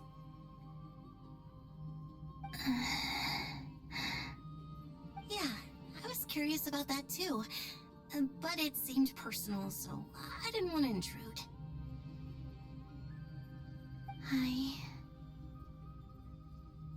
There was a time when I refused to look upon the world. I believed it was full of nothing but lies and falsehoods. I wished to hide my feelings, seal my heart, until I could return to my true home. I see. Perhaps that decision saved you from ever having to see the false sky again. But at the same time, you likely missed out on many true and precious things, like the smiles on your friends' faces. Promise me this, Columbina. When you return to the future, open your eyes, take a look at the world around you, and see your friends. I'm sure that you know this already, given that you long to return, but that is your true home. Give me your hand, Columbina. Arya, Sonnet, you too. Okay. All right.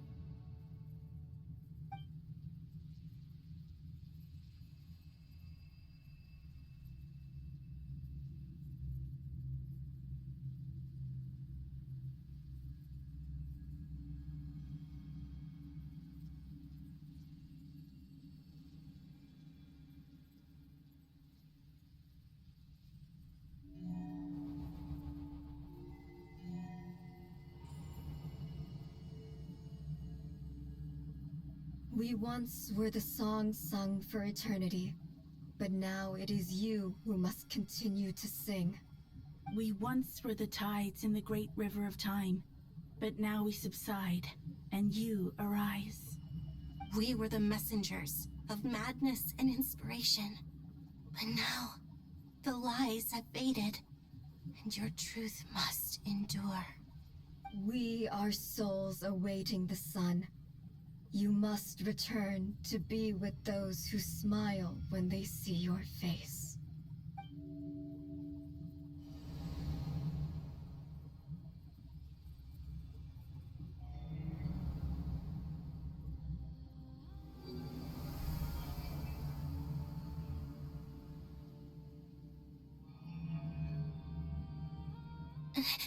Is it done?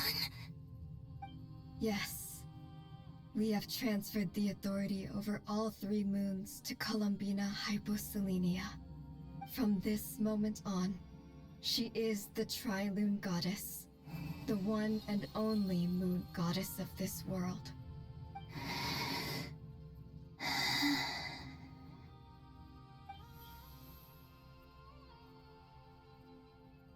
Thank you. Thank you, my sisters. Now go, and do what you believe is right, Columbina Hyposelenia. Be aware that we cannot grant you the power of the 3 moons beyond these prison walls. The conflict that arose over their remains following our disappearance will still take place. I understand. Sisters, oh, my body. It feels... Now that we have given up our power and authority, our bodies are merely mortal shells. This prison is dissolving them as we speak. It's okay, Sonnet. The end must come for every god, just as it does for every human. That's all this is. The final destination of our lives. Canon and I will be by your side the whole way. We have one final request, Columbina. Could you use the 3 moons' power to send us back into the real world? Now that we have lost our powers, I doubt this space will seek to hold us further. It's just... we would like to spend our final moments together in the only place we ever called home. Of course. Gladly.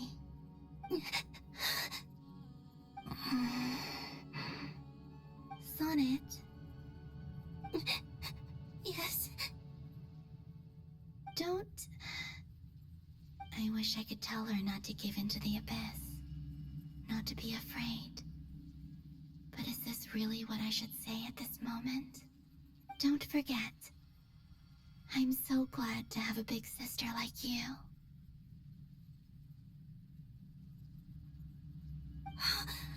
No, Hypo. Thank you. I'm okay. I'm not afraid. As long as my sisters are with me, I won't be afraid.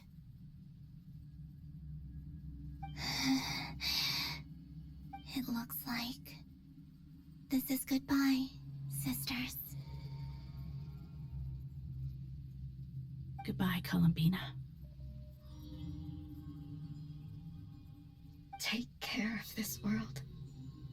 in our stead. I will.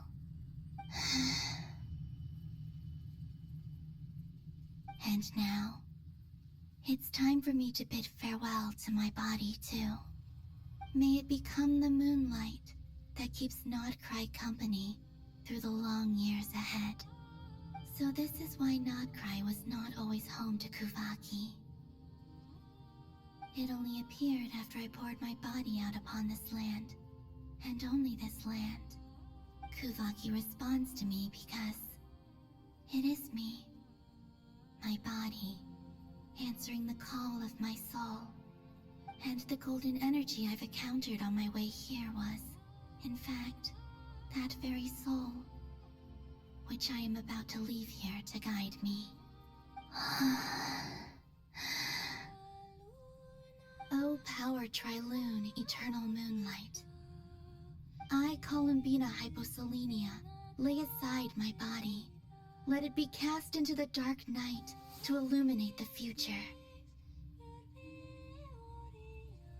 May it be a companion to all who dwell beneath the moon.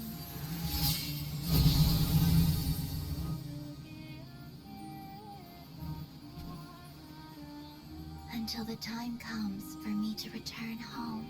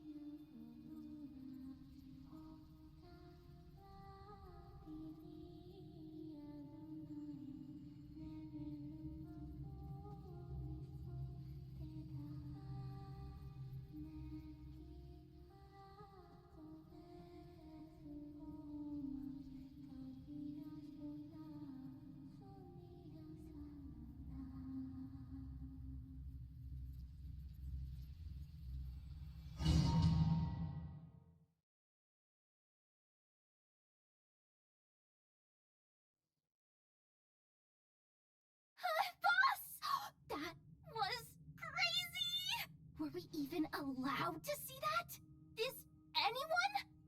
Oh, can you still see? How many fingers am I holding up? I see 2 fingers, and a look of sheer terror on your face. Truly astounding, Miss Nefer. Your eyes have glimpsed the very ends of the world, and yet they remain as sharp as ever. Or is the credit for this miracle due to Miss Lauma? It seems that even time itself is no match for your medical skills. Surely you jest, Mr. Flint. I suspect we have Columbina to thank. She must have realized the immense toll that the ritual would take and purposely set aside some of her power in the past to protect Nefer's eyes when this moment arrived. There is always a great price to pay for witnessing the truth, but it seems that this time, Columbina has shouldered that burden on our behalf. She chose the perfect method of getting a message to us. Though her eyes were always shut, she was clearly so perceptive. She knows us well. She knew exactly how we would think and what we would try. Despite being separated by time and space, we're seeing the same possibilities and seizing the same opportunities. We still don't even know if she's okay right now. But as long as there's a chance we can do something, we'll fight to make it happen. We'll get you back somehow, Columbina.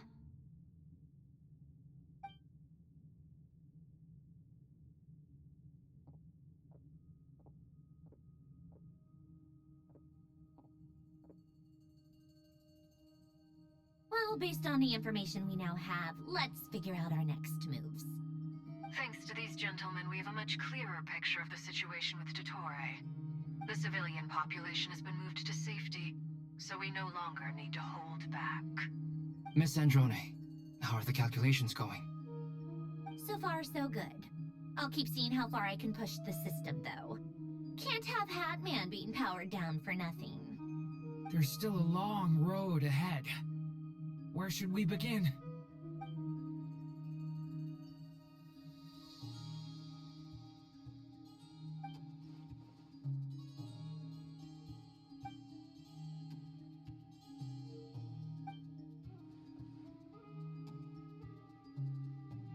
Our plan is clear. Time is short, so let's get moving. There's just never enough time, is there? Time is the bane of my existence. Ugh. Anyway, I'm gonna get back to work. Alright, we'll do our part too.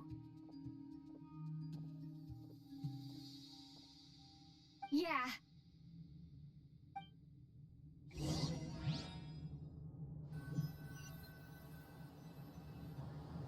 Albedo's theory says that elemental energy can dilute the light realm's power. But I'm no expert in building elemental defenses. Sounds like something out of the advanced elemental theory section of the library. Whew.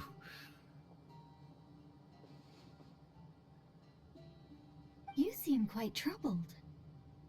Well, yeah. I mean, who doesn't get a little flustered when they're completely out of their depth? You were the very picture of confidence back when you approached the Hexen Circle. Yeah, I could have been faking it through that whole meeting for all you know. Who's to say I'm not just a ball of nerves in a charming and gregarious package? Oh gosh, really? I'm so sorry, I had no idea. Well, you're all the braver for it. Still, I was much more in my comfort zone than I am here. At least in Mondstadt, you can cry for help from a cliff top and actually stand a chance of summoning Barbados himself. Things have never looked bleaker than they do now. If we don't pull this off, Tevat's doomed, isn't it? Oh, you think so? Actually, yes. Yes, it probably is. It's a shame. Don't put too much pressure on yourself. Tevat has faced annihilation many times in the past, but it also gave us you, didn't it? Hey, don't give me that. It's not like I'm anyone special. I disagree. Every human born in this world is special. We angels have always believed that. In that case, this humble human being has a big favor to ask of you. I thought you might say that. I'm sure Alice, in her great wisdom, sent you here precisely to help us in this difficult time, yes? Well, that has less to do with her wisdom, and more to do with my power. Of course, of course. Well, the thing is, these elemental defenses we're about to build, I don't think it's a question of if they'll fail, but when. Durin's findings from his patrols make it clear that Dottore is constantly expanding his territory. First it was his lab, then the design bureau, and now this. It's not realistic to completely stop him encroaching on the rest of Nagcry. Rather, our goal should be to stall him for as long as possible. If Miss Sandroni's calculations are correct, well, they're the closest thing to certainty we have in this situation, so let's assume they are. Anyway, her calculations suggest that our best hope for victory lies in Miss Columbina's return. It's up to us to slow Dottore's advance and buy time for her to make a return. Are you asking me to help you with building the defenses? No. I'd like you to prepare for what comes next. When he eventually reaches us, we will have to fight him. You were an angel once and a mage now. I'm asking you to lend us your protection. Oh. Can I take it that you're triggering the terms you fought for during our three-way talks? Well, technically those terms were about protecting Mondstadt. But if you're happy to agree to the change in location, then yes, let's do that. You're cashing in on this much sooner than I'd imagined. Well, yeah. The way things are going, I might not get another chance. Very well. The mages have heard the knight's plea, and we will respond. To tell the truth, Alice and I had already discussed how we might help you all, so I didn't come empty-handed. I always like to be prepared.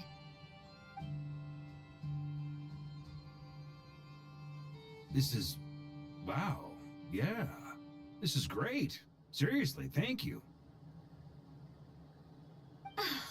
It's been many long years since I had a chance to dazzle humanity with a little divine intervention. Uh, to humbly serve as a reliable and responsible guide.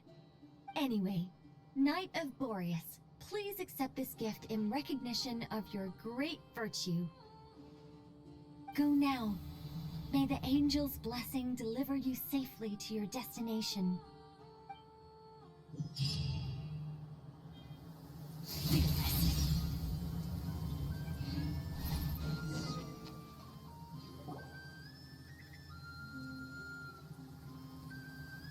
Ah, you're here. Sandrone! How are things going? Glad you asked. You two are about to become the first people to lay eyes upon my masterpiece. Or should that be the first person and the first, specter? Hey! Whatever. Come, feast your eyes on this. Wow! We've never seen something like this before! This meter displays the progress of my formula. Currently, it's still making the most important connections. Once it's finished running, I'll deliver it right to your side. And then, we can finally bring Columbina back. What do you mean, deliver it? Can't you just tell us over the Dodo communication device? It'll just be some numbers, right?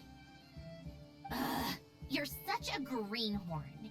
This isn't the kind of formula you solve in math class. It's a highly complex algorithm capable of constructing a framework of rules. Whatever. We'll be here all day if I start trying to explain it.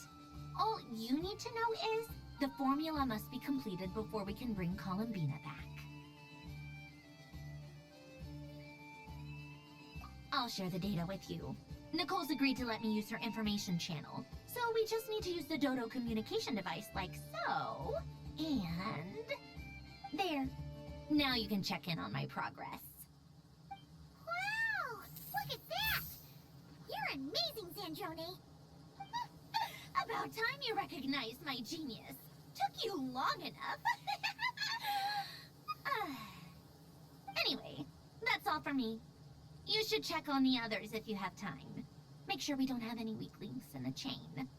That might sound harsh to you, but close supervision is a common practice in a Fatui. Not looking to catch anyone out. I just care about everything going smoothly. That's all. I'm kinda stuck here while the formula's running, so I need you to be my second pair of eyes in the meantime.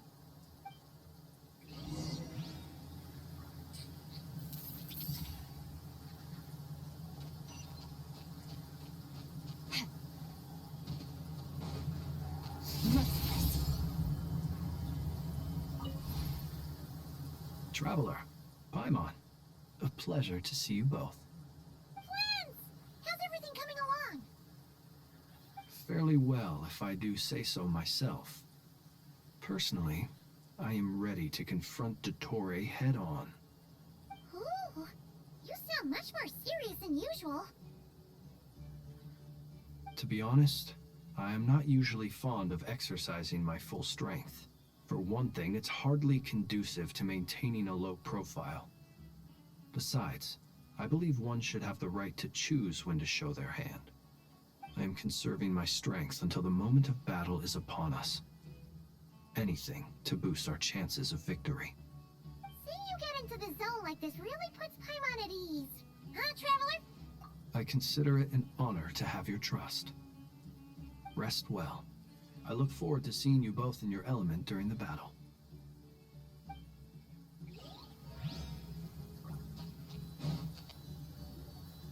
Thankfully, Miss Nicole has come to our aid. Nasha Town is now looking very well defended.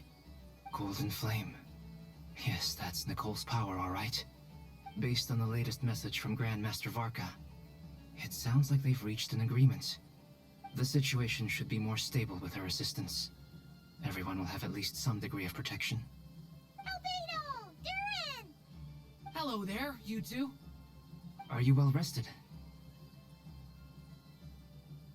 That's good to hear.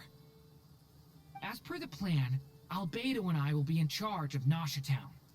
As Dottoro's energy field expands, it's creeping ever closer in that direction. But we will do our best to hold our position. We fought side by side many times before, and always with great success. I believe this time will be no different.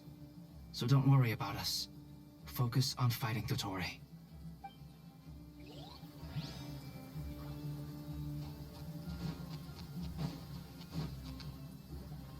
Yes, Miss Moonchanter? What are you staring at?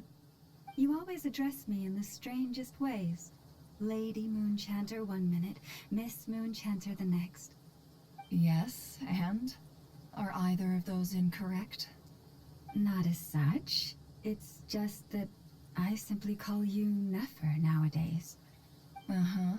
That's my name. What's your point? The point is I don't add any honorifics or titles. Meaning what?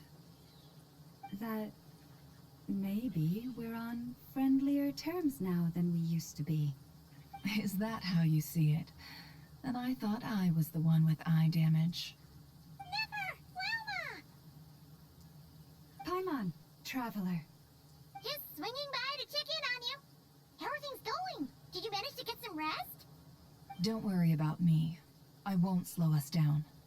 And I give my all to ensure our victory. Ah, yes. Allow me to give you two a quick checkup. All done. You're both in good shape.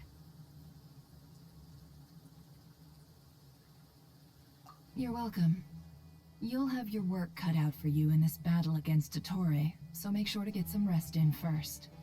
Paimon will keep an eye on her. Don't you worry. I'm glad to hear it. Take good care of yourself, too, Paimon. Sure thing.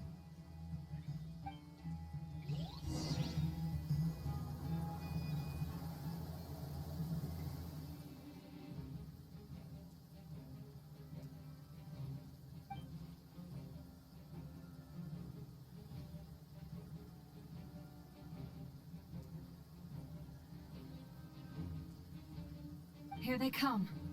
That's quite a horde. As we expected. Get ready, everyone.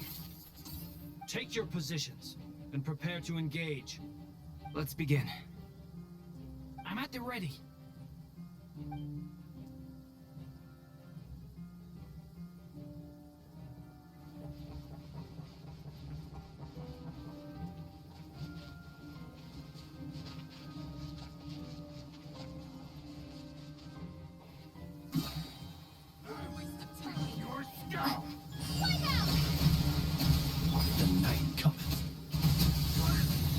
Close your eyes. Cut to dust. Another one. Night falls.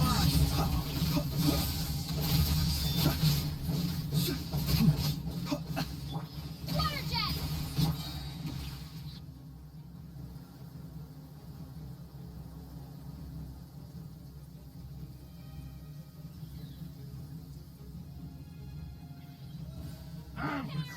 For the everlasting forest.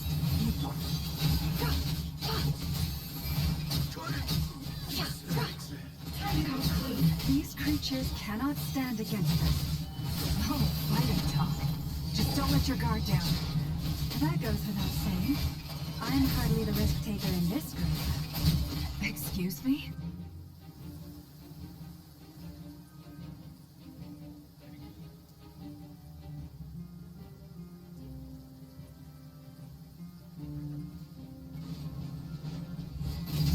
Witness my great undertaking.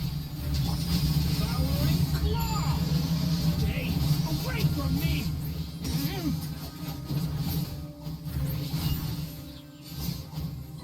That was easier than I thought. Naturally. What do you mean? Is it because as created...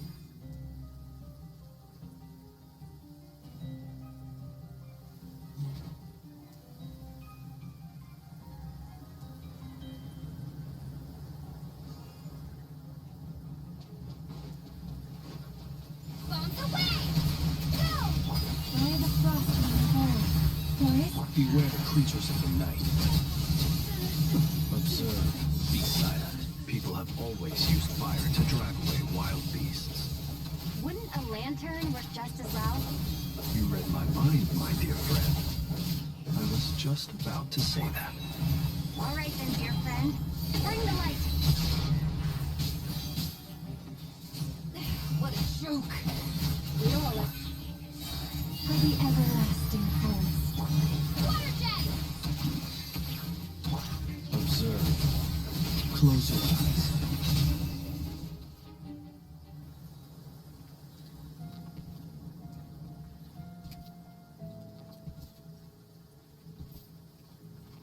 You're looking well.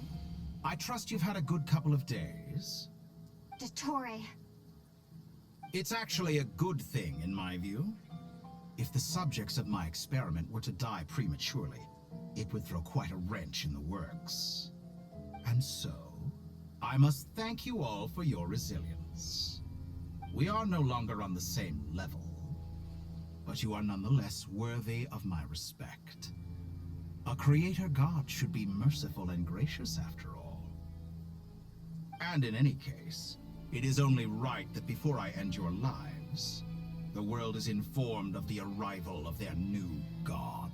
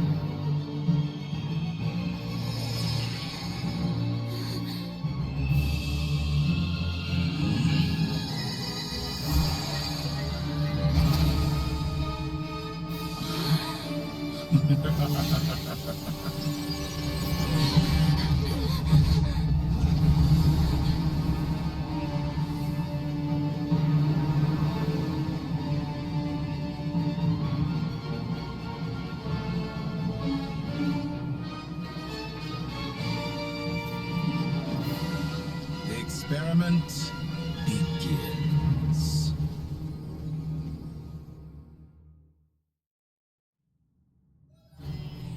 With the marrow of the three moons in my hand, behold the false moons fall!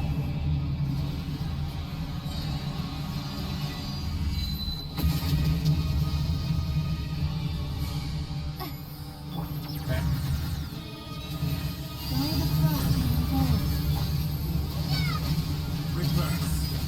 The long sleep beckons. Be silent. To dust. Close your eyes. To dust. Keep it up. I'm still collecting data. Bend.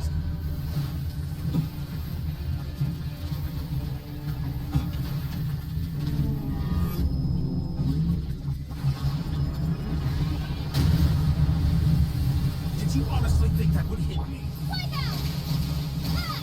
For the everlasting Those remnants. The deception ends here. No more rounds. Excellent. You bared up first, like an ant in my car. Oh, I've been moved inside another space, and it's sealed off. Looking at the structure of it, it seems like the Tory intends to trap us here. There's no exit. Our endurance is about to be put to the test.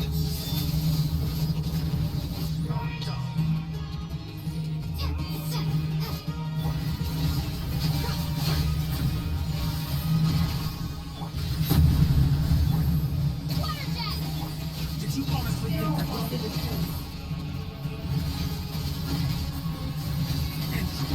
Bends to me.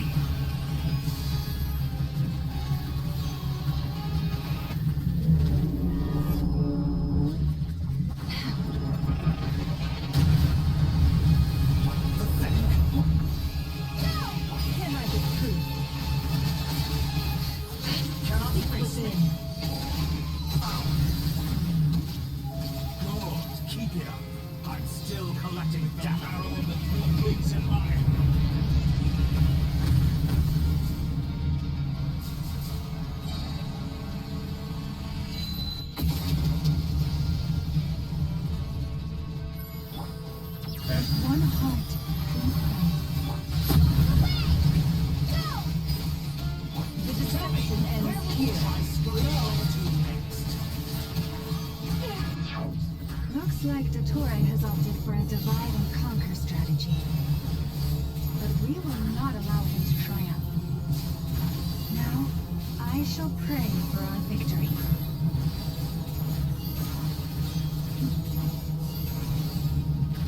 Leave this place. Entrance bends to me.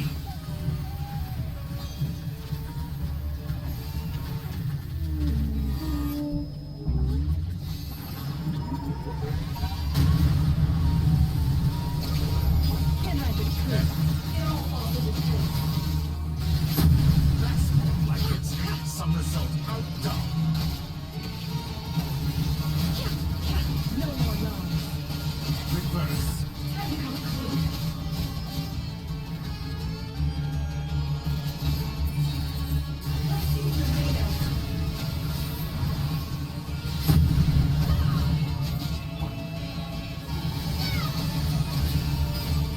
The mystery unravels. Can I be true?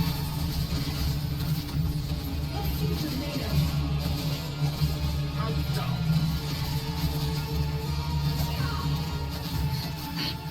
Be annihilated. That which cannot stand against me. What's this supposed to be? A knockoff version of the space Columbina got trapped in? There really is no way out. We'll see about that, Dottore.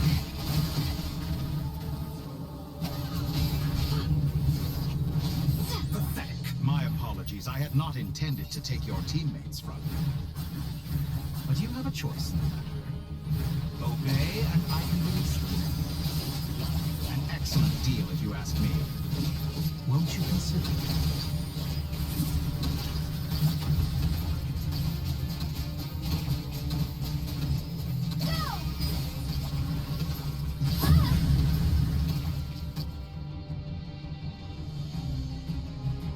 I'm aware you've been working on some little tricks to surprise me with, but it appears that none of them have come to fruition. My guess would be that you're trying to bring Columbina back. But then, where is Sandrone? Or are you trying to buy time for her? I always found their friendship to be a curious phenomenon. Two highly incongruent personalities, and yet they share a deep connection. Speaking of Columbina, I once saw her as like a younger sister. We got along quite amicably while she was with the Fatui. But then one day she suddenly decided she would refuse to take part in any further experiments. To this day, I truly don't understand what I could have done to upset her so much. It's such a pity. I could have had a sister, a family. But alas, she grew to dislike me. You're not fit to be family to her. That I can't deny. So many people, all obsessed with playing out the same tired old dramas. This world is rotten to the core. And then there's you. You had every opportunity to reach the right conclusion. The thought of killing you off like this? But I maintain that I approached you in good faith, so I will offer you another chance. Will you work with me? You have until I count 10 to make your choice. 1, 2, 3. Not in a million years.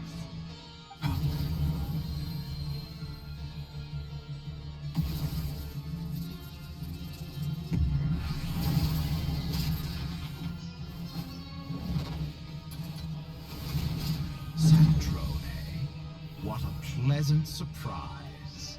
I didn't think you'd join us all the way up here. You're as sick and twisted as ever. Don't fool yourself into thinking anyone's grateful for the chances you're offering them. Sandrone, the formula hasn't finished running yet. Funnily enough, I was just discussing a collaboration opportunity with the Traveler, and then I see you, who I must say is a good example of an opportunity gone to waste. Gone to waste? I said that everyone everyone would get one chance. And you've used yours to march right back into the lion's den. So yes, it's an utterly wasted opportunity. And what makes you think I believe a word that comes out of your mouth? I was planning on disposing of your little formula after wrapping up more urgent business here. Since you've taken the trouble of serving it to me on a silver platter, I can simply bring it forward in the schedule.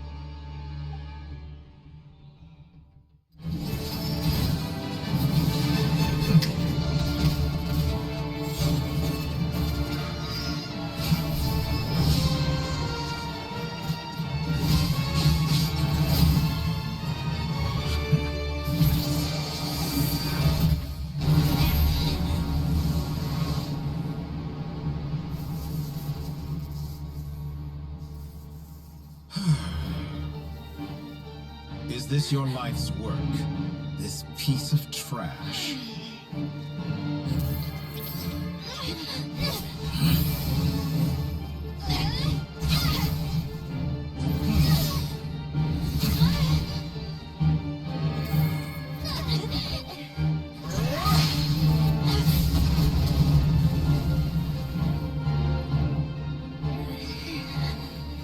Your formula runs too slowly, Sandrone.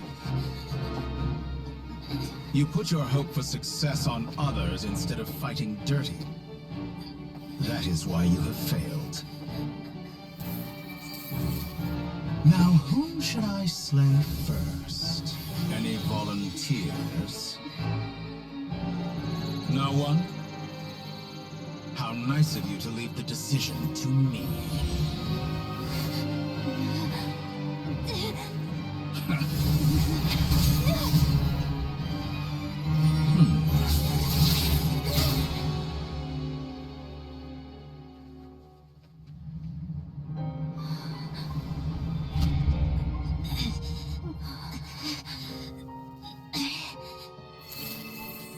Oh, how unexpected. Sandrone, any last words for me, comrade?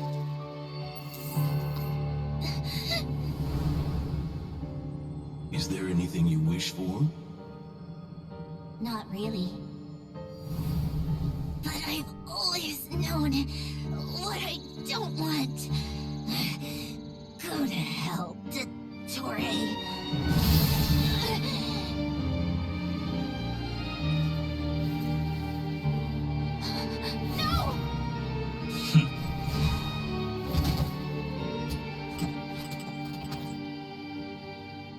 And now, you have failed.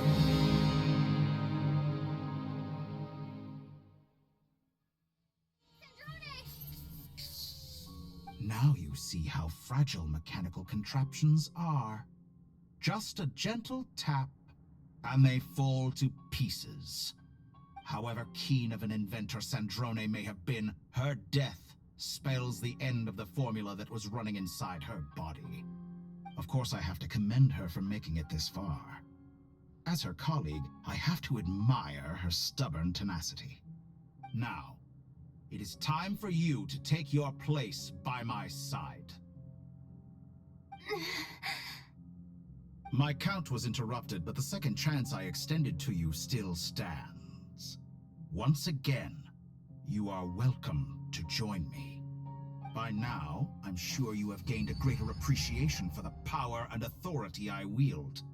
What is stopping you from embracing a new world of endless possibilities? Not in the mood to talk? As you wish. You seem less talkative than usual today. I'll change the topic to something more apropos.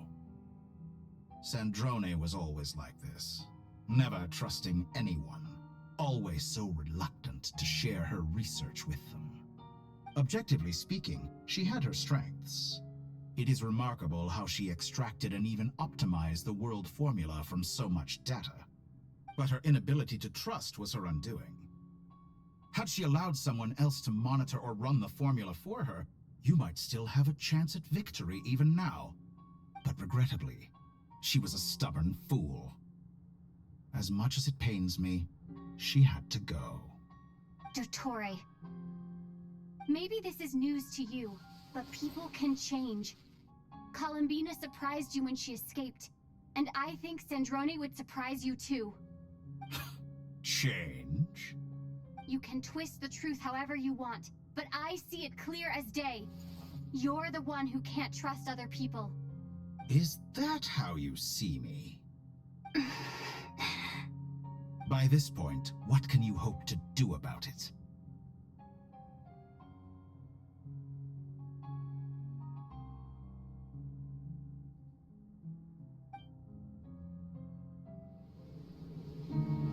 It is pointless to fight on. You've already lost. Wrong. You can't win this, Dottore.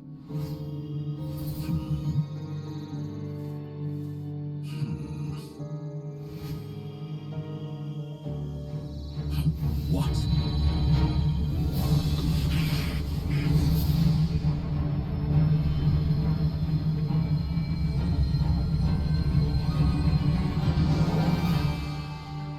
My formula can get us 90% of the way. It will connect you to Columbina. Then, I will bring the formula's output to the Traveler's side. For the last 10%, do whatever it takes. Just bring the moon down.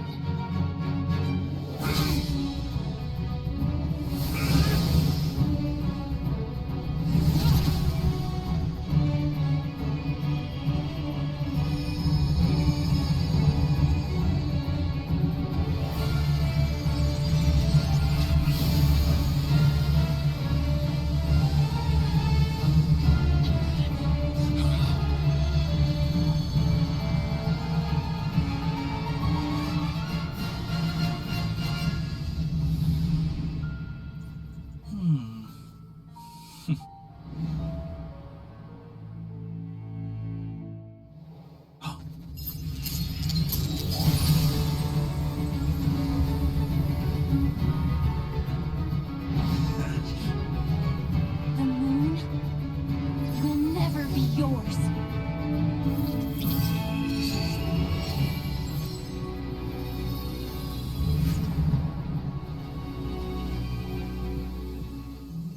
I turn my body into moonlight and pour it over Nodcry. My soul, I leave here to inform my future friends. Lastly, I will hide the Trilune Authority within the Frost Moon. And when my body, soul, and authority are reunited, finally... Columbina!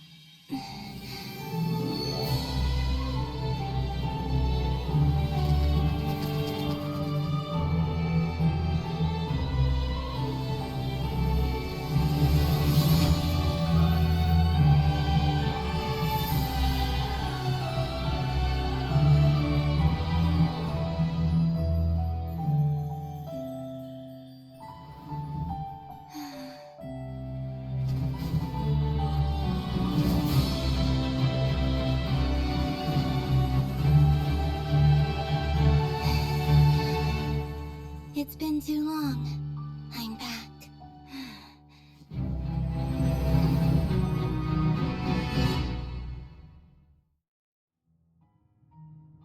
Stay focused on the battle, Traveler. What a touching reunion. Though I personally find myself repulsed by the sight of weaklings huddled together for war. Now, quite finished patting yourselves on the back. Show me how long you can struggle before you drown. Watch out, Columbina! He can manipulate space itself! I know. Wait for the right moment. We'll strike together. Moon's remnant.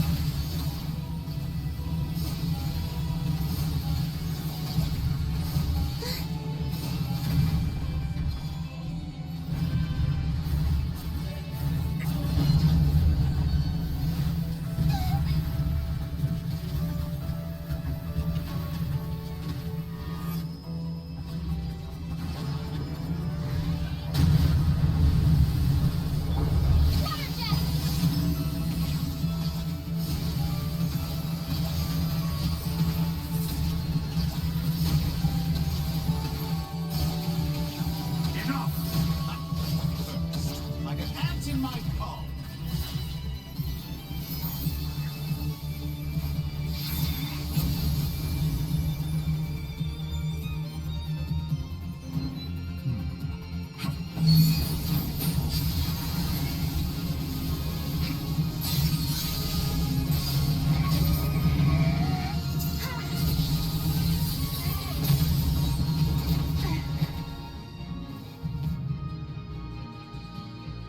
I grant you the new moon's blessing.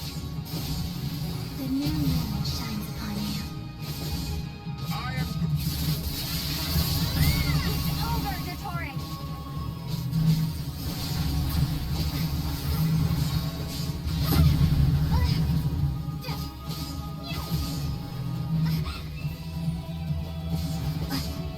No longer must the world help. Time to pay for your heinous crimes!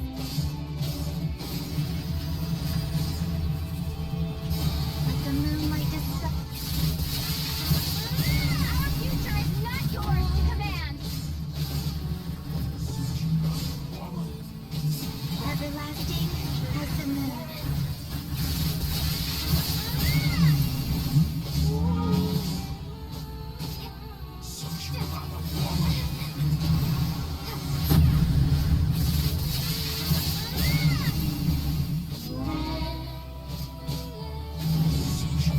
Wallow in this rotten, decaying world!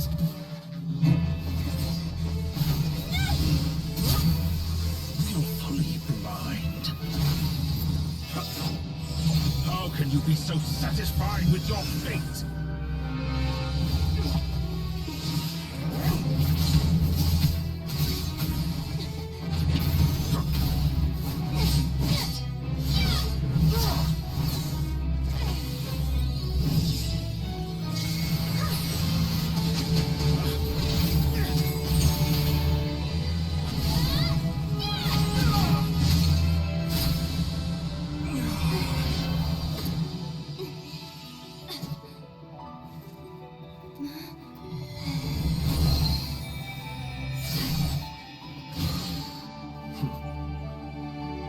This battle was never about fate. It's about friends, family, and the home you stole from them. So dull. Only the weak rely on each other for comfort. You shall see. Once I transcend fate, you will be nothing but fodder for my grand experiment! That will never happen.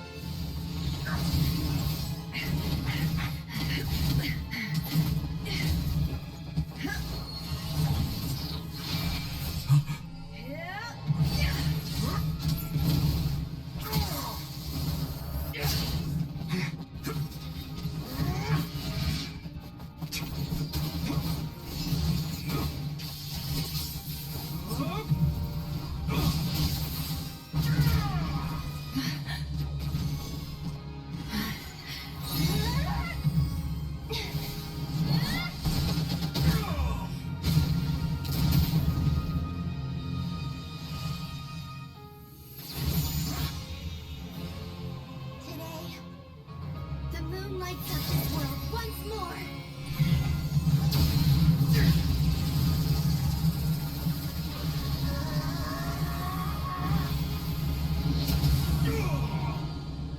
This loathsome world.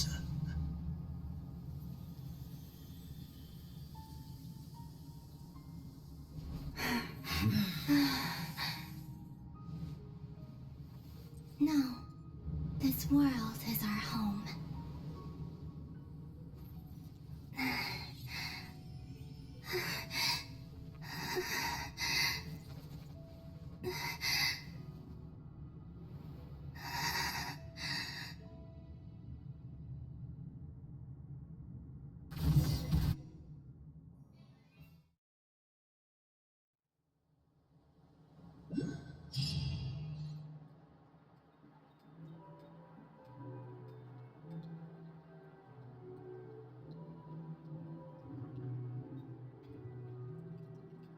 No, you're doing it wrong. The moon looks like this now. Hmm? What are you trying, children? The new moon, Mom! It looks different than before, doesn't it? Also... Can I go buy a sugar sculpture today? Please? Just one? All right. I suppose today is a special day after all. Almost like a festival. Extra, extra! Get the latest Nasha Express here! Post-disaster report! Nasha Town reborn beneath a new moon! The voyage begins today! The future looks bright thanks to the League. Want a copy? I knew things would be different. But I didn't think that would include the moon. They say a new moon goddess has been born. A new moon goddess? Who's saying that? The Frost Moon Scions? I guess so. I'm not too clued up on the details. As far as I'm concerned, the moon's still in the sky and it's business as usual. Hey, since we've come all this way, shall we grab ourselves a free meal while we're here? Are you a convert now? Or are you just here for the free lunch? Oh, come on. What does it matter? After everything we've all just been through? That smells good. All right, that's it. I'm hungry. Time to eat. Come on! We gotta get there early, or there won't be any good spots left! Shh, keep it down. This is a residential area. What if people are still sleeping?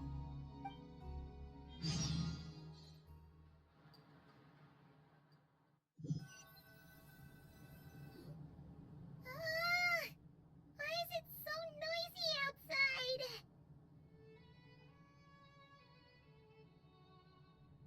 It's okay. Paimon was pretty much awake anyway. It's been so long since we last had a chance to relax, huh? Feels like time is moving slower than usual. What about you? Did you rest well? Still winding down from everything that's happened? Or are you wondering how our friends are doing? Or is it about what Dotori said to you? Okay, if you say so. But don't push yourself, alright? Let Paimon know if you need to talk. What we just went through was a lot. It's totally normal if you need some time to get back in your groove. Luanatar disappeared after Columbina came back. Apparently, she was part of Columbina's soul or something. Still, Paimon kind of misses Luanatar somehow. Anyway, you did great. So did Paimon. We all worked our butts off to contain this disaster, and in the end, we made it. So, chin up, Traveler. You should be proud of yourself. Hey, don't poke fun. You should be glad that Paimon's growing as a person. Paimon didn't think you'd mention it. You have no idea how anxious Paimon was. She was worried sick about you. Well, if you really want to show Paimon you're sorry, you're gonna need to make it up to her. You better be ready to splash out on a lavish meal.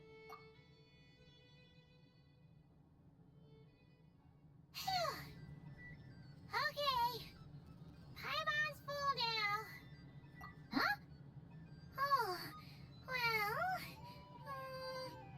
Hey there, Traveler and Paimon! Good morning! Morning, Yehoda! Here for some breakfast? Oh, I've already eaten. Just need some water.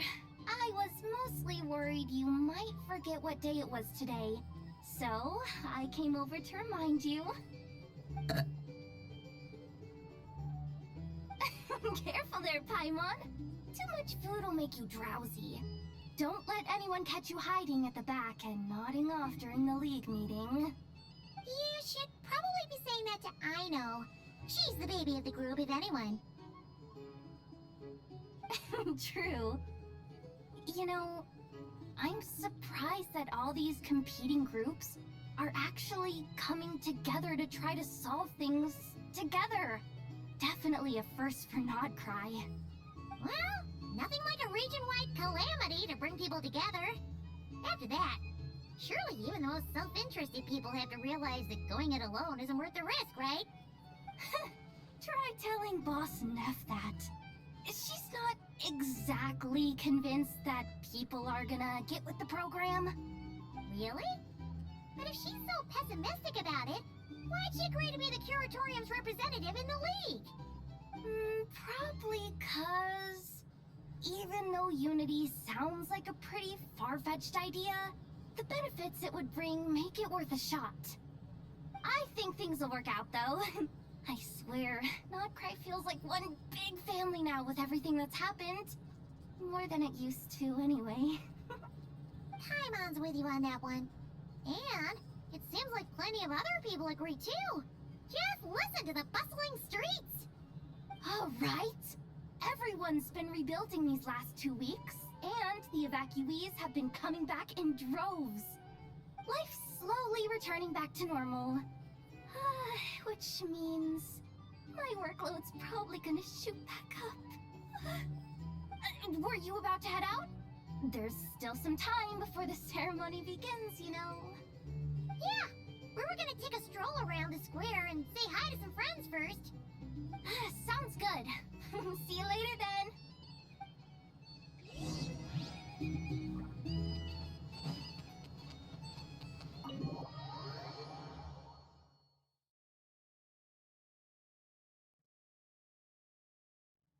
Please accept today's boon.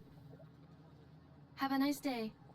Are Paimon's eyes deceiving her? Or is that Inefa handing out food for the Frostmoon Scions? Hello there. Would you like a feast of the moon along with some snacks of the day? So, what's new, Inefa? It was only a few days ago when we last saw you, but it looks like you've joined the Frostmoon Scions in that time. And I know too? What are you talking about, Paimon? We're just here to help, duh. In the wake of the disaster, it's all hands on deck. We responded to Lamo's request for support. At times like these, the smallest good deed can inspire others and help them through the hard days ahead. And we're using eggs and heating tubes to make that a reality, in true Kankake Crab Shop style!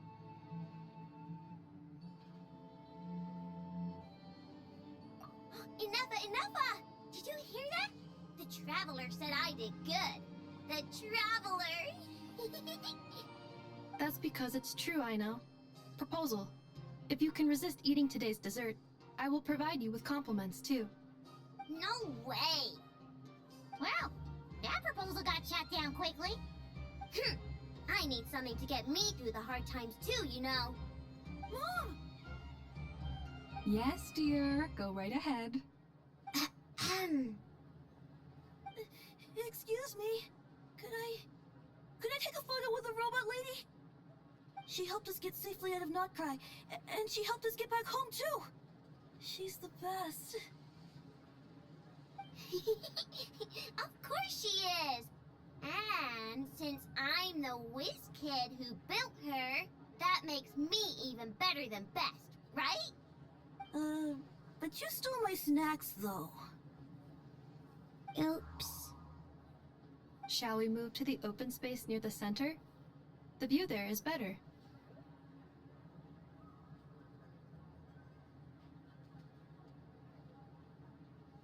Thank you!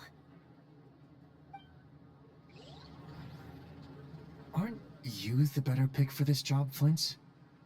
You underestimate yourself yet again, Master Ilua. Not at all. I rarely come by Nasha Town. I don't know any of the big shots here. All in good time. Socializing is a step-by-step journey. But you're much further ahead on that road, aren't you? You're not seeing the full picture. You know the truth now. My friends do not understand my habits. There is no question about it. The Lightkeepers need a representative in the League. Someone who is upright, cares about other people, and can realize their self-worth through group action. You say it like you wouldn't make the cut. I am most flattered that you think I would. Sigh a little less, Master Ilua, and have more faith in yourself. All the Lightkeepers agree that you're a very promising young man. That is precisely why Starshina Nikita felt safe delegating such important work to you. I'm sure we all also agree that we would sooner die of dehydration than manage to wrangle anything out of you in a discussion. My apologies. I am not in the habit of bringing water with me when I go out. Whatever. I'll take the job. By the way, who else is part of this? Oh, it's quite the who's who of Nodcry. There's the Moon Chanter of the Frostmoon Scions, the boss of the Curatorium of Secrets, a representative of the Voynich Guild, and even someone from the adorable Kromkake craft shop. I'm sure you will find speaking with them to be a genuine pleasure. If you say so. I've never done this work before, so I'm honestly a little scared of making mistakes. But I'll do it. Not only is it our duty as Lightkeepers, but because I want to make Nodcry a more welcoming place. An admirable attitude to take. The beacons are lit, Itlua. We're but one step away from breaking through the blizzard. We have the chance to band together and build our shared homeland into an Elysium. This is unprecedented for Nodcry. An opportunity not to be missed. Yeah. You're right. I'll do my best. Quite a few familiar faces have arrived. Let's go, shall we?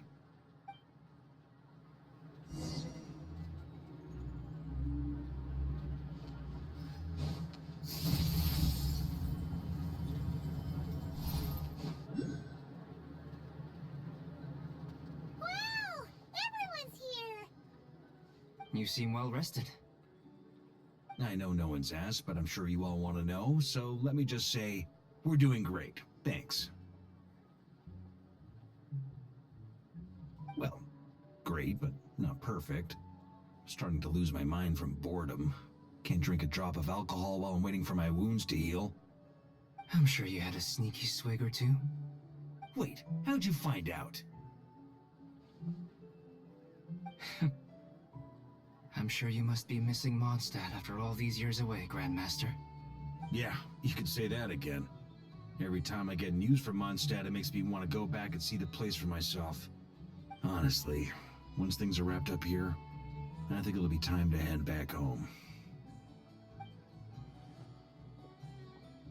Hey, looks like someone's taking the stage.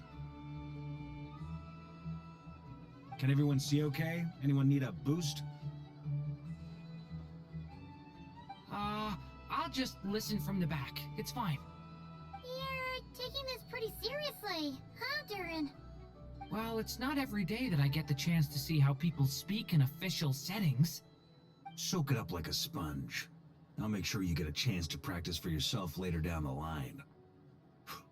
Actually, I know just the thing.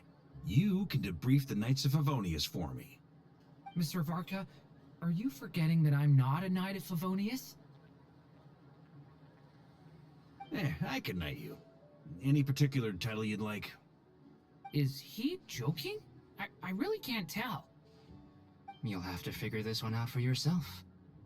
It'll be a good learning experience. It is my honor to host the opening ceremony for the League, and to have this opportunity to speak to you all in my capacity as Voynich Guild representative. Could this person also have been pushed onto the big stage by the real big shots? Guess I'm not the only one then. We come here today, having weathered the trials and hardships of yesterday, and having learned from them the importance of unity and cooperation. All right, here we go. Uh-oh, looks like Aino's off in Dreamland already. Wait, Boss is looking kinda drowsy too. What's up with her? Come on, get this speech over with already. Nodcry is our home, the land we rely on for survival. And as we chart a course for the future, may we persevere through the storms ahead as we sail towards a new era of prosperity, freedom, and hope.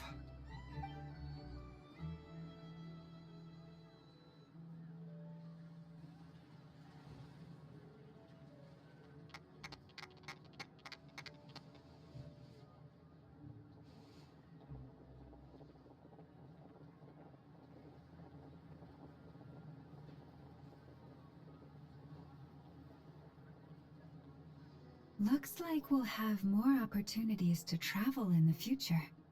I'm sure you'll cope, Lady Moonchanter, given how fleet of foot you are. Unfortunately, I suspect I'll be too busy at the Curatorium to act as your host. We have a busy schedule, not to mention an international network of contacts to manage. It'll be all right. I'll just check your schedule with Yehoda well in advance. And if she's not available, I can simply ask Ashru. You... So giving my employees extra workload isn't enough for you? You're really going to drag my cat into this too? I thought you'd approve. Aren't you forever increasing your employees' workloads? That's a bold statement. Are all the Frostmoon Scions feeling more audacious now that your moon goddess has returned? Columbina's return has brought joy to all who care about her. That includes both you and me. As for the Frostmoon Scions, we are learning how to thrive independently, without relying on the moon goddess. It is up to us to make our home a more livable place. Joining the League is one of the steps we are trying towards that end. I like the word try. It's nice and non-committal. You can opt out at any time and still say you tried. You don't see a bright future for the Frostmoon Scions? Or did you mean the League? I'm just not as optimistic as you.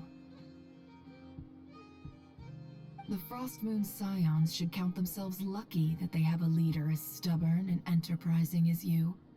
But Nodcry's a big place, with all kinds of people. Most of them don't enjoy answering to a leader, or even listening to reason. Well, that's where you and your methods come in. Unless the Curatorium of Secrets is only here for appearances. For now, yes. And that won't change until this venture becomes worth my while. What would make it worth your while? Getting out more than I put in. Right now, I'd barely break even, but I'll grant that it's a good start for Nodcry. Then maybe it's worth a try. All right, you can stop now. Or do I have to join the Frostmoon Scions before you'll get off my back? You'd be very welcome to join us. Hey, you two! Congrats on all your hard work! What are you chatting about? Nefer was trying to dissuade me from adding to her employees' workload. Also, she's considering joining the Frostmoon Scions. Sorry, what? Your conversations are always the most interesting. Would you two care to join me for some tea before heading to your next destination?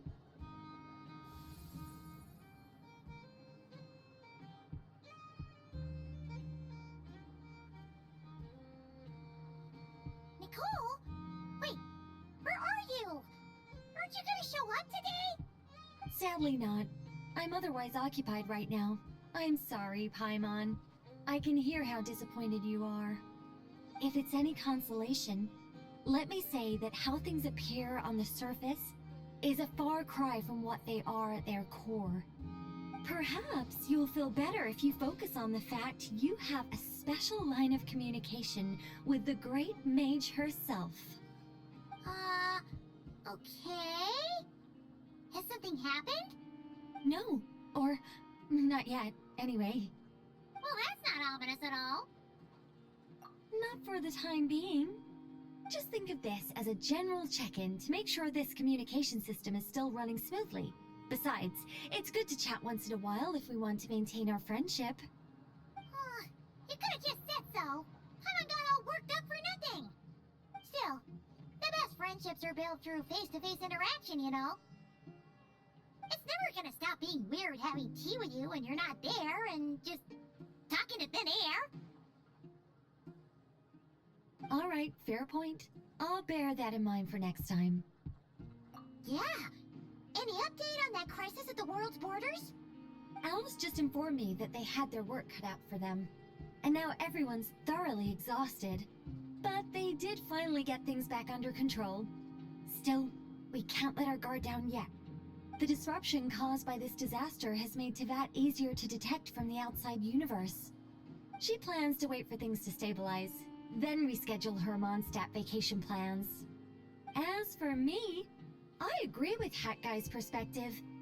This is a time when many new variables are emerging, and the situation is changing constantly. Plus, most of this change is for the worse.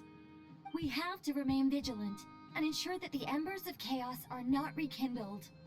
I did notice that the energy in Nodcry changed somewhat after the War of Funerary Flame, but since it was still aligned with the Light Realm, I never gave it a second thought. It looks like I'll have to examine the connections between phenomena I observe more closely in the future. Just doing my duty. It's more or less second nature by now. Of course. To give you the full picture, I'd have to start with the substance from which angels were formed. Never mind. Paimon's right. Showing off my knowledge would be much more satisfying in person.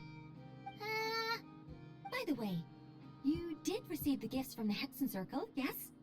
I'm not trying to claim credit or anything, but my pride demands that I at least mention it. They're quite similar to the protective talisman that Alice gave Dory, but with some very special enhancements. Oh! So that's what kept our friends safe when Dotori trapped them. Indeed. We went to great lengths to make sure they were invisible to his eyes. I'm so happy they came in handy. Still, not fishing for gratitude, by the way. I just want you to be aware that sometimes your friends may be protecting you in ways you cannot perceive. Anyway, I'll contact you if anything else crops up. If not, you know what they say, no news is good news. Oh, my angelic instincts are tingling. They say you should head to the docks next. Your friends are about to board their ship home.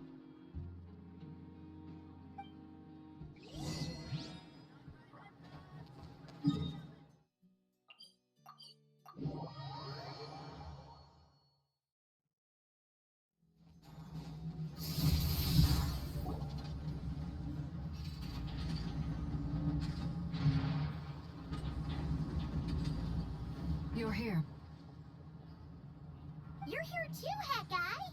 Are you heading back together? No. I'm bound for Sumeru, and she for Fontaine.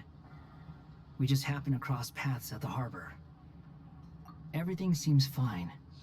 Sandrone may have an abominable temper, but she's always been very responsible with important calculations, and things entrusted to her by valued friends. You always speak as if you know us inside out, Mr. Hat Guy. Maybe I'm just a good judge of character. I certainly hope that's all there is to it. Regardless, you have been a significant help in this matter. For that, you have my gratitude. I didn't do anything special. Sandrone's the one who completed a seemingly impossible formula and turned the tide of the entire battle, even giving her life in the process. She's the one we should be thanking. Even we were unaware that Sandrone had hidden the real formula inside Polonia's body. She managed to fool Dottore into thinking the formula was running in her system by installing an identical-looking decoy within her. She probably realized that she didn't have the strength to stop Dottore. But this way, she could at least get him to lower his guard. She always worked like that. Always had a backup plan. Well, that's why I'm traveling to Fontaine. She made a request of me long ago, and the time has come to fulfill it. Think of it as her will. She said that should she ever fail in a mission, she'd like me to deliver her core and Polonia's to the Fontaine Research Institute. She also mentioned that she had made arrangements for people there to set her affairs in order. Some of her personal effects, such as her notes, were left to me. I've decided to take them back to the House of the Hearth, for safekeeping primarily, but also as mementos, I suppose. However, there is one book among them that I'd like to leave in your care. I'll have someone deliver it to your residence at the flagship at a later date. No, I was specifically warned not to tell her. This is her last wish, and I will abide by it. I can only hope so, but none of us here can know for certain. I bade farewell to Columbina earlier today. As promised, she turned the iridescent moon's marrow over to me. She spent a long time with Sandrone's body, saying her goodbyes. Oh, is she alright? Sandrone's passing has left a great wound in all of our hearts. It will take time to heal, but Columbina surprised me. She offered me some words of comfort before I departed. Despite being grief-stricken herself, she showed an awareness of the feelings of others around her. She never used to act like this. Clearly, she has grown. And I suspect that we have you to thank for much of the change we are seeing in her. Huh. After these recent events, the Tsaritsa has revoked the Pale Star Edict. Snezhnaya now realizes that the arrest warrant for Columbina was just a ploy by Dottore, who coveted her powers. I shall return to Nodcry to see her as soon as I find the time. I hope that from now on, she too will explore more of the world. Columbina Hyposelenia's journey is only beginning. My ship is here. Traveler, Paimon, we shall meet again. You too, Hat Guy. What are you still bumming around for? Isn't Columbina waiting for you? I thought today was the day you'd agree with her to go find out the truth about your sibling. You're afraid you won't like the truth when you see it. Well, this is new. I was starting to think that nothing could scare you. Don't say that! Wouldn't you be if you were in this situation? Fair point. But I'd say I have more experience facing up to unpleasant truths than the Traveler. They say blood's thicker than water. I know how much you need your family back. More than you need any of your friends. And I'm sure that all your real friends understand that too. No matter what the truth turns out to be, they will stick by you and support you, whatever decision you make. Finding the truth is important. But more important still is what you choose to do once you've found it. At least, that's the life lesson I've learned from my experience. Grappling with the truth. What? Now that Dottore's dead and gone? A little, I guess. But it hasn't solved everything. Maybe I regret not getting to end his life with my own hands. Or maybe it's something else. But for whatever reason, I still feel like I have a chip on my shoulder. Either way, I'm going back to Sumeru. Lesser Lord Kusanali is gonna need help dealing with all the chaos Dottore left in his wake. Not just from this incident, but everything he did in the past, too. You should continue with your journey, as you've always done. Who knows? Maybe we'll meet again someplace else. So, what should we do now? If you want to explore a bit more to steady those nerves, Paimon's game! After all, when Columbina said she knew where your ship was hidden, Paimon promised to give you two some alone time with the truth. It hasn't been all that long since we were last apart, sure, but with Columbina there, Paimon's sure things will be just dandy. Ain't no biggie. Paimon might be all about that food and fun, but she knows how to do right by people. Paimon's sure you'd prefer to digest the news about your brother in peace. But, no matter what you see, just know you can share it with Paimon. Of course, as long as it's not super private. If you can't make sense of something, let's give it some thought together. And even if we both can't figure it out, Paimon can at least treat you to a nice meal. Glad to hear it. Feel better now? Alrighty. Next up, time to meet with Columbina.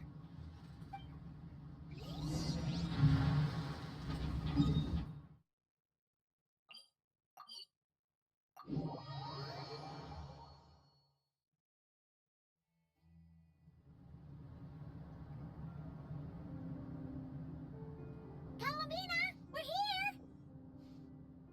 I believe we're meeting out here. We've gotten used to walking over to Silver Moon Hall whenever we go see you. Well, you're still welcome to go there whenever you want to see me. It's just, now that it's all over, I've decided to make some changes. Try and fit in with the Frost Moon Scions, like Lama suggested. The older generation are still timid around me. They don't dare get too close, and they bow their heads when I walk by. But things are much better with the children. I see more curiosity in their eyes. Hopefully, by the time the next Moon Prayer Night comes around, I can enjoy the festival with them as myself, without having to pretend that I'm only dressed up as the Moon Goddess. You'll do fine, Columbina. Paimon's sure they'll realize you're super nice once they get to know you better. You really think so? When we first met, you thought I was a little up in the clouds. Oh, we were just starting out then, come on! So Lama told you, huh? I'm only teasing. I know that I have you to thank for pulling me back down to solid ground. It feels good to finally stand firm on the earth where I was born. Oh, that's great!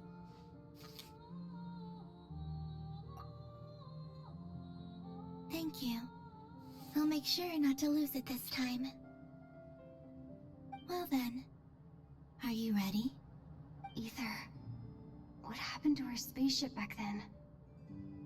Why did you leave? It's time to learn the truth at last. I'm ready as I'll ever be. Good. Then let me open the way for you.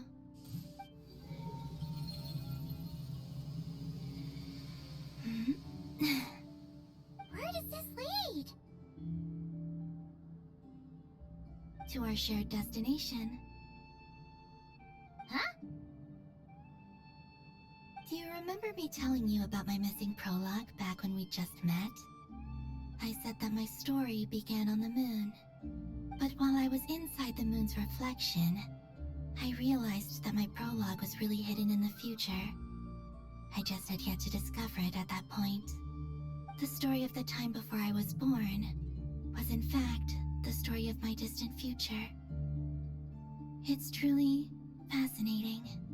But when I obtained the Trilunar Authority and returned to our present reality, I sensed something I hadn't expected. Your prologue. So you mean... Yes, your spaceship. All this time, it has been hidden on the Frost Moon, which lay beyond the sky. The great ruler of the firmament. The heavenly principles. Wait, them? Why would they do that? I don't know.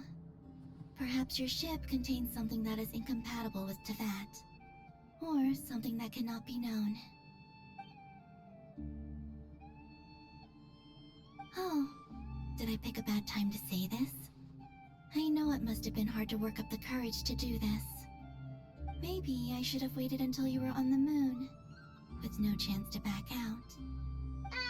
That would've been kinda mean, you know.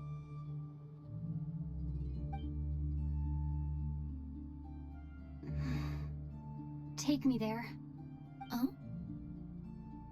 Whatever is hiding in that ship, it belongs to me and Ether. Those memories belong to us. No one else has the right to decide whether I should or shouldn't know about it. Not even the heavenly principles. Very well. Then let's go. You two take care, alright? And don't forget to come back soon! Rest assured, Paimon. We will. Traveler, after you. Thinking about the story that we'll find hidden on the moon? Yes. And hoping that it has a happy ending. Stories like that don't exist, you know? You don't believe in happy endings? I don't believe in endings.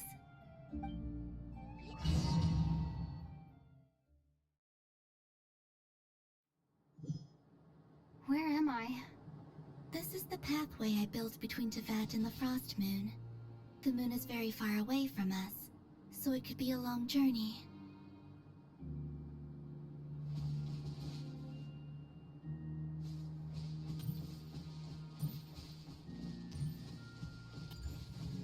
After I obtained the Trilunar Authority, I unwittingly saw past events from many of my friends' lives. One was Lauma. She was so young when they chose her to be the Moon Chanter. From then on, the Frost Moon Scions looked to her to bring messages from their goddess. But, for better or worse, I had left Hisi Island before she was ever born. It was not until much, much later that she met me. I think it's for the best. Because of the way things turned out, you had the opportunity to become friends. You're right. In that sense, I think we were both very lucky.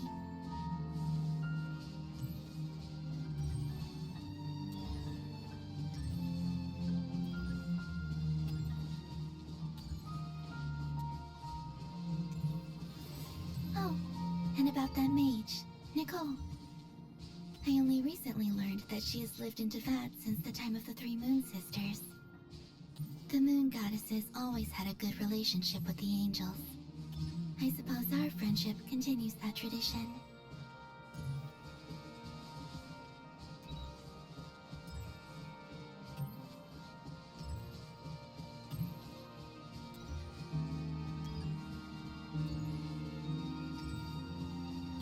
And then, there's Sandrone. I never knew that much about her, beyond the fact that she was created by someone called the Lord Artificer.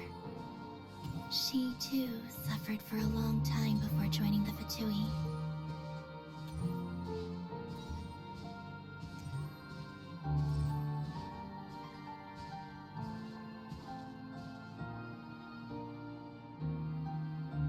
How I wish I could talk to her again. Even if only to hear her say nasty things to me.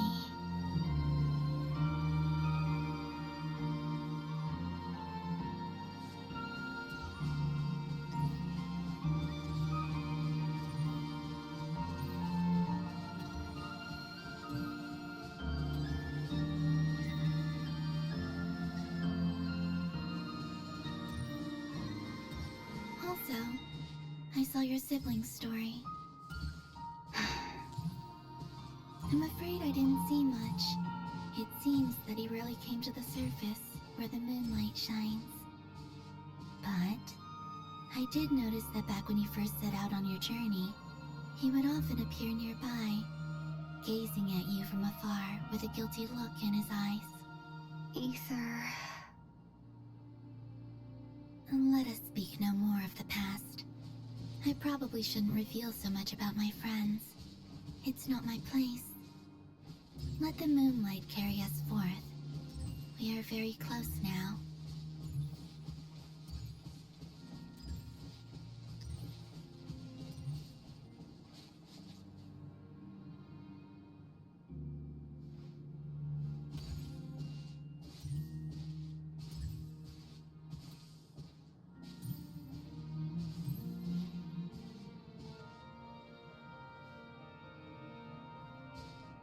After this, I'd like to bring some Kuhenki to the moon as well. If they're willing, of course. What about your other friends? Will you bring them to visit too? Certainly. But I'll need to tidy the place up first. This home hasn't received any guests in a long, long time.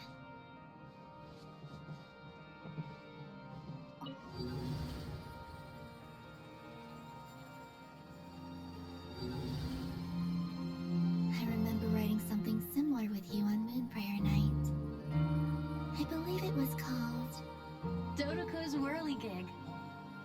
Yes, that was it. You asked me if I was afraid to return to the moon, and I said that I was. The idea that I had gained something precious, only to lose it so quickly. That frightened me. But I'm not afraid anymore. Besides, this time, we're traveling together.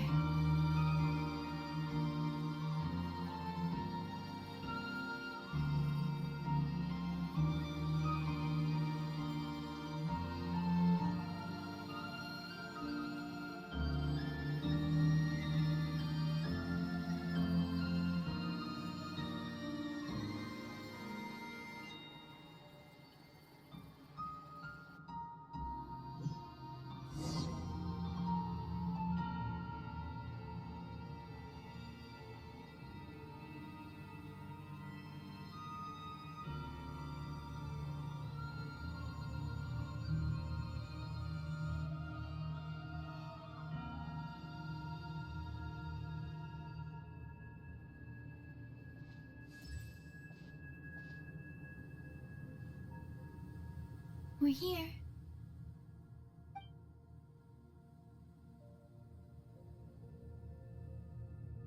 Over there.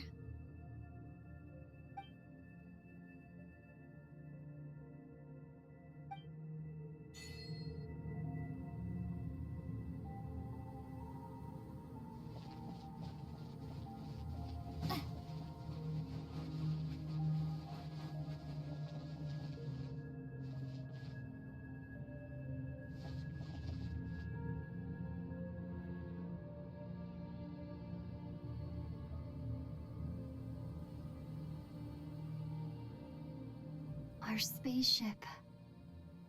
It's huge. I suppose that the moon is the only place one could hide it. It'll be alright. Huh? The way you feel in this moment, I went through it too, on Moon Prayer Night. The door was right in front of me, but I struggled to find the courage to step through. Solitude for me once meant living a life in which even I was absent. Before I met you, that was the only life I knew. But that night, solitude meant throwing away the life I had gained after meeting all of you. Columbina. Go. Retrieve the part of your life that was once lost. Trust me, you will lose nothing by doing so. Look, Tevat is right there. All of our friends are down there, waiting for us. You're right. Thanks, Columbina.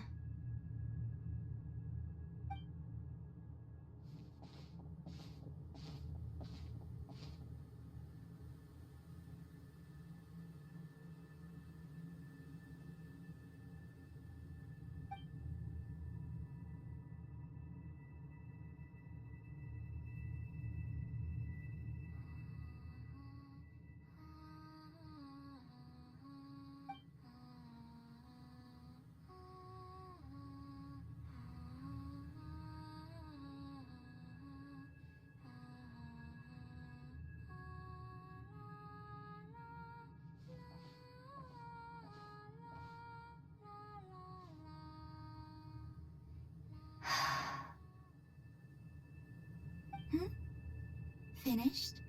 Yeah. Why did you take your eye mask off? Well, since my return, I've decided to take more opportunities to see the world with my own eyes. Besides, I've always wondered how Tevat looks from the moon. And what do you think? It's beautiful. I could spend a whole day here just gazing at it. What about you? What do you think of the truth you found? I haven't looked at another person's expression in a long time, but I think yours is saying it was neither good nor bad. Keep this up, and it won't be long before you give Nefer a run for her money. Oh, I don't think that's going to happen. I'm much more used to sensing what's going on around me with Kuvaki. I think I'll save my eyes for seeing special moments I really want to remember.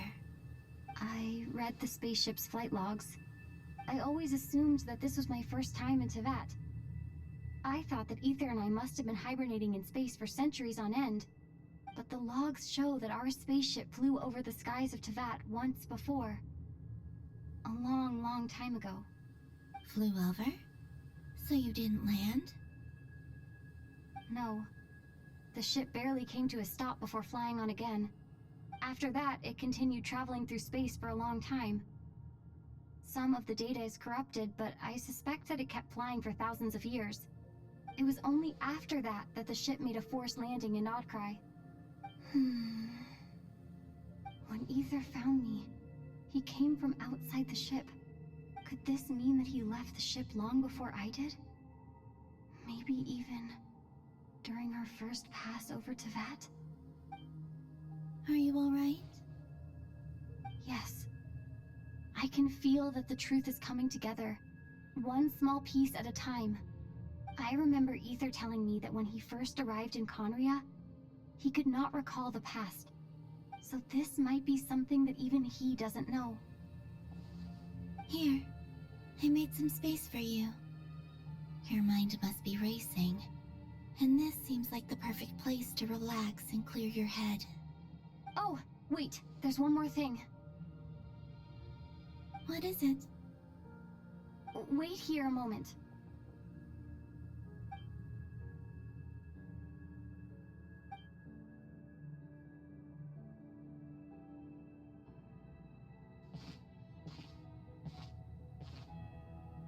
Hey, Columbina.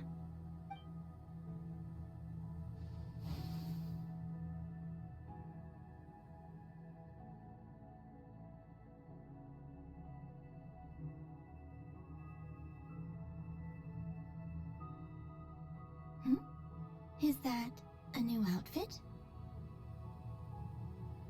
An old one, technically. It's been in a cabinet inside the ship this whole time. It's a matching pair with Ether's. He always liked this set more. Huh. I don't think there's a huge difference. Really? Yes. It's still the same you. You're the same person, no matter what clothes you wear. Only Columbina would make an observation like that. Traveler, do you consider Tevat your home? Home is wherever Ether is. But then, after all the time I've spent here and everything I've been through... Yes, I'd say it's my home. Would you change your answer if Tevat changed appearance? I mean, if the truth about Tevat turned out to be different than what you thought. I don't know. But I don't think so. The truth is not what matters most to me about Tevat.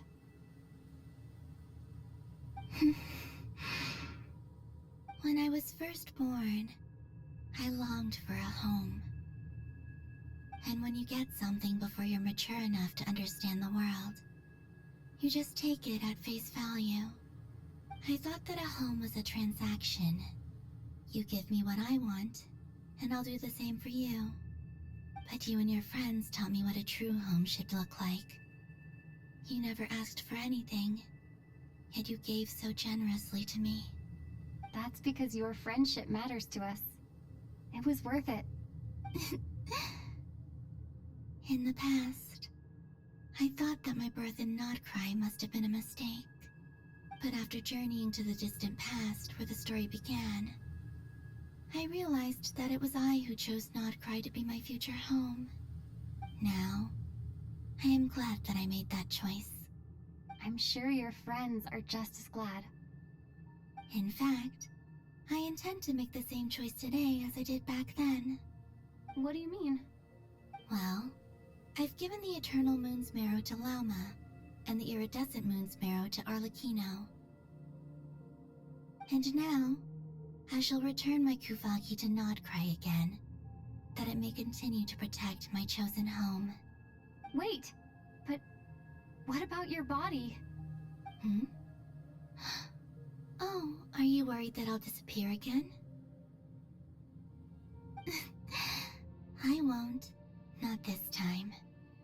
The Frost Moon has now entered the Fall Sky, and I am the Trilune Goddess. I am only returning to Nodcry the part of me that it needs. I am giving what I can, because my home is worth it. Oh, and I have something for you, too. For me? Yes. Come closer.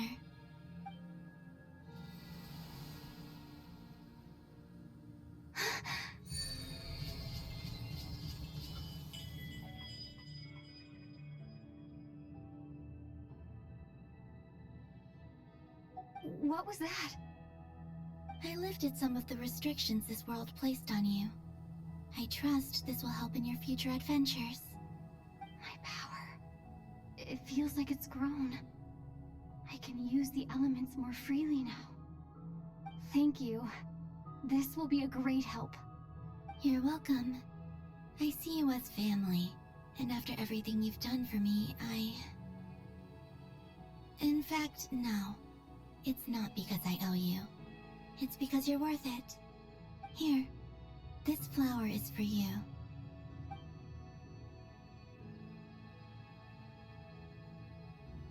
Hmm? Isn't this a moon prayer blossom? Yes. Don't worry. You will never see these flowers lose their color again. I'm finally discovering the joy of giving. How I wish I'd learned this sooner. Hey, better late than never. What are you thinking about now? Why don't you take a guess? You get... one shot. I don't think I'll get it in one guess. But I'm sure it's a happy thought. That's kind of a sneaky answer. I can't say you got it wrong. Down into that, the moon seems so far away. I felt it might always lie beyond my reach. But on the moon, everything feels so close by. The haze that once enshrouded the skies has finally been dispersed. I feel like a traveler on a winter's night, starting a new chapter in my tale by the warmth of a bonfire. I don't have a lot of luggage, but I do have a lot of hope for the future. Well, what's next? Next?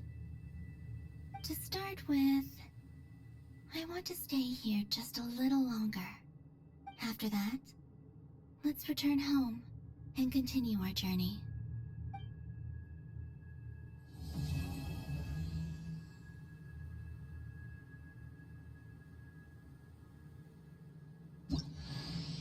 These clothes bring back so many memories.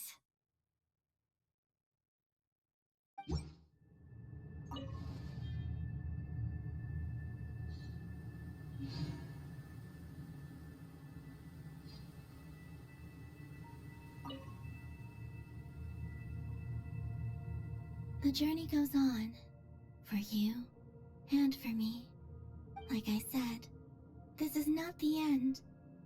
I don't believe there has to be an ending. Oh, is that your next destination? Most people would probably tell you to pack some warm clothes. But I experience things differently than most people, so I can't know how cold it is. In fact, it is home to quite a wondrous heat source.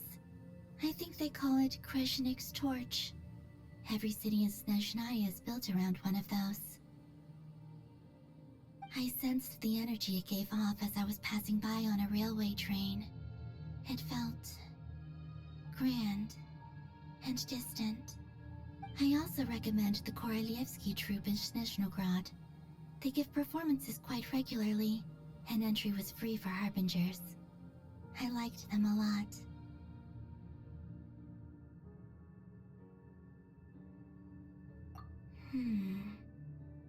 Ice cold and sharp.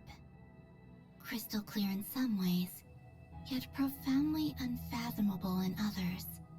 Like the thick layer of ice on top of a frozen lake.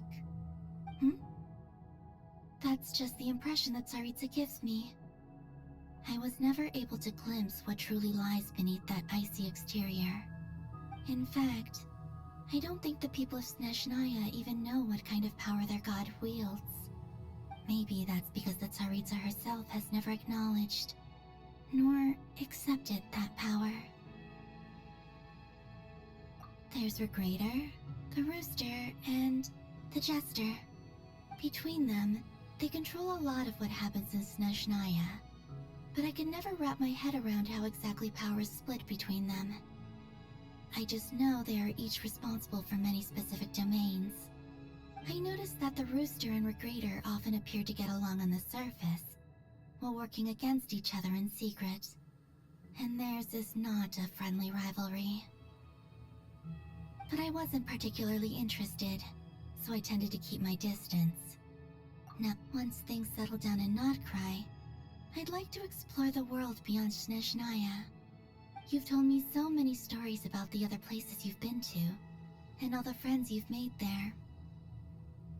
I'm curious to visit those nations and see them for myself. It would also help me learn more about the journey that has made you into the person you are today. Okay. As you continue on your journey, don't forget to gaze up at the moon once in a while. It is, after all, no longer an illusion. It shall cast down its true moonlight, connecting us in truth.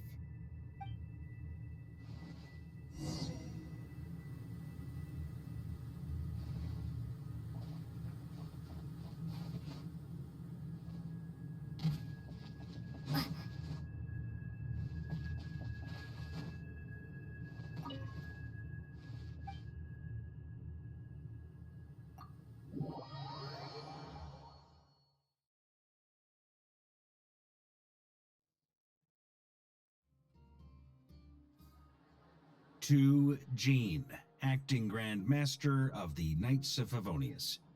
This preamble is such a pain to write. It's probably high time we got rid of this acting business. I trust that Dern has updated you all on recent events. Hope we didn't worry you too much. The good news is, we managed to come together and put a stop to the Doctor's evil schemes. With that, I think it's safe to say that Notcry is finally out of the woods. As for the Fatui, not counting the Damselette, aka the Moon Goddess, who has left their organization, we found ourselves allied in this instance with both the Knave and Marionette. May she rest in peace. As ever, we find ourselves better off for making friends rather than enemies. But until we can ascertain the Tsaritsa's true intentions, the future remains uncertain. In a short while... Wait... How am I meant to surprise everyone if I tell them in the letter that I'm heading home? Well, that would be a huge waste. Okay, got it. I will begin sending the expeditionary team back home in waves. I'm sure they'll be able to answer any questions you still have. I hope they won't gloss over the details of my many heroic deeds. But if they do, I'm sure it'll be because they're just too exhausted from the long journey. I think of Mondstadt daily. Please give everyone my best regards. P.S. The honorary knight went above and beyond this time. Are there any other honors we can give her? I'll leave it with you. P.P.S. Please be extra nice to Klee for the foreseeable future. I cashed in on the last favor that the Hexen Circle owed us, so we need to earn some more goodwill. If there's any serious problems, feel free to stick me in solitary confinement when I get back. I'll do the time for her. Whew. And that, as they say, is all she wrote. End of an era. And with the moon shining down brighter than ever, I think everyone is going to sleep well tonight.